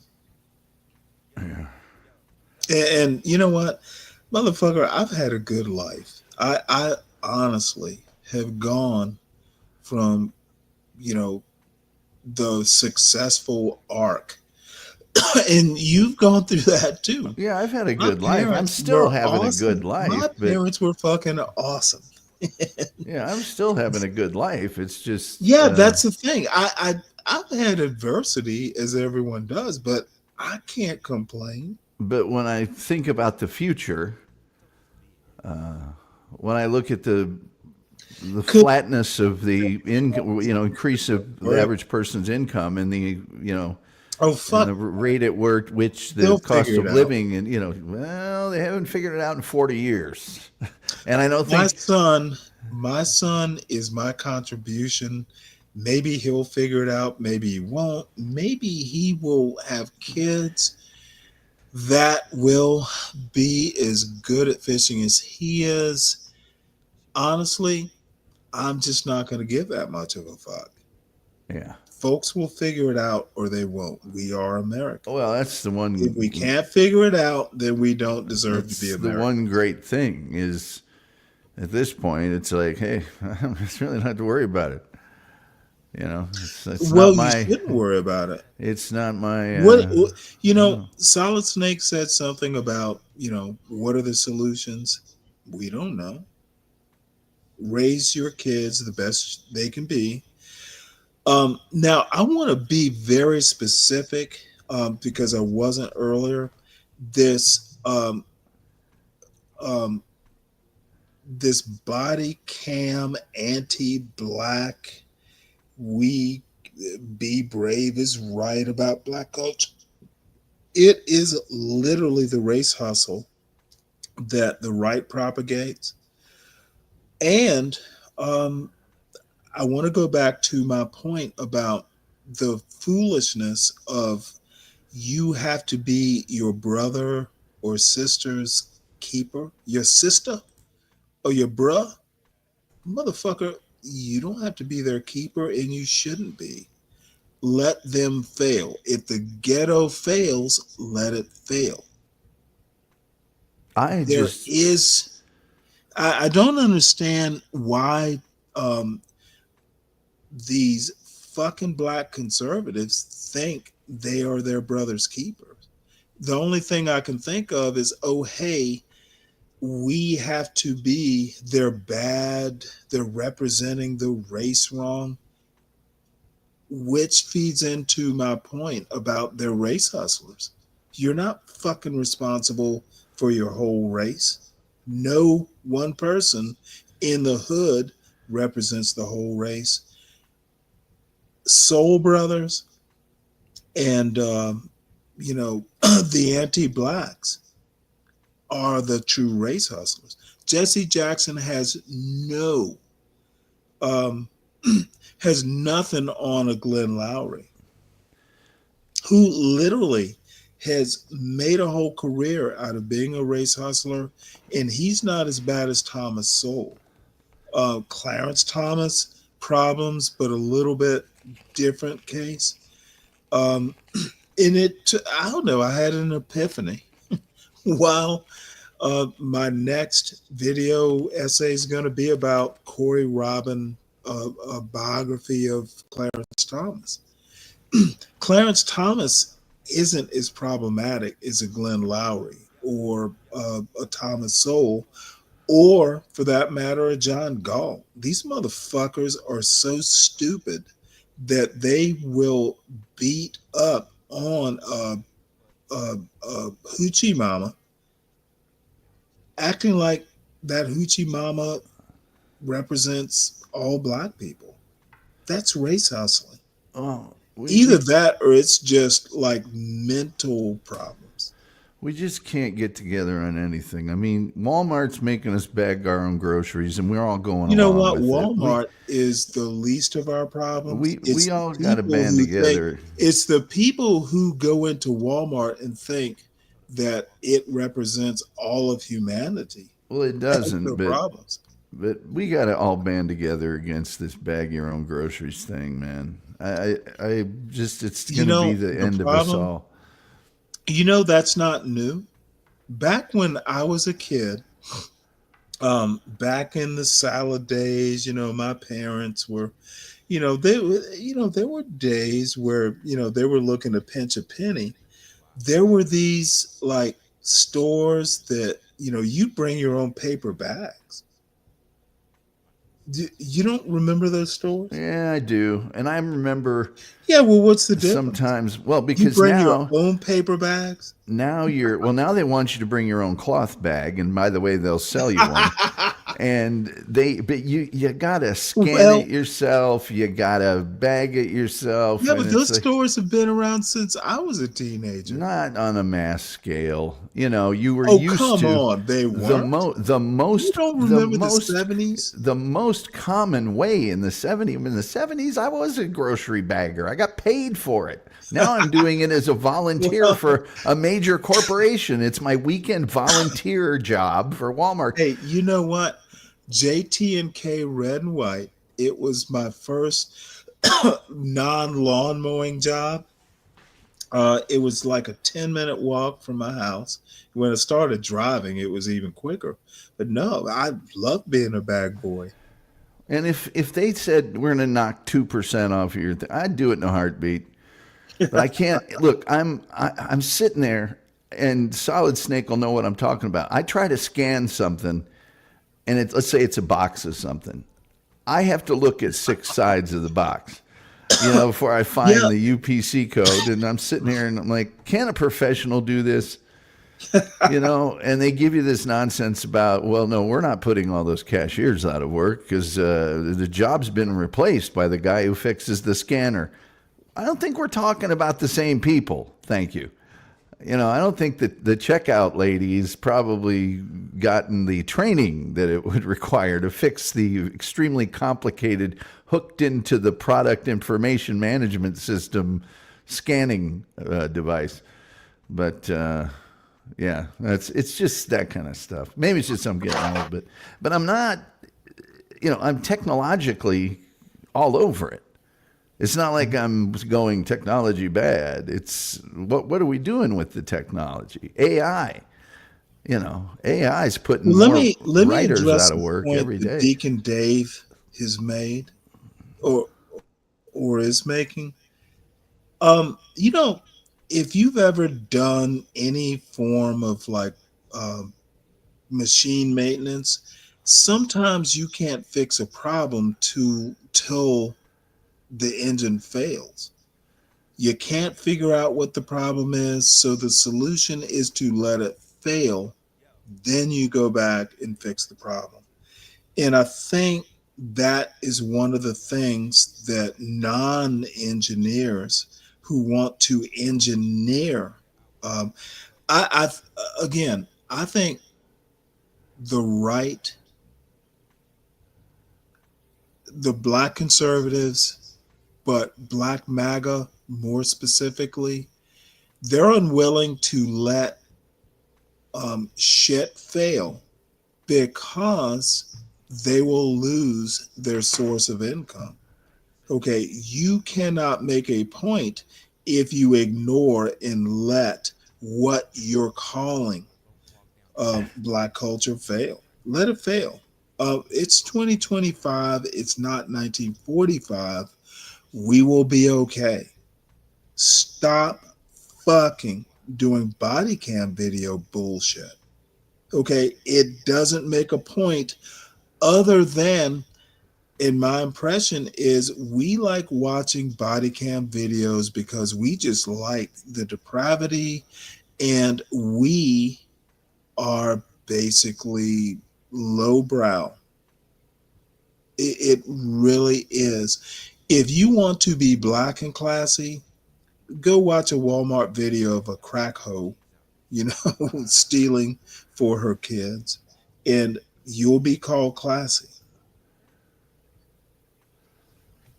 Well, what happens when a forest? Every time you do a morning show and you want to talk about the latest rap killing, how is that actually improving the black community?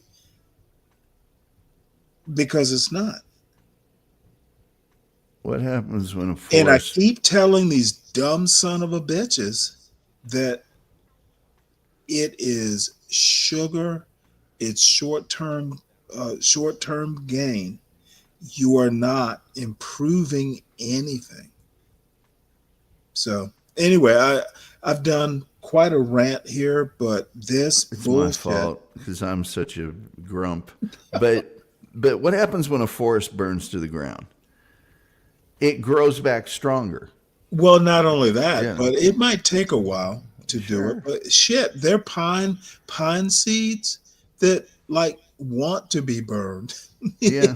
basically, the tree needs to burn to plant new trees. It was Carl Sagan, I think, is one that said, if something can be destroyed by the truth, it deserves to be destroyed by the truth. Oh, and you know what? I've never heard that quote, but goddamn, that's a show title.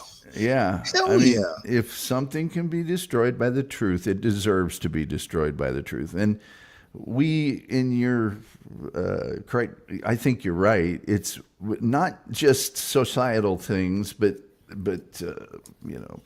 practice, commercial practice, consumer behavior, name whatever you want. We are more scared of blowing something up and starting over again than we are of having it work better. Mhm. We're not willing to, change is scary. And the changes that we get are ones that are sort of foisted on us that we don't process them. We don't get to process them. They're just there. If they did a referendum on bag your own groceries, oh, please, that would have been 99-1. It wouldn't have even been close. But if you get presented with, here's some good reasons that we need to make this change, that's a lot easier. We don't do that. We just keep doing the same failed things because changing is too frightening. Remember the Affordable Care Act, and how the upheaval surrounding it. Well, nowadays, there's a lot of people that really like it, and the changes that came along with it. So, Well, it took the right person to do it. I remember because I was still in the Navy at the time. Back in like maybe it was 1991. There was a guy named Ira. Damn it, man! I am going through so many. well, I thought his name was Ira. Mhm. Damn it, German No, fella. there was a guy who was an advisor on healthcare policy to the Clinton administration, and I knew a friend of his. He's from Rhode Island, and I knew a friend of his because I was living in Rhode Island at the time. And anyway, that Affordable Care Act could have happened back in the 90s. But Hillary Clinton was made the point person by Bill Clinton, and they fucking hated Hillary Clinton way back in the day. Had she not been Hillary Clinton, we might have had something like the Affordable Care Act, if not single payer, back in the 90s. Well, and that brought up the whole she's not elected, and Right. all that other Yeah, stuff. absolutely it did. But the pre-existing condition and all the other things that came along with Mm-hmm. it was scary. Heck, the website didn't even work. The first day you could sign up for it. It didn't work for a couple of weeks. Right. And but we got through it. Can we start just moving forward on some things, please? But all these things take time, and so I should just be content. Stop being with grumpy, Tom. Well, I got yelled at McDonald's yesterday. Oh, yeah. I got a guy that's got a. Well, your reaction seemed to prolong it. It didn't really prolong it. It walked off. It didn't prolong it. It diffused it. This guy was Really? Oh yeah. I mean, What if you just said fuck off and walked off and left it at that? Well, I couldn't because he was blocking the way. It didn't really take. It wasn't a very long interaction. It was maybe 20 seconds. I see. But I was just all of the terrible things he was saying. I was just unflinchingly positive and cheerful, which I think probably made him more mad. I got a vehicle. Oh, I can't park it in their driveway or in front of their house, right in front of my place that's got no muffler. And you'll in 17 minutes you'll hear it over this microphone, which is unidirectional facing the other way. Just a lot of stuff. Oh, by the way, I've got a new. Made me I grumpy. went with a Logitech, one of the Blue Yetis or whatever they're called. So that's supposed to be here later today. Hey now, that'll probably have a. I told my son that I'm taking over his room once his ass is out of there on Monday. Well, it'll probably have a thing where you can make it uni or omnidirectional, but or omni not. Oh yeah, it's got that setting, and the thing is it's like $20 cheaper. And if it doesn't work, that's fine. No, the Blue Yeti will work great. Everybody uses them; they're very good. I don't have a desk in my bedroom. It's in my son's room. So you know what? You're not here. I'm gonna turn it into kind of Stanley Cross Productions. I won't go that far, but Get yourself one of those on-air lights. You'll be awesome. Well, you know what? It's a desk.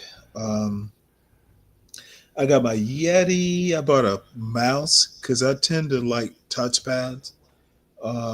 So I'm gonna up my game a bit. My hands are too big for a touchpad. Dude, I first used a touchpad when they were separate. Like they were USB connections to a desktop. Back in the day, this is like back in the 90s. It was the kind of touchpad that came with a stylus, so you could sign your name and digitize it. And that's where I first got. You remember those little posts in the middle of your keyboard that you would move the mouse with? Yeah, oh yeah. Yeah, it was like a mini joystick or something. I don't know. Yeah, I had to use one of those too, but I still have those on Lenovo's, right? Big boy computer. I got it took an act of Congress to get me to not use a wired mouse. I like everything to be wired. I don't use my Wi-Fi. I got this mouse is wireless. Well, you're gonna love that new microphone. Yeah, I hope so. No, you will. I guarantee it. Guaranteed. You're gonna. Oh no! You know what? I really do need to up my game because I was, I did a couple video essays, and the second essay I did not do and all the the vocal tics. So get better at it. But I felt strongly about that second one, and Dave is there when I really he wants me to name names with my race hustler accusation, and he knows the names. I think he's just trying to stir the pot. Dave, please don't stir the pot. I have been very explicit about who I think are race hustlers. Good morning, Helen Hayes. Helen Haynes, excuse me. Oh, Helen Haynes is a darling. So, hey, Helen. Beef and Brock, how you doing? Funniest moniker on the internet. Well, so guess you like broccoli, huh? The U.S. lost to Panama last night. It's just, I'll have a better day today, and then I'll be super optimistic tomorrow. You know what I am optimistic about? It's an old thing now, but remember when we sent those rovers to Mars and they worked, one of them worked like 20 years longer than it was supposed to? That kind of stuff I'm optimistic about. Off planet. So Elon's going to go and recover them?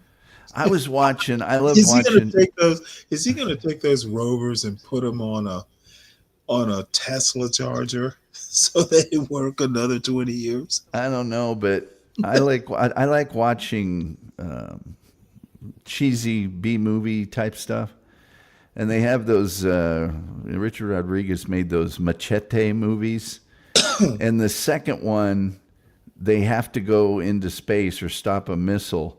And they actually say, I will send a SpaceX rocket up there and you can stop these people from doing this thing. And I'm thinking, SpaceX, they just use that for the movie. No, Danny Trejo is walking down a gangplank to get on this rocket. And guess who's waiting for him at the end of the gangplank? Elon Musk himself. Oh. And he even has a line of dialogue. It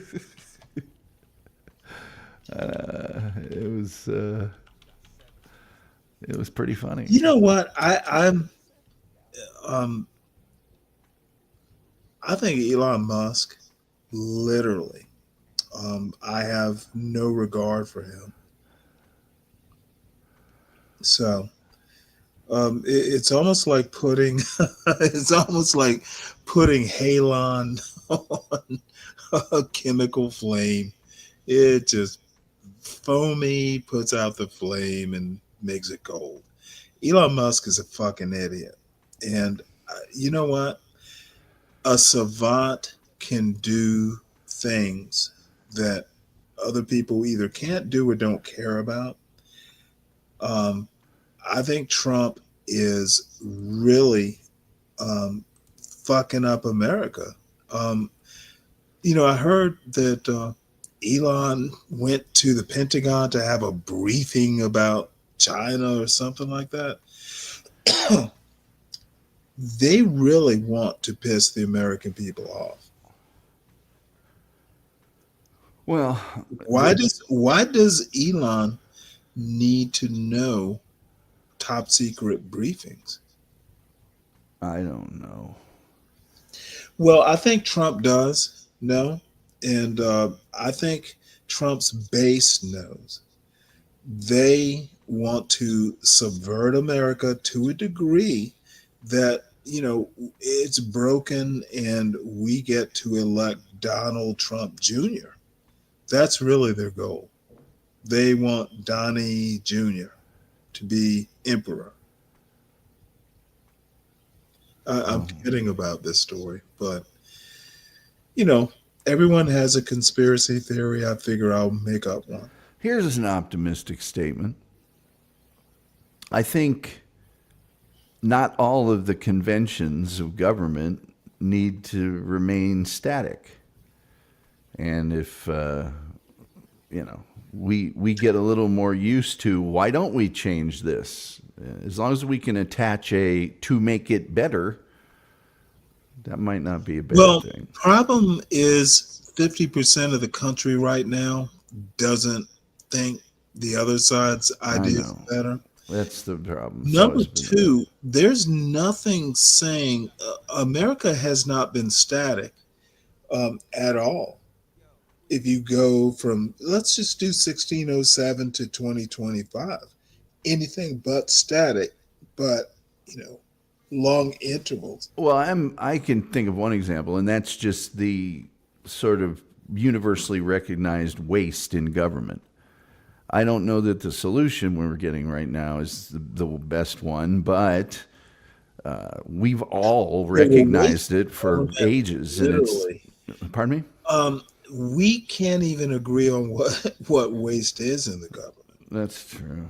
Like I said, I was trying to be. I'm not talking about 2025. I'm literally going back to 1789. Yeah. There were people who didn't want a navy or a standing army. It's a waste of money if we don't need it in peacetime, etc. So we've never been able to agree on the priorities. I'm not talking about priorities. I'm talking about functionality. I'm talking about once we decide we're going to Okay, do well, something. make decisions about what you fund. Not what, but what's the most efficient way to achieve that goal? I mean, we've all known for decades and decades that there's a tremendous amount of waste in the way our government runs. I mean, you can point at Well, maybe Medicare. people need to understand what is the function of government, like the number one function.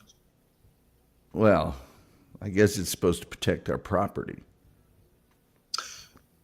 Yeah, and I think a better goal, and you're right about American government. It's basically protection of property, but I would go one farther. If I were to design a government, it would be more to protect the people, because if you really think about it, you are your own property. So I would say the function is to serve the people, but I mean, and that will always fail. Yeah, because there I was so trying to be optimistic. Hold on, I got to turn something off real quick.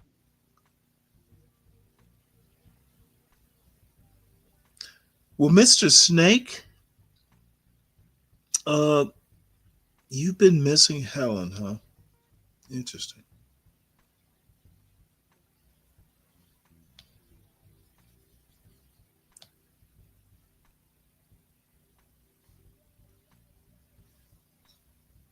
Well, I do think it's coming upon time that I will have to sign off. Let's see. John has something coming up. Thought it was going to be in 30 minutes.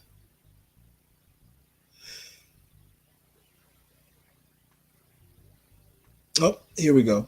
So I'll go ahead and let's start playing this.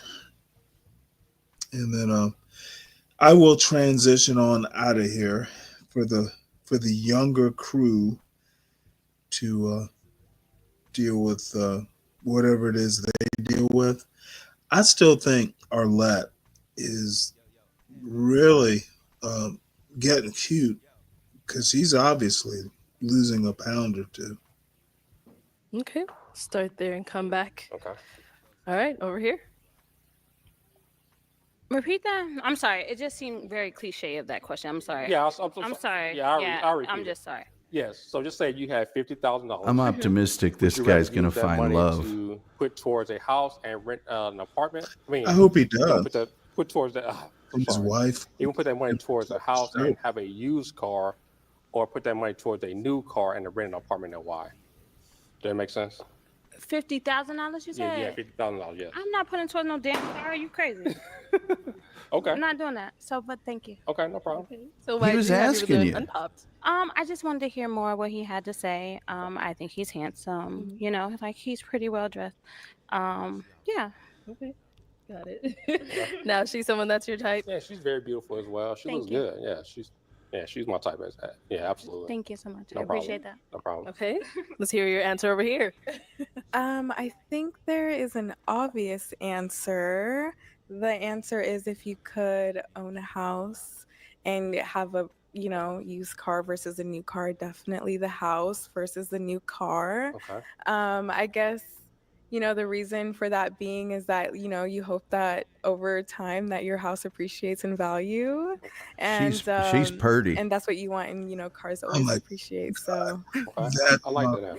And what about over here? And I would do the used car. I'm pretty minimalistic in general. crazy. Like materials, This I don't really care that much about as long as I have my basic needs and can work to maintain that. Okay. So I'm typically a used car type of girly anyway. Okay. But we're gonna use it to buy it out. I'm not just take care of it all at once. Yeah. Definitely. Okay. All right, ladies. Our two ladies left. Any questions for him? Do you want to start a family, have kids? Absolutely. I would like to have. Sorry. All right. What in the I'm good single. Like, I don't want any kids, so I don't Oh, want okay, fair to enough. waste Okay, anybody's well, time. you know So what? that's why I You asked. are Appreciate it. such Cool. a I good appreciate it. All right, Now, woman. is she someone that is your type yeah, though? she's very beautiful as well. Thank Like I you. said, I like the outfit she's wearing, and yeah, she's gorgeous. Yeah, Thank she's you. gorgeous. All right. Thank you. Yeah. So we do have our one unpopped balloon over here. Any questions for one another?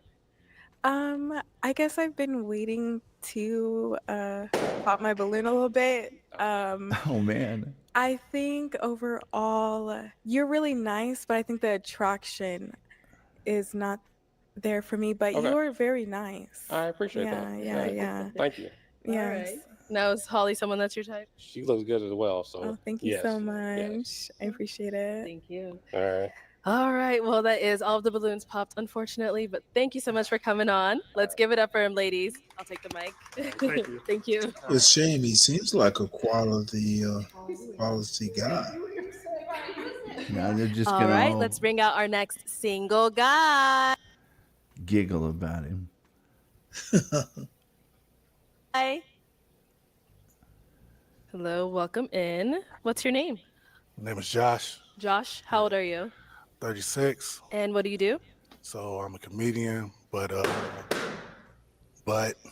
my real job is a healthcare worker at the top hospital in Chicago. Okay. Cool. What are some things you like to do for fun? I'm a ambivert, so that means that I'm an extrovert Ambivert. and introvert. So I like to Jesus hang out, God, do he's stuff been as much reading as I like some to just sit in the self-help house and book. just relax. So Okay. both of those things. I also like to do black businesses, so I go around searching for black businesses like the one I got home, and I just I buy their think stuff. Black it's Jack cool Clothing. that That's not my he company, shopped but at Barry White's estate this sale. is what I got from them. So I just go to businesses and make sure they, Okay. So what are some things you look for in a woman?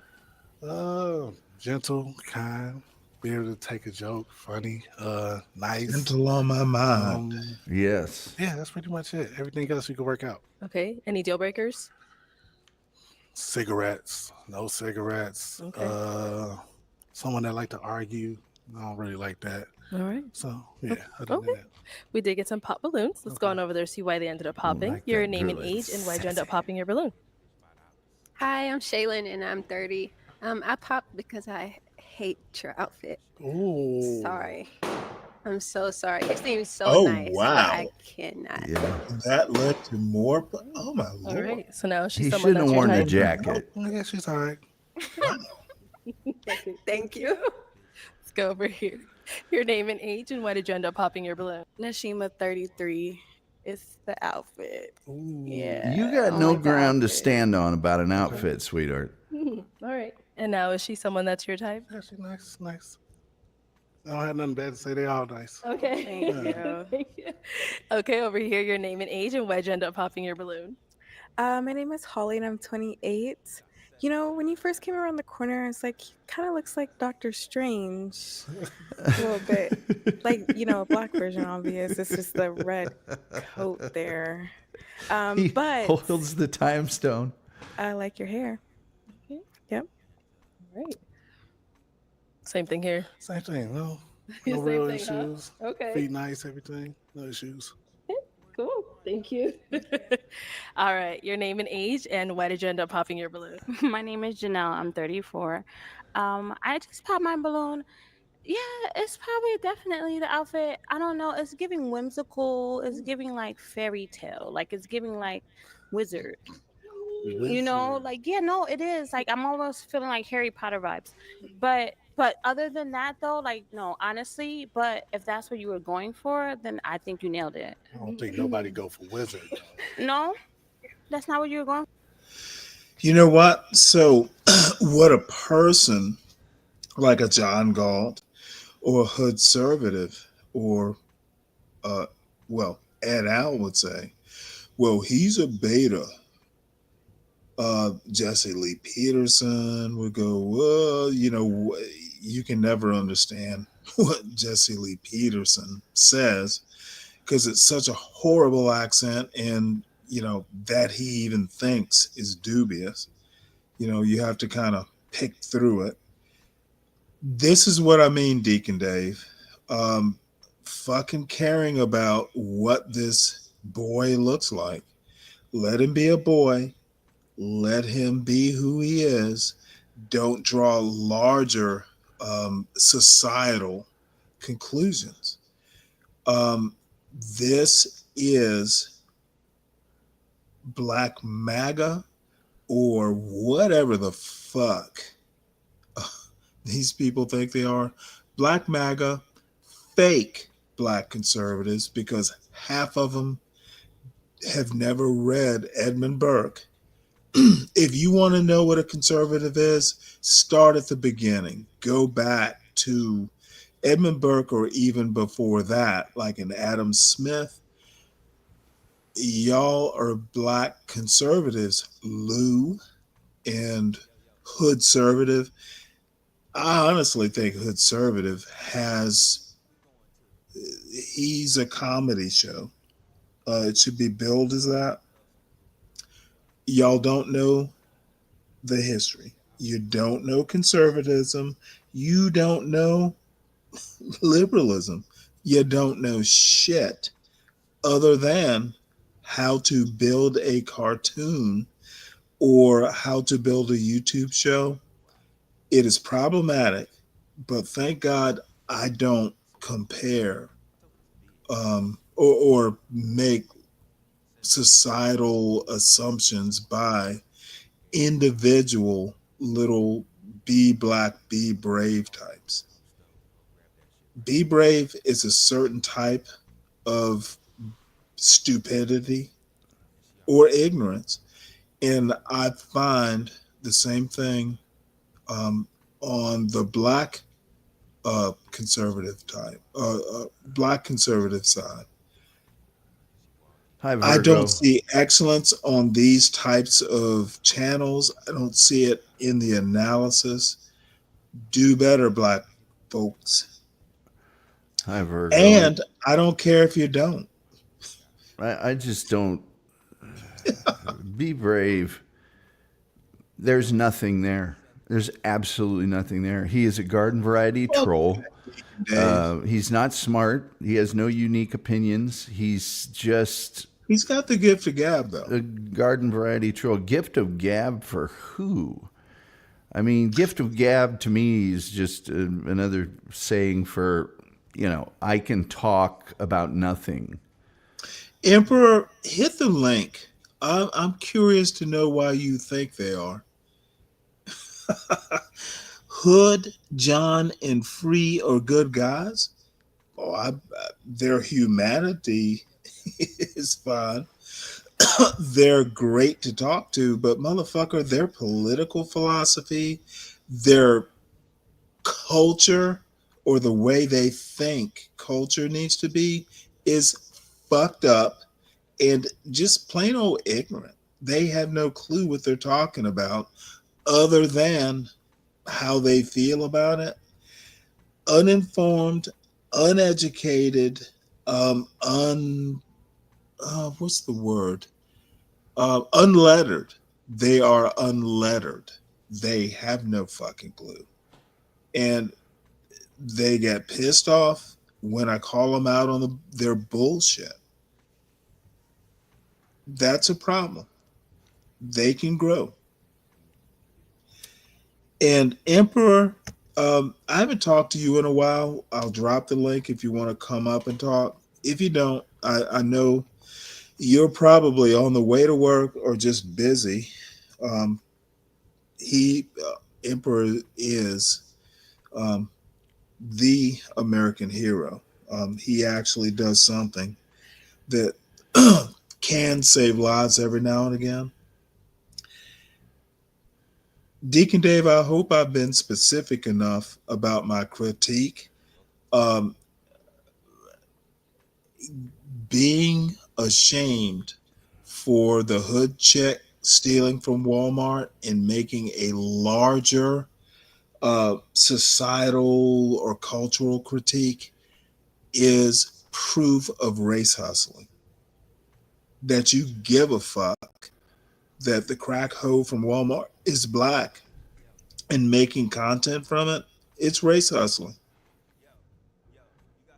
I save lives every day. I mean, I bet you nobody that watches my show gets eaten by a carnivorous plant. Well, they wouldn't be delicious or nutritious. Only the crack hoe provides sustenance for the Venus flytrap. for there's certain sorts of nutrients that that a crack hoe provides for carnivorous plants. Yeah. Well, this in some carnivorous plants can take down a bird or small mammal. I was wow. not happy to hear that. Yeah. Dave, Emperor. What's Hello. up, man? What's morning? Morning. What's good with everybody? What's up, Tom? Hey, how you doing, man? I'm good. I came back up to officiate this exchange. Officiate. Wait, hold it. Officiate. Nah, You man. think? I know what's about to happen. I know. Oh no. Well, go ahead and predict it, because I can predict also. Nothing's gonna happen. I've made my point. Last time y'all got to talking, y'all It needed can to cut a cut hardly. man. You're not gonna tell me hood conservative is not a race hustler. Is not a racist. That's what you Say said. A racist. motherfucking he is. You called him a racist? Hood? No. Race hustler. Oh. No. He's just like I think the people like hood conservative John Galt and Free Zone gets a pass because he is actually wise. Those motherfuckers, they literally are. And CT is the other one. I forgot about him. And Be Brave. Might as well call Be Brave a Negro too.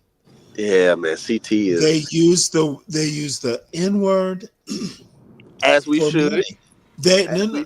No. They use.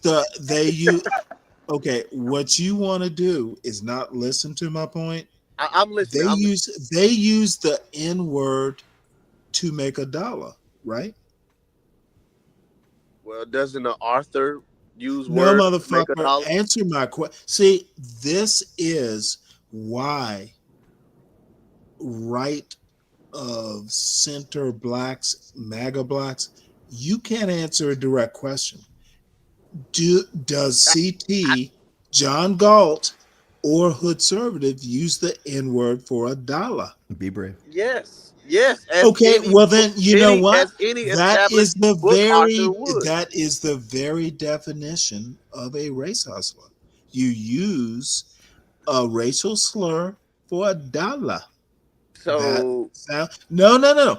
Is that not the definition of a race hustler? You use racial slurs. I wouldn't necessarily say that. You no. use racial slurs to make $1. I wouldn't say that's a race hustler. No. Well, you wouldn't, but normal people would. No. Hey, Stanley, you made a good point. You made a great point earlier that I wanted to give you your flowers on. I never made good points. No, you made a great point. You said that it needs to burn down. Or what was that? Tom said that Wait, a forest. hold it. What needs to burn down? Refresh me. Did I mean the concept of a black community? No. Let's just go off what he said. Let the hood fail. Thank you. I agree. So I say let them starve. However, I say let them starve, it's not. Stanley. Look, the hood is a separate entity from race hustling. Stanley, we actually agree on a lot of things. You just don't know it. Like, yes, they need to starve. Let the niggas starve. The nigga men, the nigga women, and the nigga babies. Oh, wait, hold of it. them Emperor, starve. hold on one sec. Emperor, there is no more use of the N word on this panel ever. Yeah, you can't. You just can't say it. I'm not going to race hustle. The unstable creatures. Let the I'm not going to make $1. Let the unstable creatures starve. Then I say that. I don't have a problem with that. It's However, the difference between you unstable also run the risk of being a social Darwinist or being labeled one. So It's you the know what? difference And between I'm unstable willing to take creatures that risk, and black folk. but I want to go back to the better point. Hood's gonna the hood is going to fail whether we approve of it or not. True. I'm more concerned with supposedly smart motherfuckers being race hustlers. So Stanley, how many like everyday black people do you think are on your? I bill Oh, I you don't as give a an fuck. intelligent. Hold on. I bill you as an intelligent brother.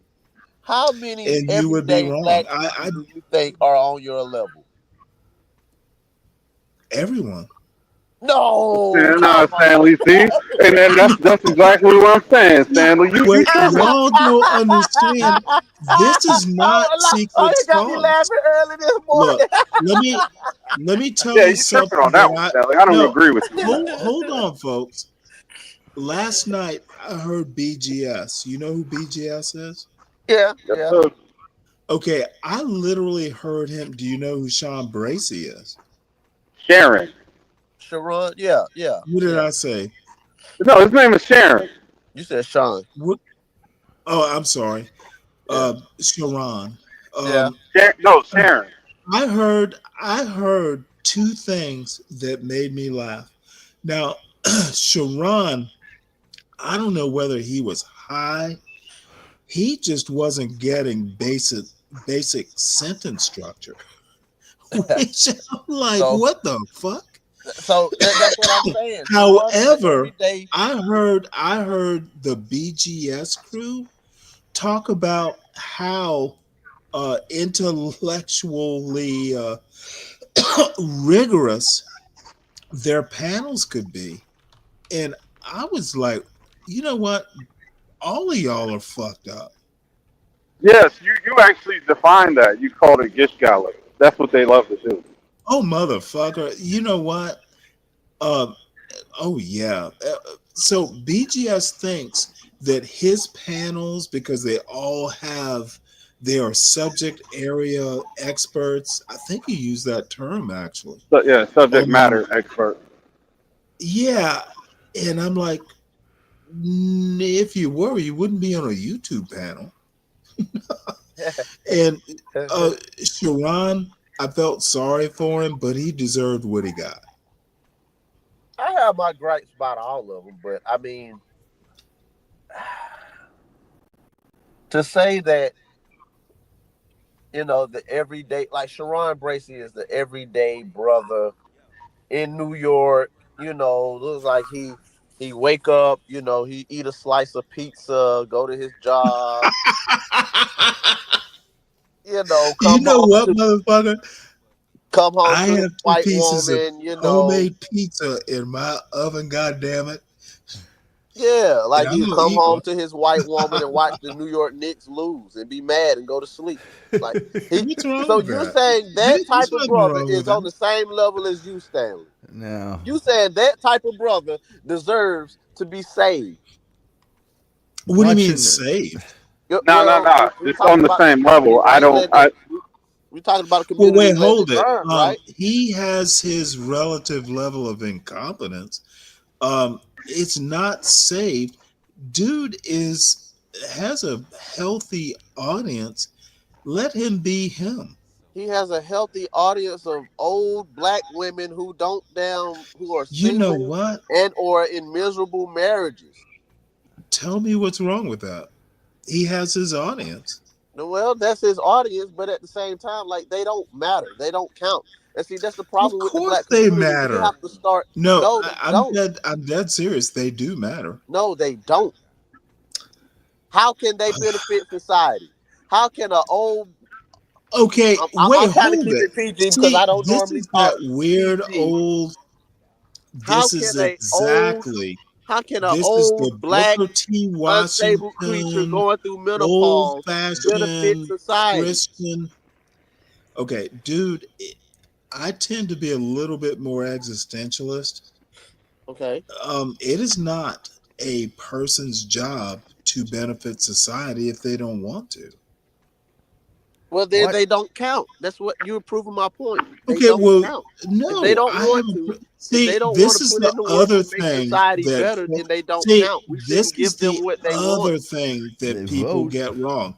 I have not proven your point. I just you have. I just don't think you have a point. We shouldn't give people that don't count anything. They don't deserve nothing. Who They gets, haven't put in the work. see, this is They what haven't. you're not getting. Well, Stanley, let me say this. You don't get to decide. You remember the old children's story about the hen and the bread? No. Who will help me eat the bread? The little hen that was making lip. bread, and like Chicken all lip. the other The one who animals, ate they the poison didn't bread? want to No. help the hen make the bread. She kept asking, like, "Do you Chicken want to lip. get the flour to make the bread?" Never heard it. And then, like, Never when heard the it. hen made all the bread by herself, all the other damn animals, they wanted to come and eat bread. Was the bread poisoned? She like, no, y'all didn't help make this. No. That's how society should be. If you're not putting Okay, in to I make the bread, understand. then you don't deserve nothing. They Well, don't hold on, matter. They Emperor. don't count. Let me interject right quick. And you're gonna be pissed off Okay. at me for saying it, so brace yourself. That is old-fashioned thinking. Okay. Okay, we are not living in the 1930s anymore. We are not Stanley, living. I'm not gonna give you that out, man. That's an out, bro. I don't want to give you that. I'd like to just point out that it's a birthright of all New York citizens, regardless of race, to watch the New York Knicks lose. So help me out. How am I taking it out? It's an That was a good one. It's an out because you're not attacking the argument. You're just you're skating away from it. See, what you don't understand is there's no argument to attack. I'm not He's going to making the attack argument. a ghost. He's making the argument that they don't count. I'm not going to attack a ghost. There is no argument. But when he asks you what is the benefit on society of women who take, let's say, phased out, my response is it's not their job to be of benefit. There is no argument. Well, then they shouldn't be. It is not the personal responsibility of anyone to be a benefit to society. Well, then they shouldn't. That's religion. That's morality. But it is Stanley, not. Look, they it shouldn't is have not a say in politics. no. Let me put it. Religion. Let me put They it shouldn't in have a a say way in societal that norms. you might understand. Where is it anyone's natural right to expect another person to benefit them? It's not a natural right. Now, you can make an argument if they're my parent or my family or relative, but it's not some strangers, it's not your right to expect a total stranger to be a benefit. But that's what a community That's is, though, right? ridiculous. That's what a community is, though, right? Stanley, You know what? And my argument is there is no black community. Oh, okay. I know, Josh. I wish you didn't go that route because that was the sinkhole. Yeah, I was just about to say because. Well, Stanley, no. here's The deal. You I come from a think time if where there your next door are neighbor can whoop your communities, ass if you was caught doing something wrong. Okay, you know what? That is a local. Hell, in my neighborhood, there is no larger black community like a Jesse Jackson or a national black leader. I grew up in a black middle class neighborhood. Yeah, that was my community. I didn't know a larger black community. I would see a Jesse Jackson and go, "Oh, that's Jesse Jackson," but he wasn't in my neighborhood. I wasn't going to play basketball all at over the park America, with him. all over America in black communities. There is no black larger community. black community. There's no larger white community. Not every white person thinks Donald Trump is their leader or should be. You're right. But we need to think more locally. The reality is he is horrible. I want to buy my vegetables locally, not at the grocery store. It's a joke, but not much of one. Stop thinking that there should be a national black leader in 2025. Now, back in the day, Yeah, maybe. But the argument that I was gonna make wasn't gonna lead toward that. Like I would have avoided that Well, make your altogether. argument. I'm interested now. You're good at Okay, making so arguments. let's like if somebody's renting a home, should their vote count just as much as somebody who owns a home? Well, you mean as far as a property owner? Yeah. If Okay. somebody who's renting should they be able to put their Well, opinion on let me what those counter who own this. homes should do? Yes, is my answer. And let me ask you a counter question. Did I answer your question? So I'm not answering your question with a question. You're saying yes, the overstepping, Yes, but they should have a vote. like there's a And why. my Why counter should question is, do they have an interest in the success of this country, even if they rent? Do they? they don't because they didn't invest in it? Okay, you're not getting my point. I'm doing the It is same thing you just did. being in this country is more than owning property. Do they deserve to be defended if there's an invasion? Does a renter have the same rights to be defended in the incident of an invasion by a foreign power? They have a right to be defended as much as a property owner does. You get to vote to, who is the commander in chief. You have as much right to vote in that instance as a property owner. Therefore, you have a right to vote. Okay, voting is not just property is not the end all and be all. And that's where America went wrong too. The obsession with property, the obsession was so great, people could be property. And I'm going to go way out on a theoretical, almost Nah, Marxist, almost don't a do it. Marxist limb.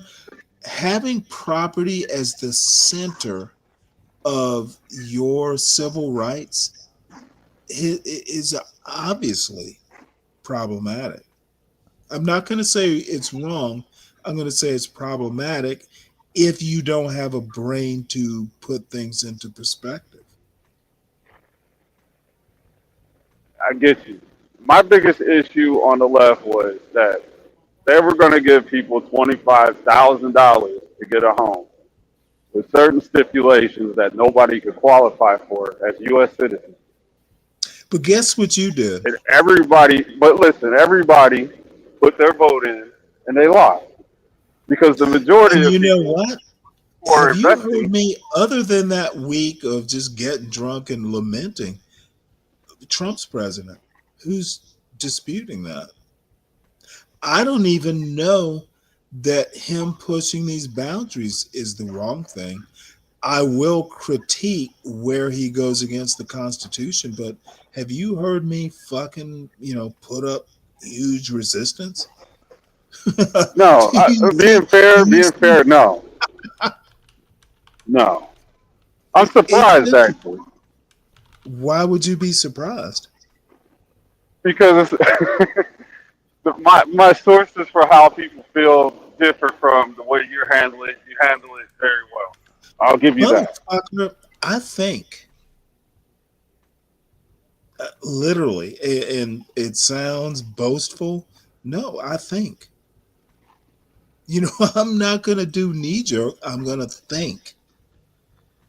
That's the part I appreciate.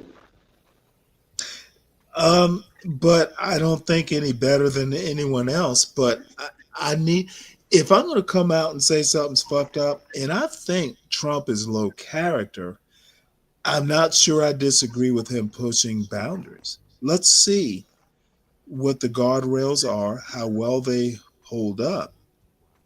Now, this could go off the rails. However, there's a reason the Democrats lost, and I don't want to go into that argument now, but I'm not sure they didn't deserve to lose. They were not honest. So We have Trump as president. I will call him out every time I think he fucks up, and I think he has set the record for fucking up in the first 100 days. But it is almost a thought experiment to see what he can get away with. What do you expect me to do? Go out and protest? No, I think that the argument I was bringing up correlates with what the point Josh was trying to make. Why they don't count? Because we have a stake. We invest. I honestly think property rights as a right to vote. I vote because I own property. It didn't work back in 1789 for a reason. Because there's more to life, more to being a citizen than owning property. Well, and there's a lot of reasons. reasons. An a priori acceptance. You know, you don't have to own property to pay taxes, which is by just literally investing in the government. You invest in business. If the British invade, whether you own property or not, your life is in danger. Property ownership is just a thing. And quite frankly, Europeans, in my opinion,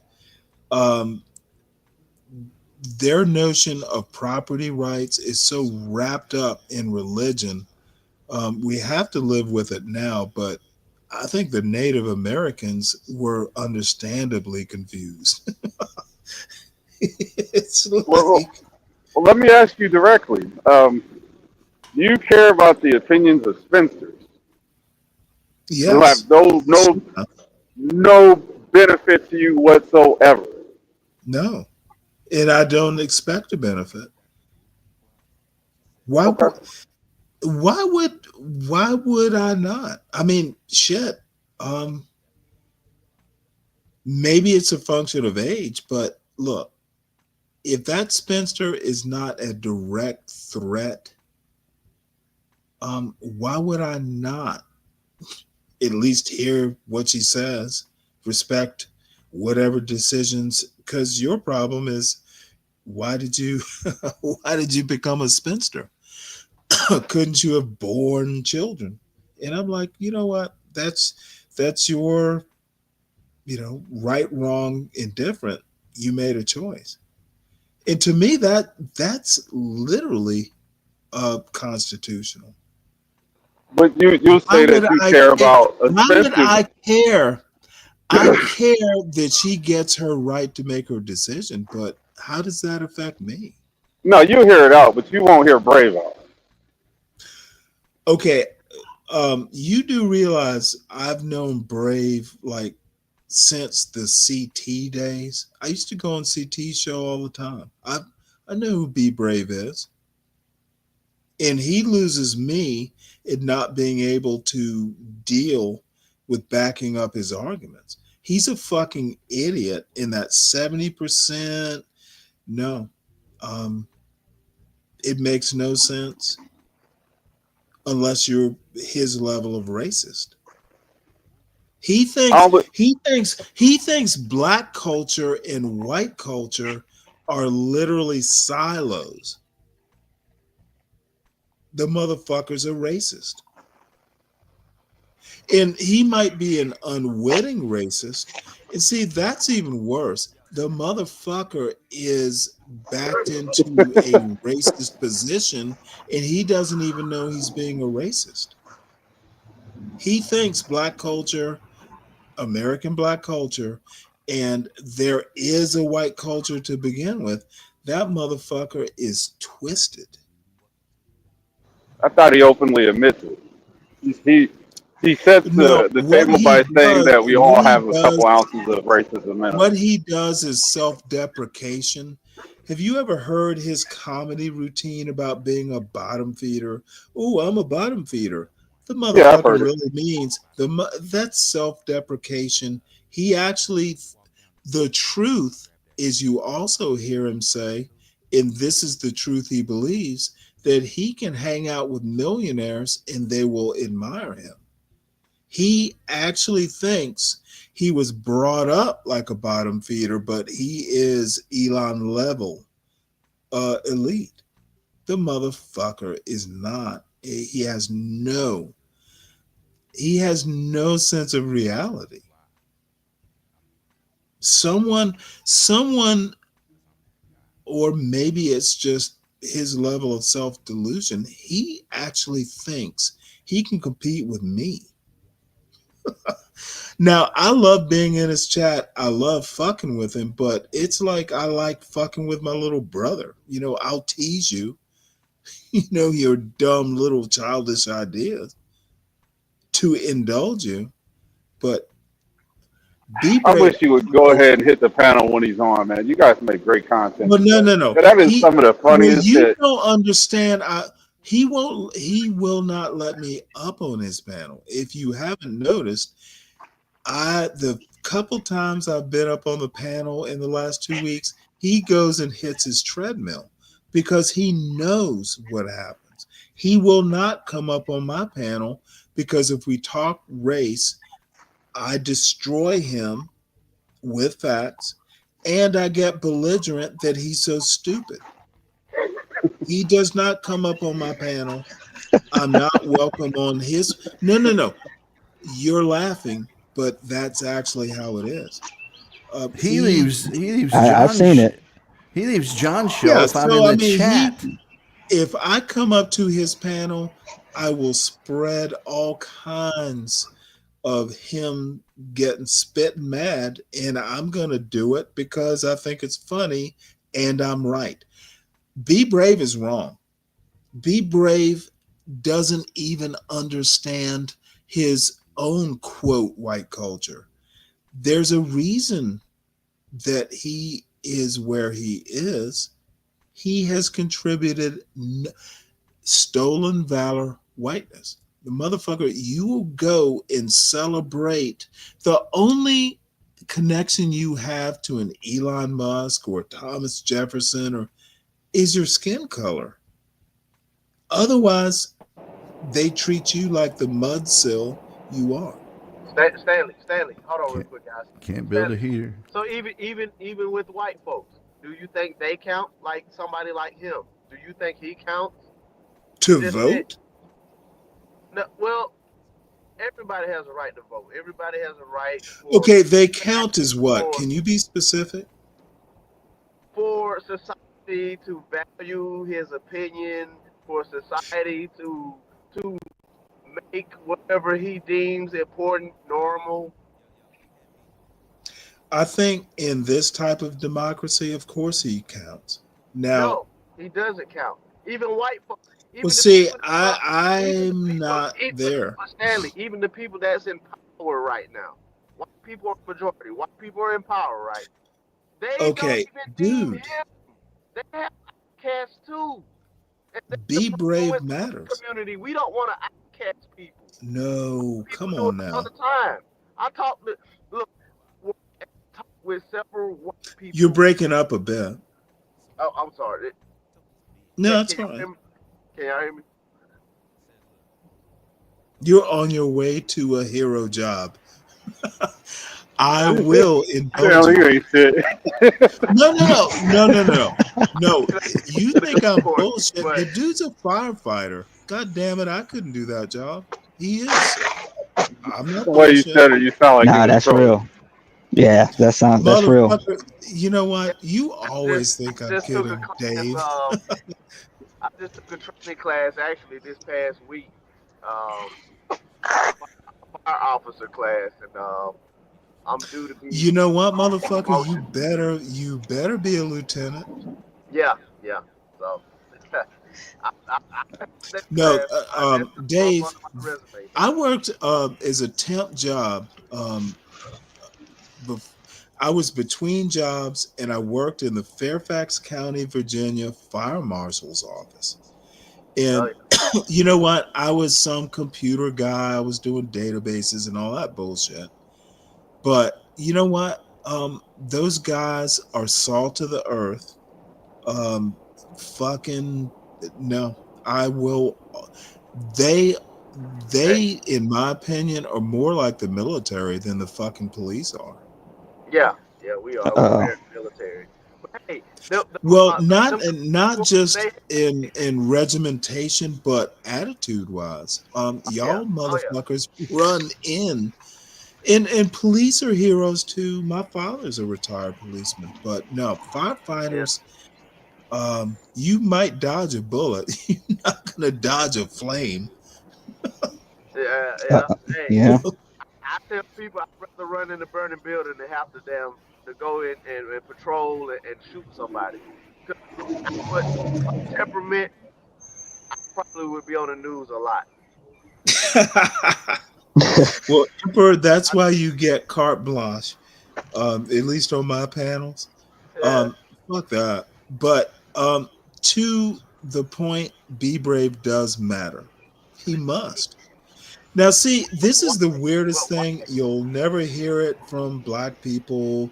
You'll never hear it from Glenn Lowry. And, you know, Glenn Lowry, don't get me wrong. Clarence Thomas, literally, I am from the same parish in Savannah. I know people Okay. who know him.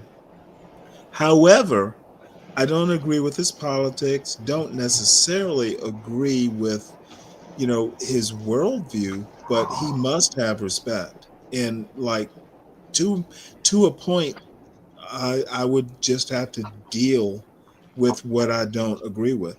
Now, younger people, Glenn Lowry must have respect, disagree. Thomas Sowell must have. I respect my elders and I will respectfully disagree with them. Now, y'all motherfuckers aren't my elders. I'll be blunt. Uh-oh. Be brave. No, no, That's no. why Tom's up here. Tom is up here. He keeps you in Be check. brave. Be brave matters as much as any of us do. I am that kind of liberal. And I was probably more leftist. I've never gone, if I'm conservative, and I think you can be a liberal and conservative, I'm an Edmund Burke conservative. If you call yourself a black conservative, and I know Soul has, I know Justice Thomas has, I know like the classical black liberals, they've read Edmund Burke and they kind of get conservatism. Now, the thing is they're race hustlers. Um, and I can justify my point easily. Um, the black guys at Blogging Heads used to be Glenn Lowry and McWhorter's show, literally called the black guys at Blogging Heads.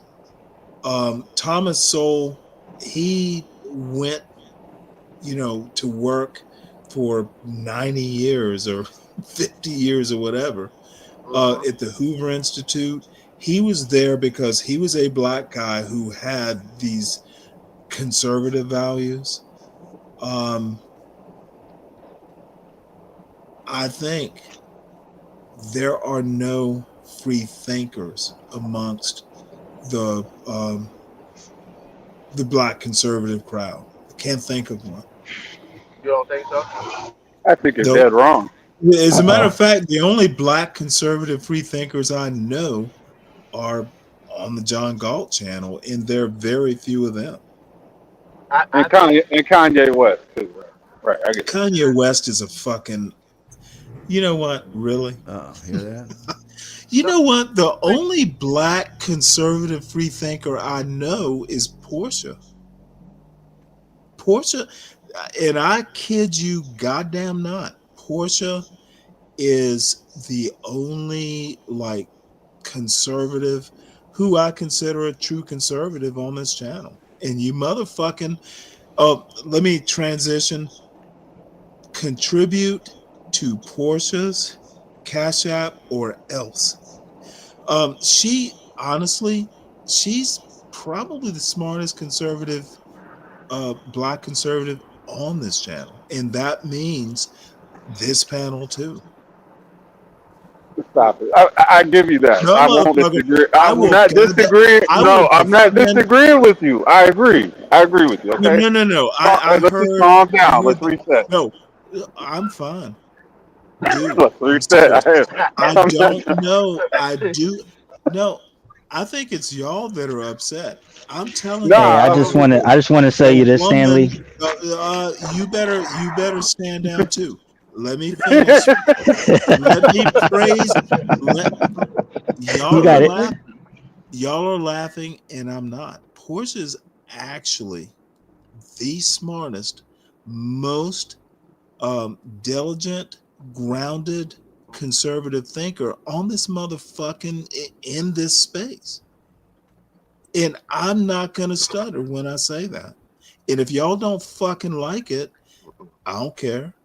No, And Stanley. I've seen that. I'm not a I'm conservative, agreeing with you. but she is the only one I won't fuck with because she probably knows the liberal answers. She knows the Constitution. She knows her history. She is an accomplished woman. And you know what? I'm going to go a little bit farther. Y'all motherfuckers better contribute to her. She is this channel. The title is Porsche Invented Stanley versus the World. And I'm very serious about that. She is the actual real deal when it comes to conservative politics. And y'all better motherfucking come up to her level. And a motherfucker who wants to doubt, okay. No, But nobody's down. I I've don't seen make her in these action. I don't make these kind of endorsements lightly. Right. Hold on. Is that part of the No, song? And then motherfucker, there's don't some tell guy me to talking. hold on. I'm right. No, I'm not talking about that. I'm like, is that part of the song? Is that just some random guy just talking in the background? Oh no, that's Tough Guy. He's contributed a couple original songs. So Oh, no, okay. that's Tough Guy. You know who Just Tough talking Guy is, for a right? beat. I think I've heard of him. Oh no, that motherfucker's talented. he was so nice. This is kind of a rap song.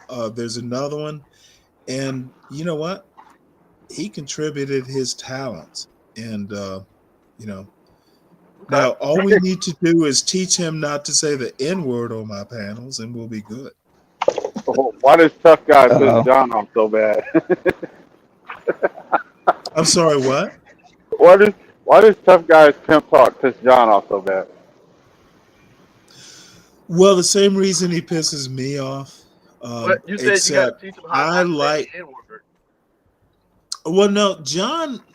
Tough Guy has a habit of just. Tough Guy will be the center of attention, no matter if he's on your panel. He wants to be the center of it, and you just have to know how to manage him. John, Oh, John, explain. no, no, no. You got a better chance John of teaching him. is. Hold on. John is right in being that impatient. It's just Tough Guy. He, you know what? John doesn't have that much patience that he tolerates me. Is surprising. Um, and it's not John's job to entertain Tough Guy. Um, don't deal with the people who piss you off. Seems fair. Yeah. I was about to say you got a better chance of, to keep a Negro from saying the N word. You got a better chance of teaching him Yeah, how to hate one all person. that Negro bullshit, I think is bullshit. Tough Guy, I know how to deal with Tough Guy. John doesn't have to. Okay. But yeah, I mean, like even this pop the balloon panel right here. Like I saw this, and this is gonna help. Like when I say they don't count. This man Who doesn't count? Why does this man not count? These women, they don't count. Dude, I'm not the level. Oh, you're married, right, Emperor? Yeah. Okay. Does your wife count? That's an honest question. To a certain extent, yeah. Okay, you know what? I don't need to ask more than that. To a certain extent, answers my question. I don't need to ask more. She counts because I count. Because I actually Mhm. put in the work. That's why. Okay. If she was single, I mean, she would be a 36-year-old Let me single baby tell mom. you an old man story, and I am cutting you off. Okay. When my wife was a stay-at-home mom, um, for shit, it was 7 years when she died. My son was 7 years, and I sometimes used to kind of complain, like, "What the fuck do you do?" You know. And you know what? I found out too late what she had been doing, and I was so goddamn ashamed. Um, and I don't mean to go all mawkish on you. What she was doing was raising a goddamn accomplished young man. The motherfucker is she laid down a base. This kid was reading on an 8th grade level in fucking 1st grade. So what I the floor wasn't always swept, and some shit was like in retrospect, it wasn't that bad. She fucking raised a very competent young man. Call him a black man. She, as a white woman, raised a very smart young black man. He's not a man yet, but he's getting there. He's in college. He's a proto man. I thought you Do was not talking about ever. Barack Obama. I would never say my wife mattered to a certain extent, but it's kind of a hindsight. I literally asked her, "What the fuck do you do all day?" And motherfucker, I found out when my son was getting into Ivy League. I didn't do that. I commuted to work. I might have seen my son couple hours, 3 hours a day in the morning, and getting home. So don't ever discount your woman. Oh no, I'm She's not doing discounting her. let me finish. She's doing shit she doesn't trouble you with, but she's doing stuff. Okay, yeah. Hey Josh, Stanley was the SYSBM and didn't even know it. Was Yeah, what? exactly.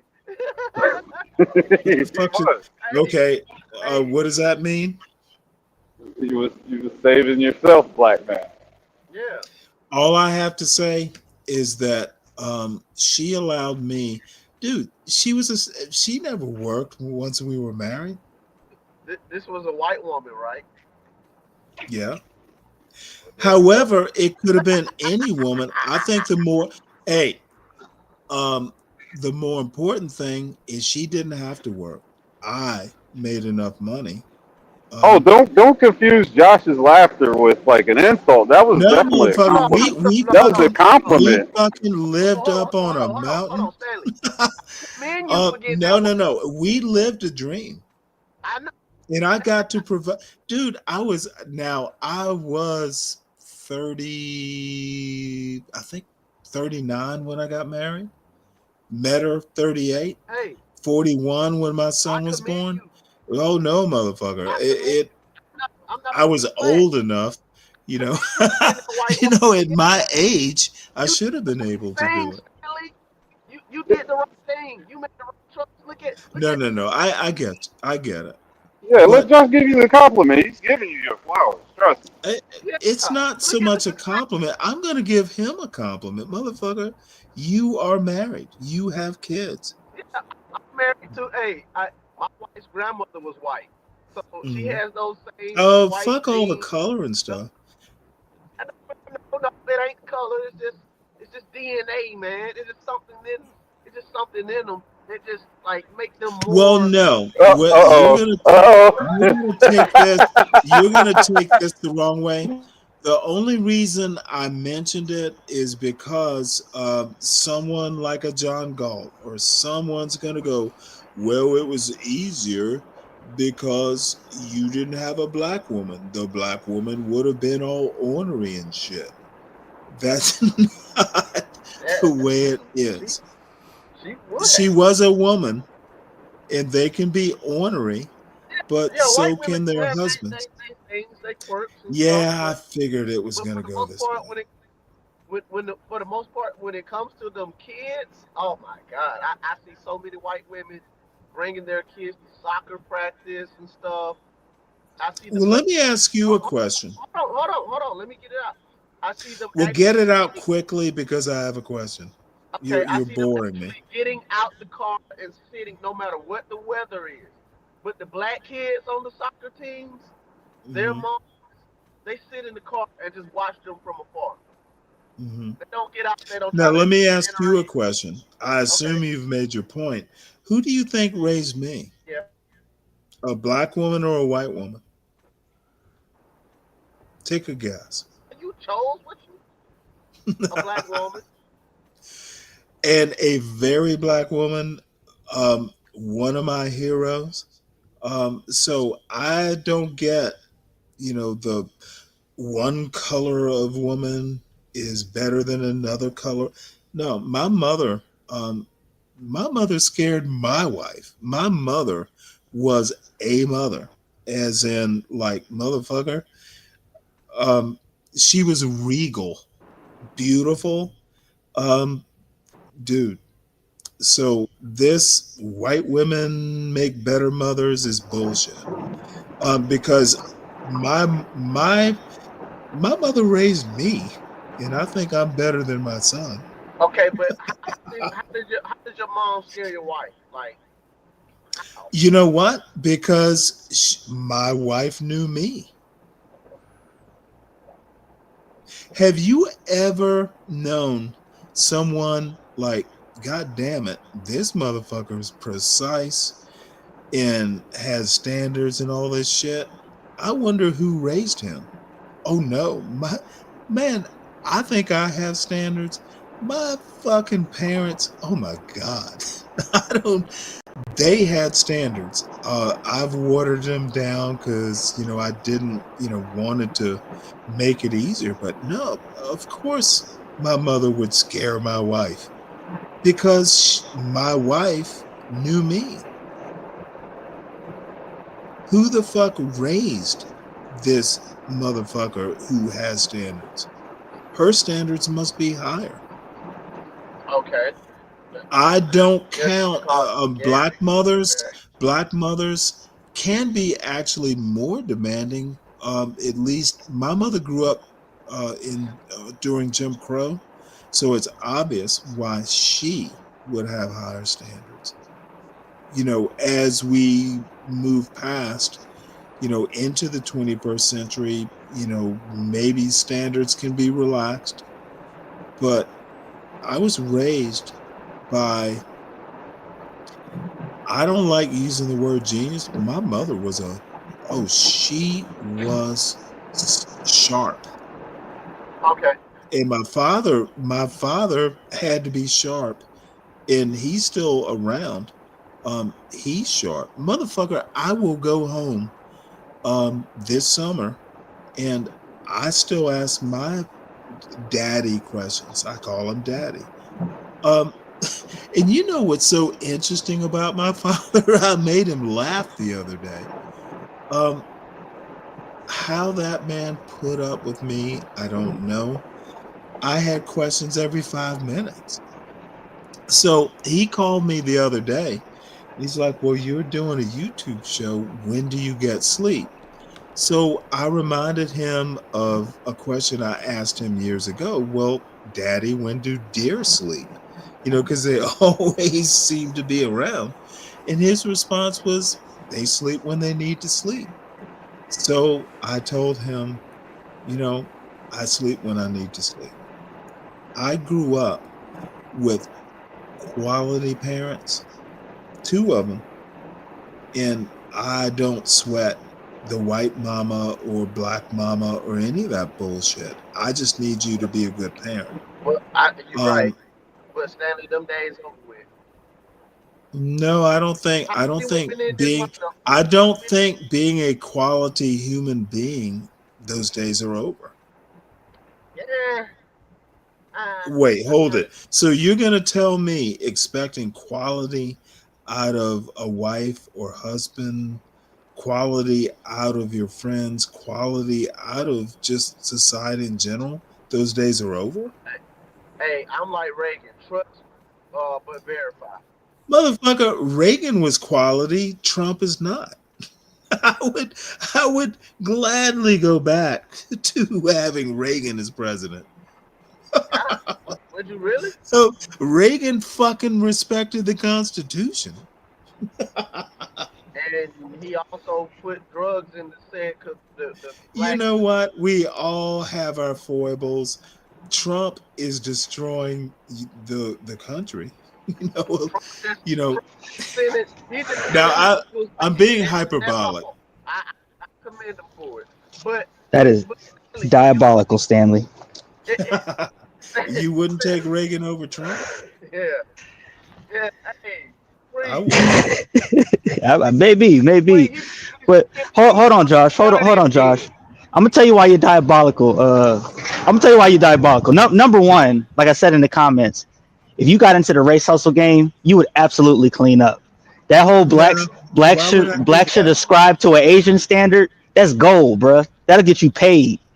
Oh no! That'll get all kinds of attention. Wait, hold it. You think that's a hustle? No, I'm saying you could hustle with it. I'm saying you could if you wanted to. Well, I'm gonna continue with that joke. Yeah, I'm telling you.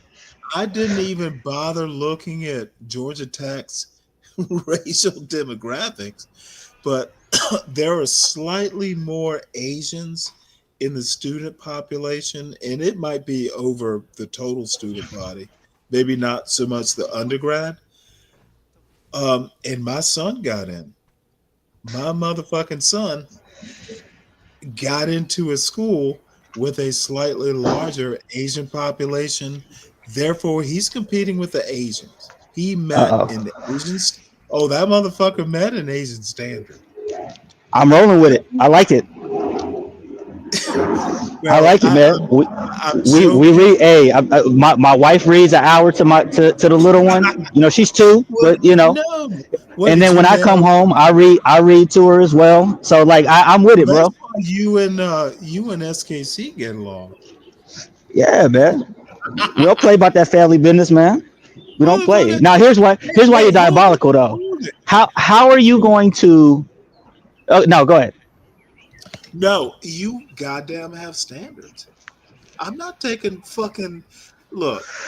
Any black man, any race of man, if we must do race, just have standards. If your son brings home a C, laugh and go, motherfucker, what are you doing? Mm-hmm. I tell you that story. My son made the comment that well, C is a passing grade, and I literally laughed. Yeah. C's were unacceptable in my house. The only class that a C was kind of acceptable, was programming. And that was because I put it in front of my dad and said, help me with it. And he was scratching his head. My mom was scratching his head. I got tutors. They had me scratching my head. I just didn't have the thing for it. So when I got a C, I was ecstatic because I was actually failing like at the beginning of the year, and I had to work hard to get to that C. Other than that, A's and B's. I was on the dean's list, all of that. Had a different experience. Yeah, man. Now, here's why you're diabolical, though. How are you going to use your mom respectfully, a Jim Crow mom, to compare to the women of today? How are you doing this? Wait, hold it. Did you say? Thank you, Free. Sorry about that. Did you say Jim Crow mom? Yeah. You say your mom grew up in Jim Crow, right? That doesn't mean she was a Jim Crow mom. She grew up in it. My mother used to say, well, Mom, then. you can be from the ghetto, but not of the ghetto. She was from Jim Crow. She was not of Jim Crow. She didn't teach Jim Crow values. No, I'm not saying that, but I'm saying to say that there's good women around nowadays because of and use your mom as a standard, which is a good standard. But come on, bro. Like how many Jim Crow moms is out here like that with that type of standard? If my mother was a standard in me, getting with my wife, it was subliminal. I didn't compare my wife to my mother. I have my own standard. So no, that's not what I'm saying. I'm saying maybe I missed part of the conversation, but y'all were talking about the good black women around, and you were saying that there are some, and then you went to your mom who was raised in Jim Crow time. I never made the comparison. Why on earth would I compare my wife to my mother? It's probably subliminal, subconscious, but no. No, not your wife. Y'all were talking about the women of today. Yeah. Well, I would like to think my wife was kind of like today. I'm not that old. I think there are plenty of good women out there. Y'all just don't know how to pick them. Stanley, look at this lineup.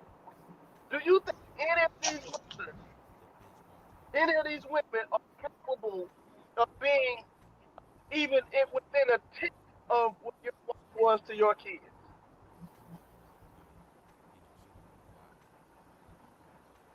But when you heard about this man here wearing a sport coat.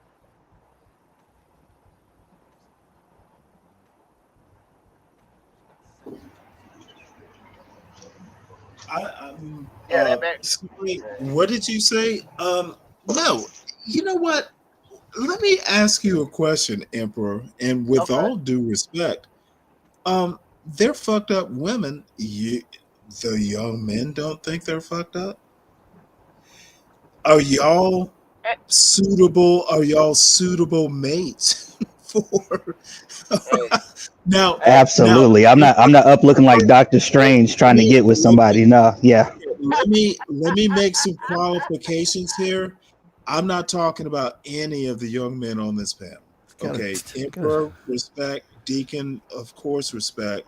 Lou, of course, respect. But let me move out to the non-panel population, and you know what? Chat, quality chat too. Y'all gotta be quality men to attract quality women. You don't. It has to be a one-to-one. You're right. But for the most part, black. Well, no. I know I'm right. It's not a doubt in my head. If you want a quality woman, be a quality man. They want. Dude's got a time stone. Come on. Seriously, when did this? You must be subservient. No, I hear like a fresh and fit and all these bullshitters.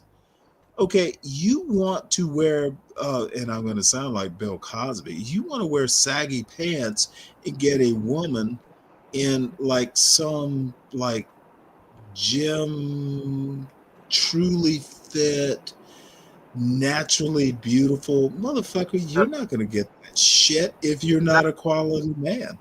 The quality man is how you get a quality woman. but that's the extreme though. Fresh and fit. No, motherfucker. Bad. Being a quality man is extreme. Okay, Dude, you have to niggas explain don't that be one to good me. fathers. They like to smoke hookah and party with You're white breaking women up a all bit, night. Emperor.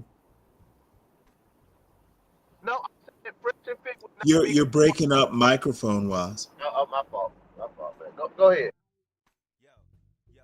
No, I'm just saying if you want a quality woman, try and be a quality man.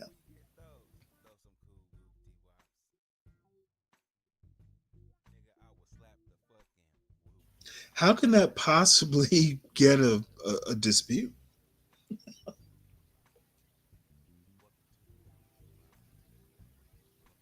Anyone else? I'm inclined to agree because the ones in the space that are railing the most against women without quality under close scrutiny, they lack quality themselves. Well, I was noticing that. I don't know if you caught because I think you mentioned the BGS Sharon thing yesterday. Did you watch it? It was the mask. Oh, I had a great time. I was talking all kinds of trash. Yeah. I missed it, Lou. Yeah, I man. But it was really late and I was half asleep. oh man, I call them all they are the rational victims over there. Hey, hold it. You know what? BGS gets compliments from folks that I respect. I just don't think they're super geniuses. But one point I want to make is that it confuses me, that whole, of course women are bad because you don't go and find the good ones. It confuses me sometimes. And you take, the worst woman you deserve. If you're out in the streets, you're going to meet a woman who is out in the streets. I've never heard a hood conservative go, I met a woman in church. And that might be worse. But I kind of laugh when I hear this bullshit about there are women who are problematic, but they're not the rule. Mm-hmm. And don't tell me about 2025. Look, I know young ladies who are friends of my son, who are friends. I got a niece. I know some of her friends. They're kids. They're annoying, but they're not like, Mm-hmm. poppers. I just don't see those guys as exceptional quality. I don't see it, bro. Like one of them, they were. Oh, really? I'll give you an example. They were railing against like Sharon about how these black boys can't read, right? Well, and in the I'm same, gonna be honest with you. Sharon did not hold up his end of the bargain. he took them seriously. That was the problem. No. Like I wouldn't Really? all of the asking me 21 questions just to get to a point. I'm not. Well, was he there for? I don't know why. I mean, he probably, YouTube is the clout thing, but usually, if your name is tagged, some people, they'll actually rise to the occasion and pull up and actually challenge it. So the reason why he pulled up was because his name was pinned or tagged in the title. The whole stream was about him. Yeah, I've done that. Okay, that's You know what I'm saying? So, but no, even when they were talking, Sharon was talking about how men need to mentor and all this stuff, and they just kept talking about how these young boys can't read because it's mama's fault. And in the same breath, one of the guys up there was talking about how his wife is a teacher that teaches for a living, and when she gets home, she don't even want to read to her own kid. So it's like, that don't sound like quality to me, man. Like you're railing against all this stuff, and you got this going on in your house. Your wife doesn't want to read to your kid. That's Well, do you think that's a real story, or this motherfucker's making it up? I don't know them, so I can only address it on its face. You know what I mean? So Yeah, I don't I don't know. know. I might have to hop into that panel. Um, they're not bright, and I don't think Sharon Bracey's bright for that matter. Yeah, I rail against both of them all the time. Well, let me So put it to you this way, and don't you ever fucking repeat this. I uh-oh. think SKC is bright. As much as I will fuss, SKC's bright. Hood, yeah, okay. He's okay. No. Hood has problems. SKC, I could motherfucking go back and forth with him and the enmity. We would be frenemies. SKC's bright. He Y'all is. made Hood the avatar for this channel. Well, Hood's an idiot. Stop, man. Come on. No. I'm being honest.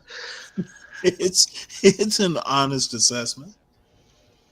He is be brave level idiocy. Seriously. That is so disrespectful. That is so disrespectful. What am I? That Yeah, you motherfucker. can't put that guy on the level of Be Brave. You got Wait, hold come on. on.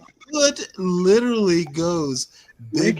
can't compare the two. They're different. No, I can put him on that level, and you might have to accept it. Now wait, that's not saying anything about Brave. It's just saying that I know what you think of Brave and the way you could go in for hours on Brave. I like Brave. If I could get past his fucked up ideas. Look, his ideas on race, that's just the tip of the iceberg. If he thinks that about race, he doesn't understand American history. He does not understand a lot of things about Western culture in general. He is like, I will put on a corn husk hat, wear overalls, and call myself cultured. He's not.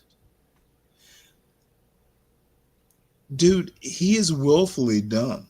He can know things. he could actually know this stuff. He doesn't read it. Like he says, I don't need to know statistics. I don't need to research. I see what's going on. Motherfucker, you see from some small town in a Midwestern state. You don't. If you trust what you see and your vision is limited, not smart.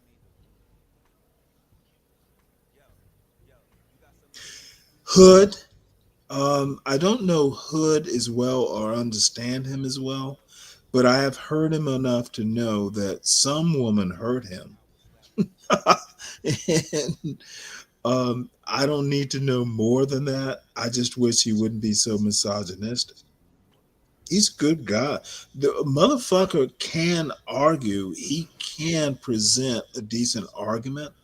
It's just he gets so fucking like sees red when it gets to women, and his misogyny derails him. So that's my critique. SKC, that's a happy jolly motherfucker. He's just a coon, but he's also a smart coon. He is, he's a happy motherfucker.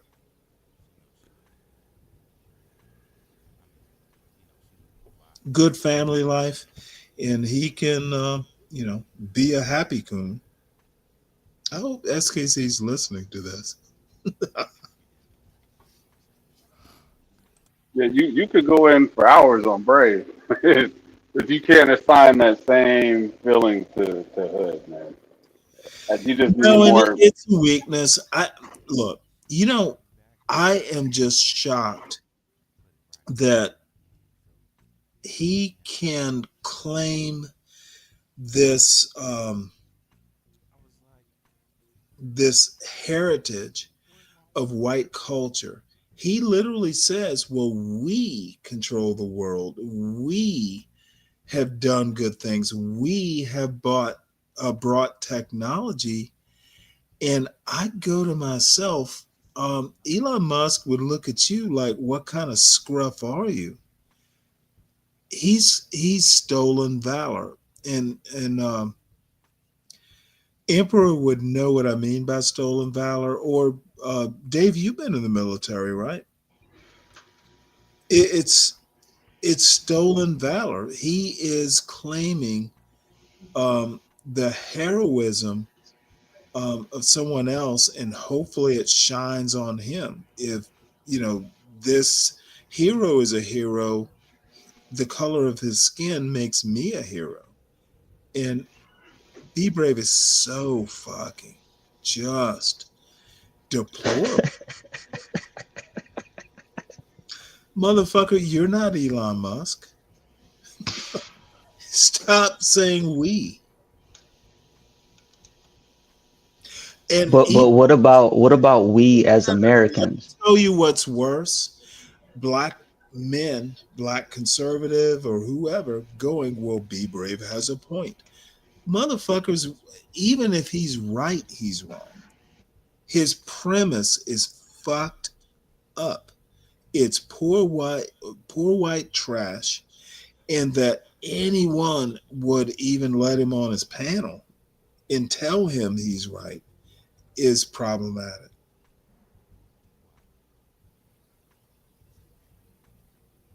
My thoughts.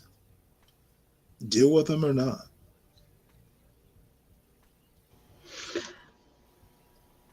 Maybe I'm missing this, but as Americans, we can't be proud of the accomplishments of other Americans and rest on their laurels as an American people. Nope. You can't claim them. Being proud of it is not the same thing as going, we did this. And if we can't figure that out, then it's a fundamental flaw in our education. Being proud of Thomas Jefferson, being proud of the tradition, I'm not going to go saying that when I say we, I don't mean Thomas Jefferson. I mean we as Americans, at a very 30,000 foot view. And I certainly don't, when I say I'm an American, do you think I think the color of my skin is the same as Thomas Jefferson's? Be Brave's an idiot. He does not understand his own white people's history, because if he did, he would realize he has contributed. He is coasting on it. He's not contributing. This is very early American. This is very Lyndon Johnson, for that matter. And if he can't fucking understand that, I've told him. Lou, what worries me is you will take up his cause, and he has no cause. As a matter of fact, black people should want to distance the fuck away from Be Brave. Entertainment value is great, but eventually it stops becoming entertaining. Man, I can't tell you the last time I watched Be Brave. Because he don't go to CTs like that from what I've seen. So talking more, maybe more metaphysics. If you think Be Brave has a good point, then you're fucked up. He has literally no good points other than He calls himself Be Brave, and he knows how to use words to entertain. His history sucks. His understanding of white culture is separate from black culture sucks. His statistics suck. He literally, um, he is an entertainer, and if that's what you want, fine.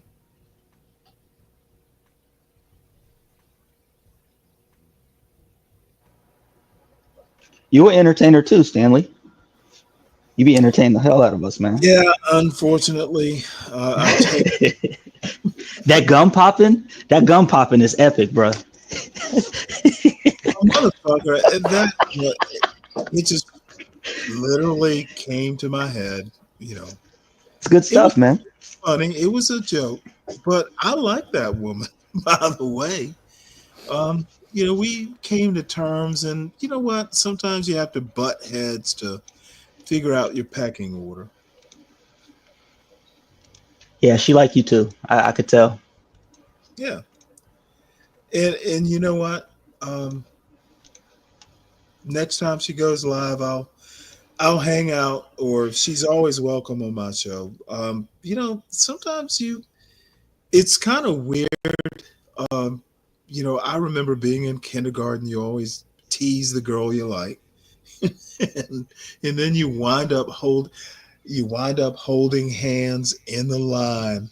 I remember being in second grade. This girl, Frances, was her name, and we used to go back and forth, back and forth. And one day, we were holding hands in the line. And I don't know how it happened. We just fucking wound up holding hands. And it was like, oh, the nuns were amazed. She had light skin privilege, and I had to tell her, Uh-oh. You're not that light.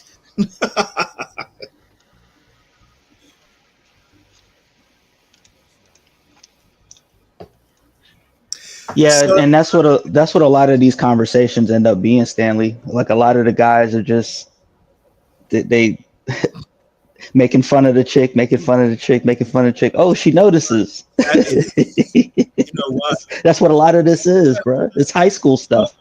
It wasn't really like that. She came up hot.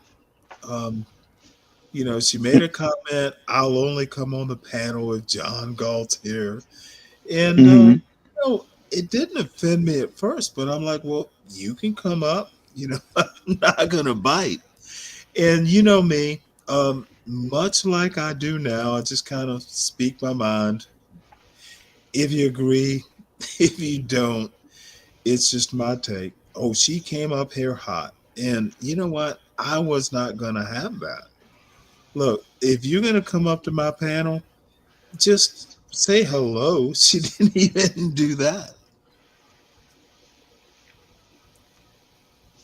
And I forgot to mention the neck popping. Don't you come up here popping your gum and popping your neck. Popping your neck.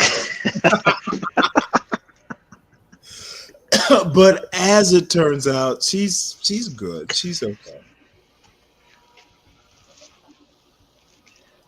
And then it was like, what did she say? You're weird. You talk weird. You make weird weirdo. Yeah. Tom was here. That kind of hurt my feelings, though. I'm not weird.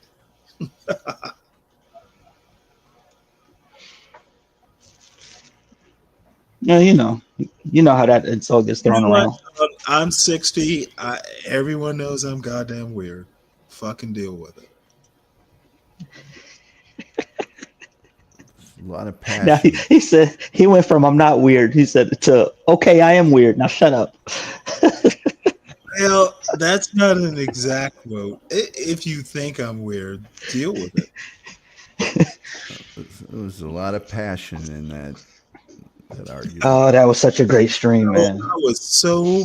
She was so annoying.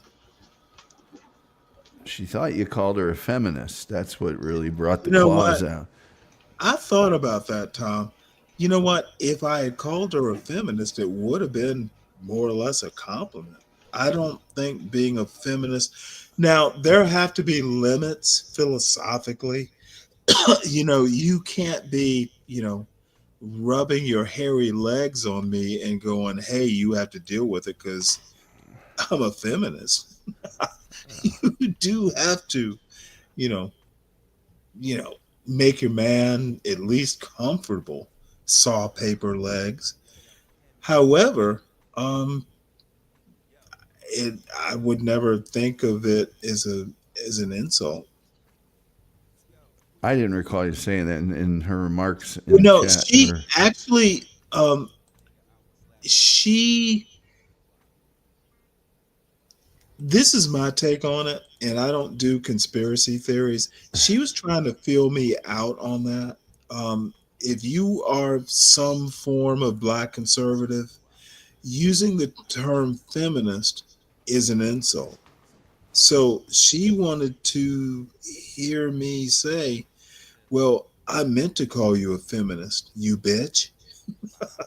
Because that's essentially what feminist is. And you know what? Feminist is not an insult. And no, she wasn't a feminist.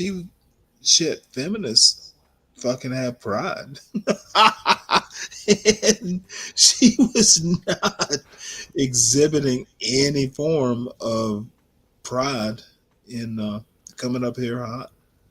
She was gum popping. Yeah, her remarks in the chat were anything but. I mean, that wasn't even the discussion. I don't know where it came from. Nah, I forgive her though. So that was traditional gum popping. That wasn't feminist gum popping. Back in my day, it was Wrigley spearmint gum. Motherfucker, you had like 4 different types of gum. There was double mint. Yeah. There was Big Red. Juicy fruit. There was juicy fruit. You got juicy fruit in there. Remember, chew the gum called Big Red. Yeah. Bowl clean. And then there was those off brands like those I would have off done that commercial. off She brands said, like "This is what 5 gum feels like." Off brands Big like Red Beach Nut and Black Cat. Beach Nut, and, yeah. And Beach Nut is like the original. That's like the 50s. That's super old, yeah. But Black Cat was that licorice gum. And there was one other. Oh, Fruit Stripe. Fruit Stripe was another one. Oh my God, that was a favorite. Yeah. Fucking as a kid, it had the stripes in it. The zebra. Yeah. The zebra was the commercial. Yep. Let's see. I hope we won't get a strike. Have a look at this, Tom. Big Red commercial. Small channel. I've shown commercials on here before, but we are so close to monetization. It's just ridiculous. But you think you got to watch about commercials is the music is copyrighted, but sometimes, but it's like, why would you strike somebody for showing a commercial, for crying out loud? Yeah, it's monetization. Getting monetization, I guess. They printed an ad for Coke when I was working on a Coke account, and this is 36 seconds out. It had been an overlook to put the copyright on it, or the TM, and I'm like, yeah, we'd hate for people to be duplicating this ad and showing it to people. That'd be a tragedy. You know what, Calvin? I might scare the girls away, but not the women. Women know how to deal with men.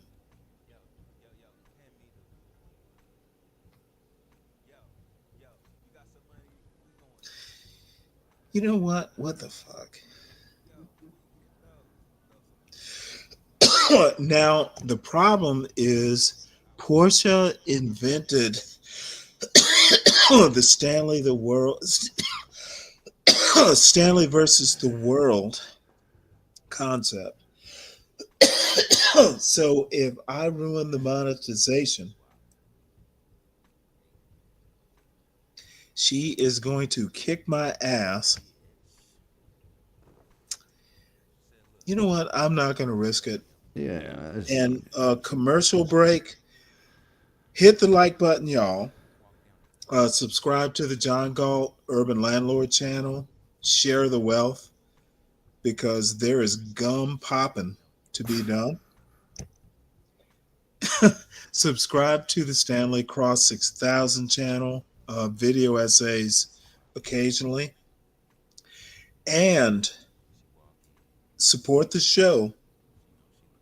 Your host needs some, beer money or microphone money or, some such foolishness. But what I expect the panel and the chat to do, Porsha J, support this woman. She is the best conservative out of all of you. She's better than all of you. Cash App her $50 for Porsha J. It better be like $1,000 every month in Cash Apps. The woman is our base of support. So, Cash App, Porsha J, you better be paying attention. If she does not have $50 by the time I text her in half an hour, God damn it, there's gonna be suffering. $50, Cash App, Porsha J, our executive editor, the creator of this show. Y'all better do it. Don't disappoint me. And worse than that, if I don't see a Cash App from every one of you, I'm going to form an enemies list. Just kidding. So, where'd Lou go? No idea. Hopefully he went to, he had to go to the bank to support Porsha J. So, Dave, Tom, let's go back to this wonderful looking woman in that pink dress, what a good looking woman. Shadow Observer, excuse my silliness.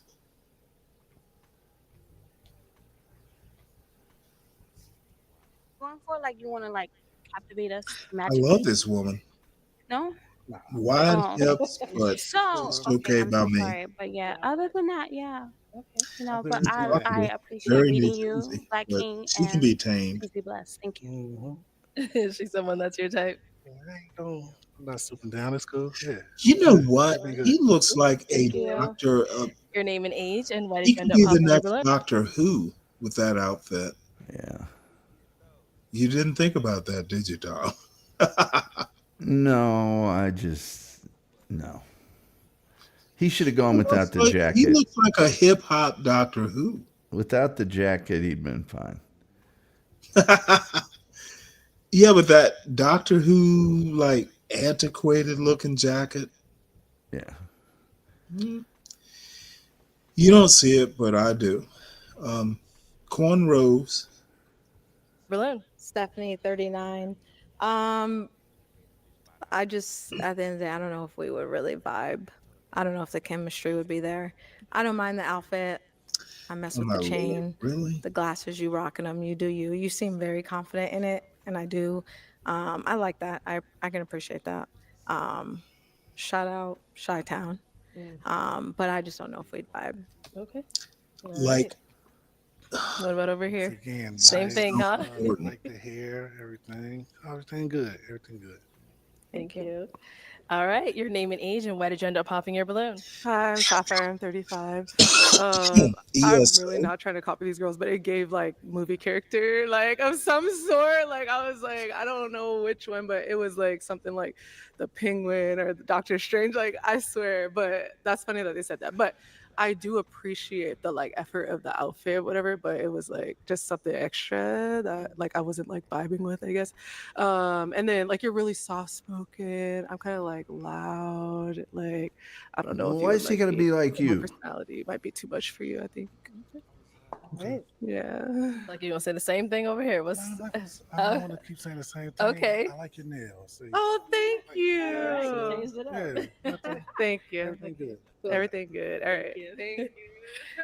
All right, so we still do have one unpopped balloon. Your name and age, and why do you still have your balloon unpopped? Martina, 35. Healthcare is different. I like that that was your field. I like that you support Black businesses. That's big to me. I'm like really active in the community, and so I feel like we could relate on that. Okay. Okay. You guys.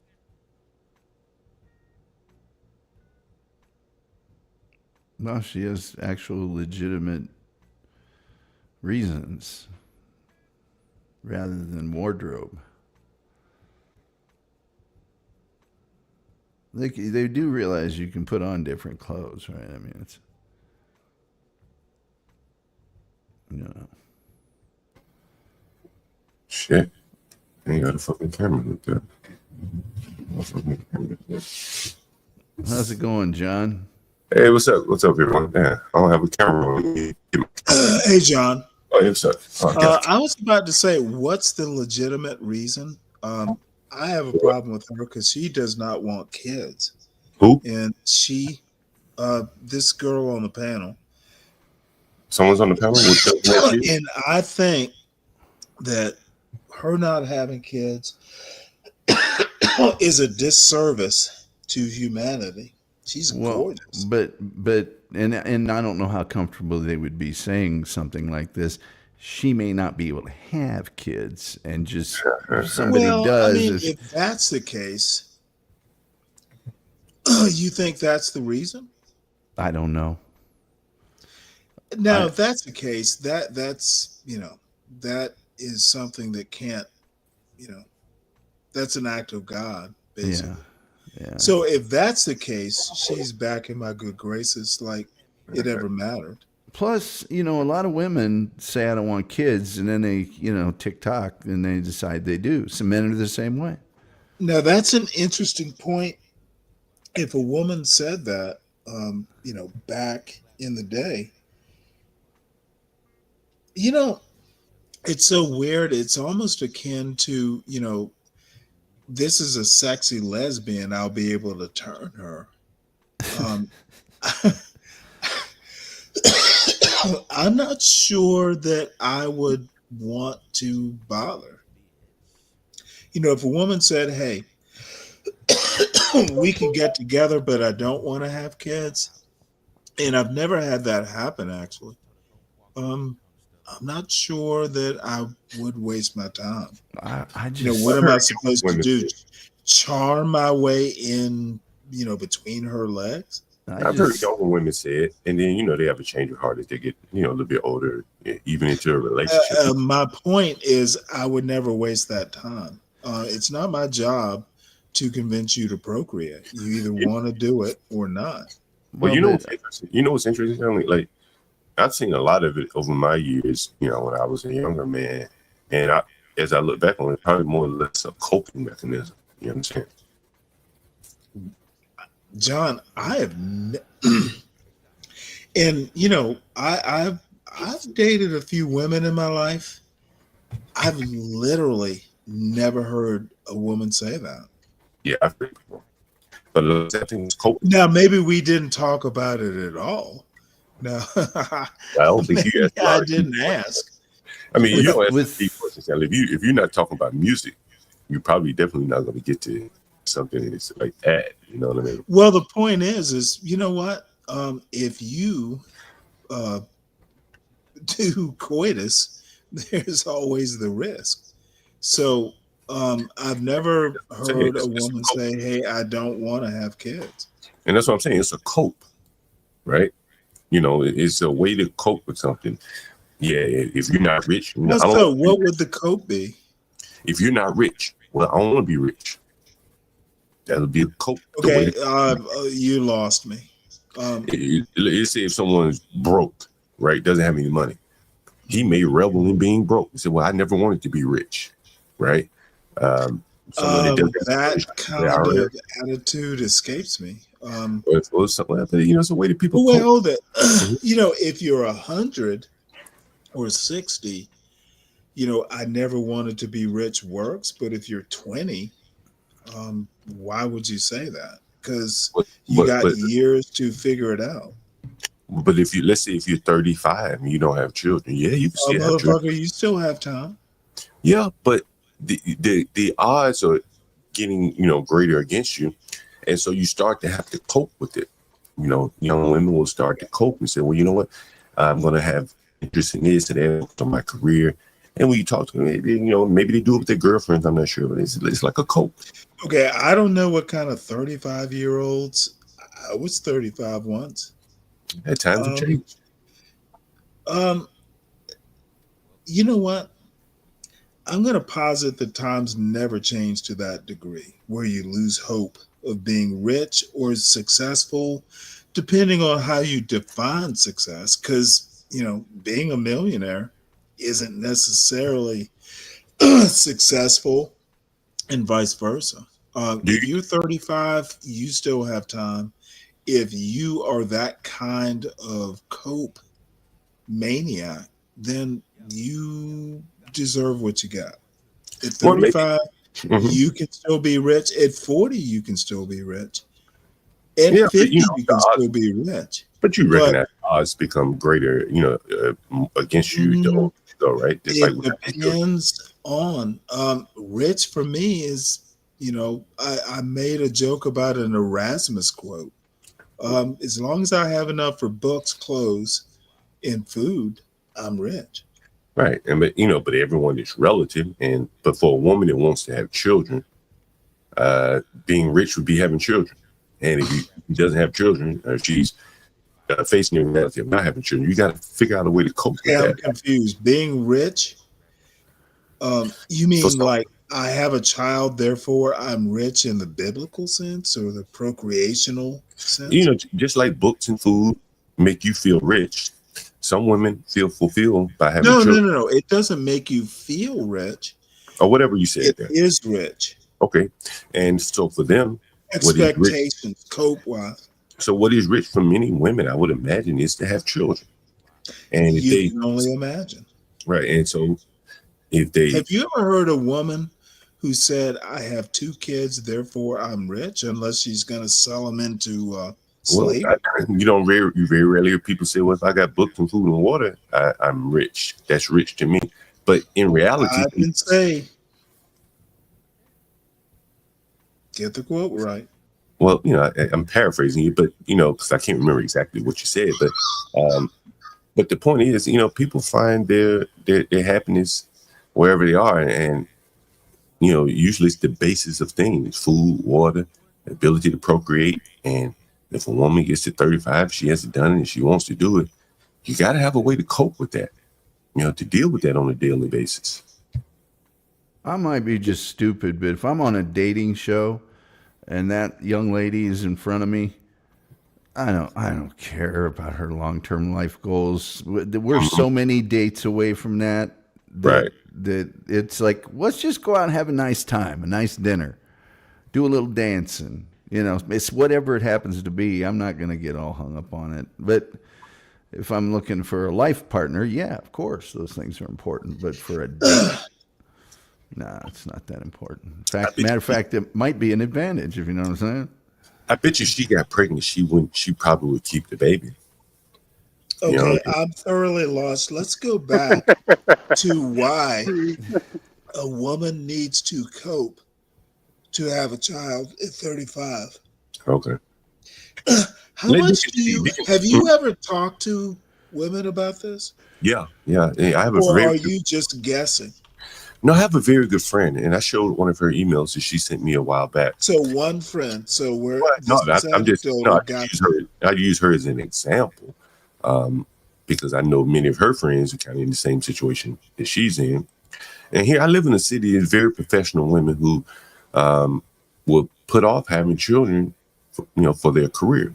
It's an extreme here in DC to me, and so ultimately you have to cope with, you either had the baby and sacrifice your career, or you didn't have the baby, and oftentimes the career doesn't go where they want it, what So they want. women can't have both, is your point?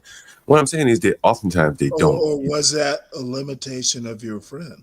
I think sometimes, well, and it wasn't just her, and like she was hung out with a group of women. She's very well educated herself, and many of them put off having children, and I don't know if any of them did have children, and they all wanted children, but then at a point they had to figure out a way to cope with not having children. And okay, well, let me give you a very quick assessment that they weren't smart enough to figure out how to have both or some. That's not impressive. They should have been smarter or more real, but I don't see that as any sort of example of my point. Okay. It is not the Earth's problem if women can't figure this stuff out. And it is not men's job to help them out. You either meet a mate who wants to have children, and if she doesn't, move on. You don't ever expect to tell another human being or expect another human being. You cannot marry a person and expect to change something as fundamental about whether you want to procreate or not. I would move on. If you are telling me at 25 that you don't want to have kids, now you might be so fine, I want to fuck for a while, but I'm just as likely to go, there's someone as fine as you are who does want to procreate. Why waste my time? At 25, you may be having fun. You may not be thinking about it. And that's just... you know what? Even at 25, I didn't like to waste my time. If a woman told me that, hey, children are not a possibility, why would I waste my time? Yeah, that's one way. If I want to have children, this is the difference between being a man or just some little beta male. Yeah, if you want to have children, being hooked to a woman because she's so fine. There are other women who are just as fine. That's how, the big ocean with fish in the sea works. Don't waste your time. Don't be a beta. If a woman doesn't want to procreate, find someone. Did you want to have children at 25? I didn't think about it, but you know what? I'm surprised. I was always careful, but there's always the possibility of accidents. But you know what? I had great parents. Why wouldn't I want to be a parent? I mean, because you're not unlike me. You had children later in life, and I presume that you were preventing. You were trying your best to prevent. You know what? Preventing with the women. Now, you never get with a woman that you couldn't imagine the possibility of having children with. But maybe 3 women in my life, and definitely my wife, I was just like, you know what? Fuck it. We're going to have kids. It's just inevitable. There comes a point in time. Now, I met a woman in my 20s. I was a lot more careful with, but I was also in my 20s. And, probably the only mistakes I've made in my life were I should have married that woman. that's really my only regret. And I've been lucky that way. Bottom line is, if you want to have kids, and I always expect it's the natural progression of things. If you are staunchly against it, I need to move on. I think this woman And is. staying with her is just beta maleness. I think this woman is 39 and she's from the healthcare field. It might be, hey, I've seen, what happens. Well, It's you an know what? increased risk. I mean, How about just say, oh, fuck that. My wife was 40 when my son was born. If you're healthy, and she seems, now there are things maybe we don't know, so I'm not going to go that far over the ledge, but in 2025, if you are as healthy as she looks, it's a risk, but not that big a risk, in my opinion. Especially, I didn't meet you till we were 40. right. Well, the risk it's just a truism that after 35, the risks increased. Are they substantial? I guess that's for everybody to decide, but it's a date, man. Let's go get some ice cream. If it was Let's Get Married show, I'd have a different opinion. And by the way, when you show up dressed like Doctor Strange, I don't know that you can be that picky for a date.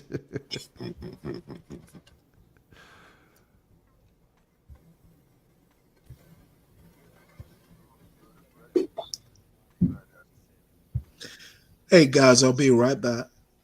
All right. What's up, Tom? Not too much, man. What are you up to? Another day, another dollar, Tom. I hear you. I know that. I know that. Motherfuckers, you gotta collect, Tom. You gotta collect. I know you gotta. Like herding cats sometimes, Tom. You gotta. Some of them will just like clockwork. Others of them you gotta check what's going on, and others you gotta get them in there. Yeah, it's the truth. Put them in and put them out, Tom. That's what you have to do. You have to put them in, put them out, Tom. Yeah. Well, we have HB Universal and John coming up in a few minutes. Yeah, I wish you guys would change the name of your show. The Morning Roast. You want us to change it?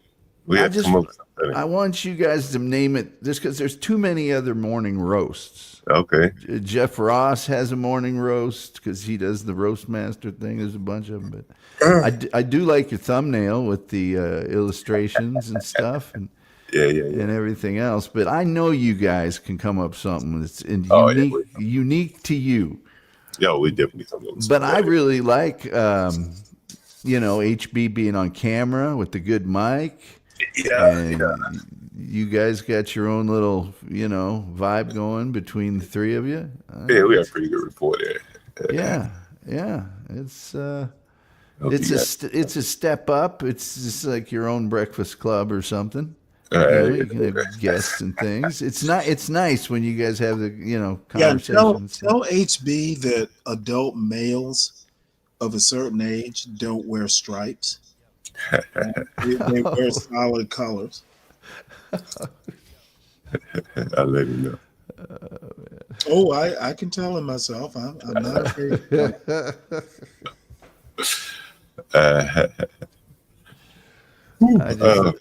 Because Stanley versus the world is perfect for that show. Yeah. You guys need something perfect for your show that nobody else owns or could ever own.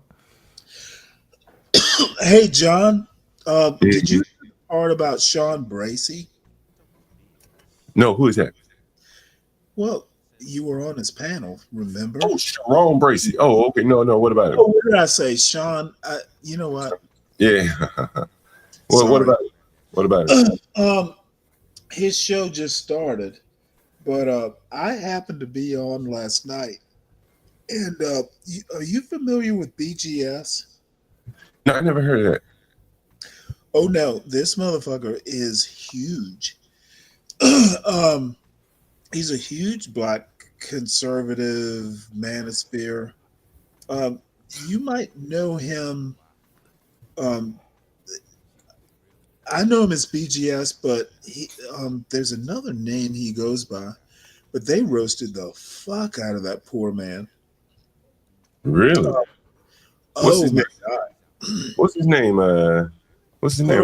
Let me look it up. Yes. Black Gnostic. I think he's gone by that before. Black Gnostic.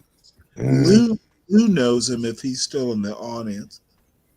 Yeah, I mean, that's Sharon Bracey, man. I mean, he's pushing the envelope very far. Black Pill Gnostic. Black Pill Gnostic. Is that him? Here we go. It's black. Yeah, Black Pill Gnostic. But he's got another couple channels, I think. Now, I'm not a fan of his, but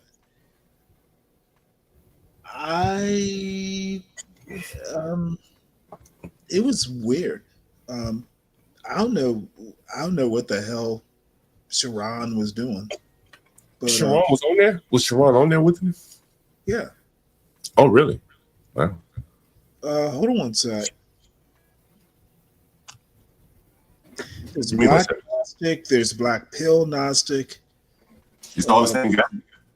But he's also, or someone has a channel called Master Teacher or something like that. And I'll find it at some point, and it may not be even, It's probably in your browser history. Stop making sense.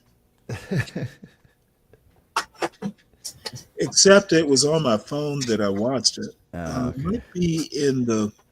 Might be here because it is Chrome. It'll be in your history on YouTube. Oh, God damn it! God damn it! You motherfucker! Stop making sense. Fucking little chilly today. But anyway, the point is, I thought you were kind of bullshitting. What about what? About him not being that bright. Who not being that bright? Sharon Bracey. Oh yeah. Shocked. I was just about to text you, HB. I don't know if he's not that bright, man. I think he's just a shtick.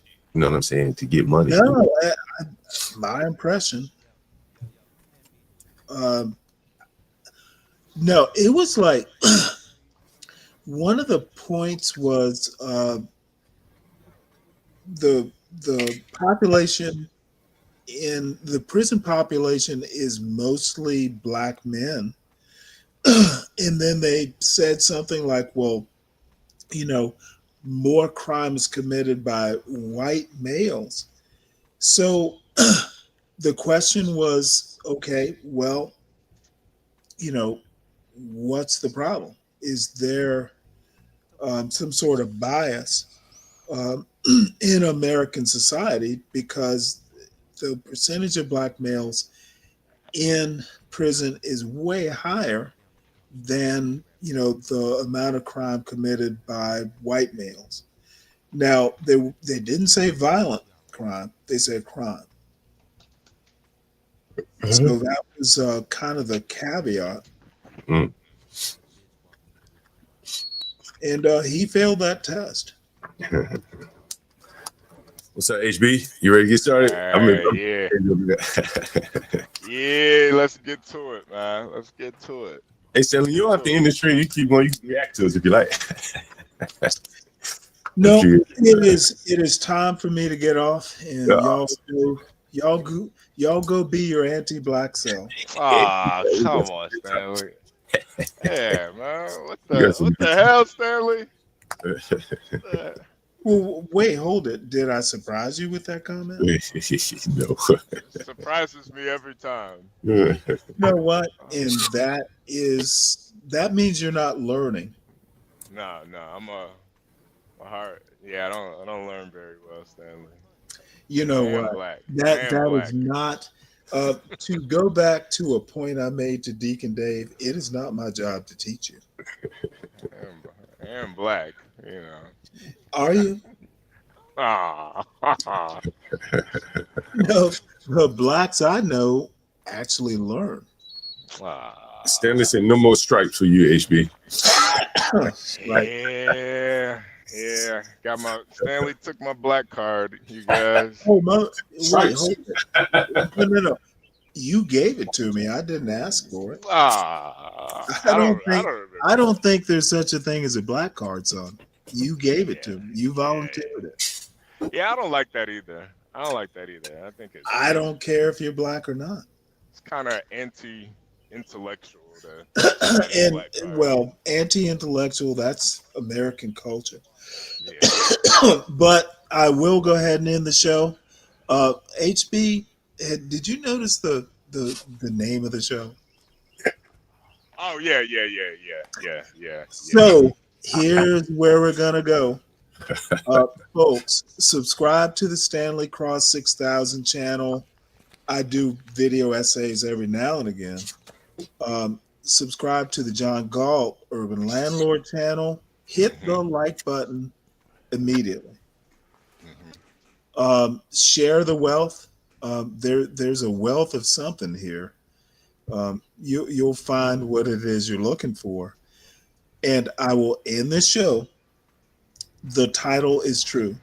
There would be no Stanley versus the world without Porsha J. That's who we can blame for this. All right, thank you, Stanley. Is that how you're gonna put it? I give her credit. That's who's responsible. I think that the show the title says the world is better. Wow, It's all because of Porsha. Y'all hit her cash out. And I'm going to insist, hit her cash out. Be generous, folks.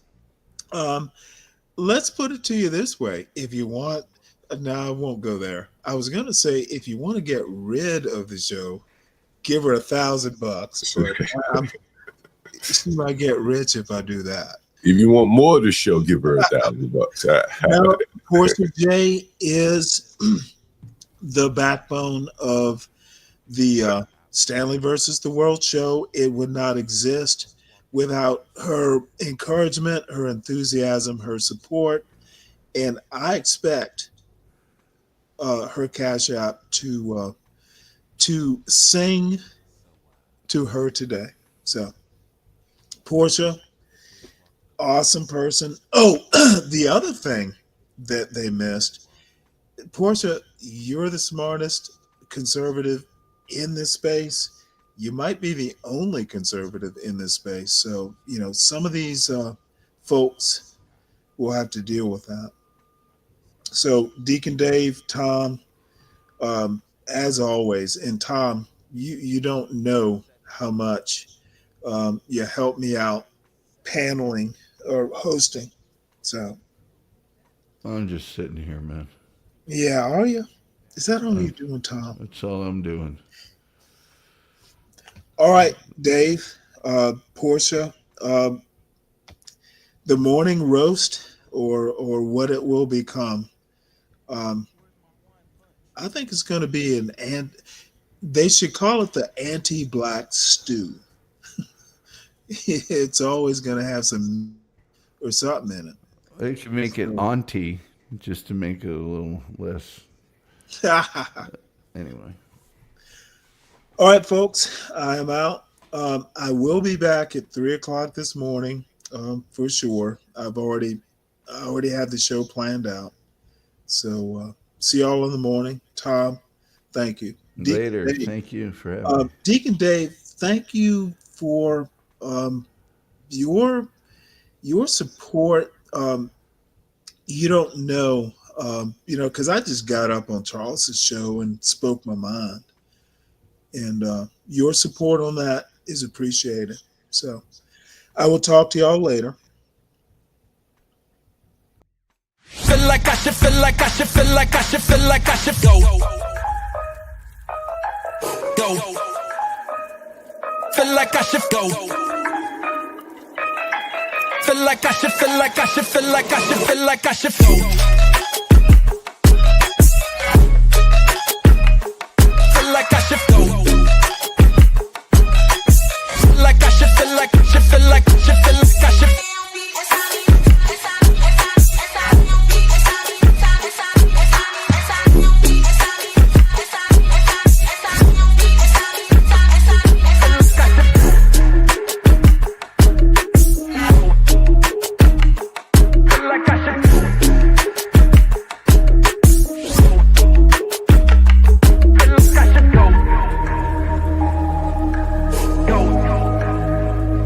Feel like I should go.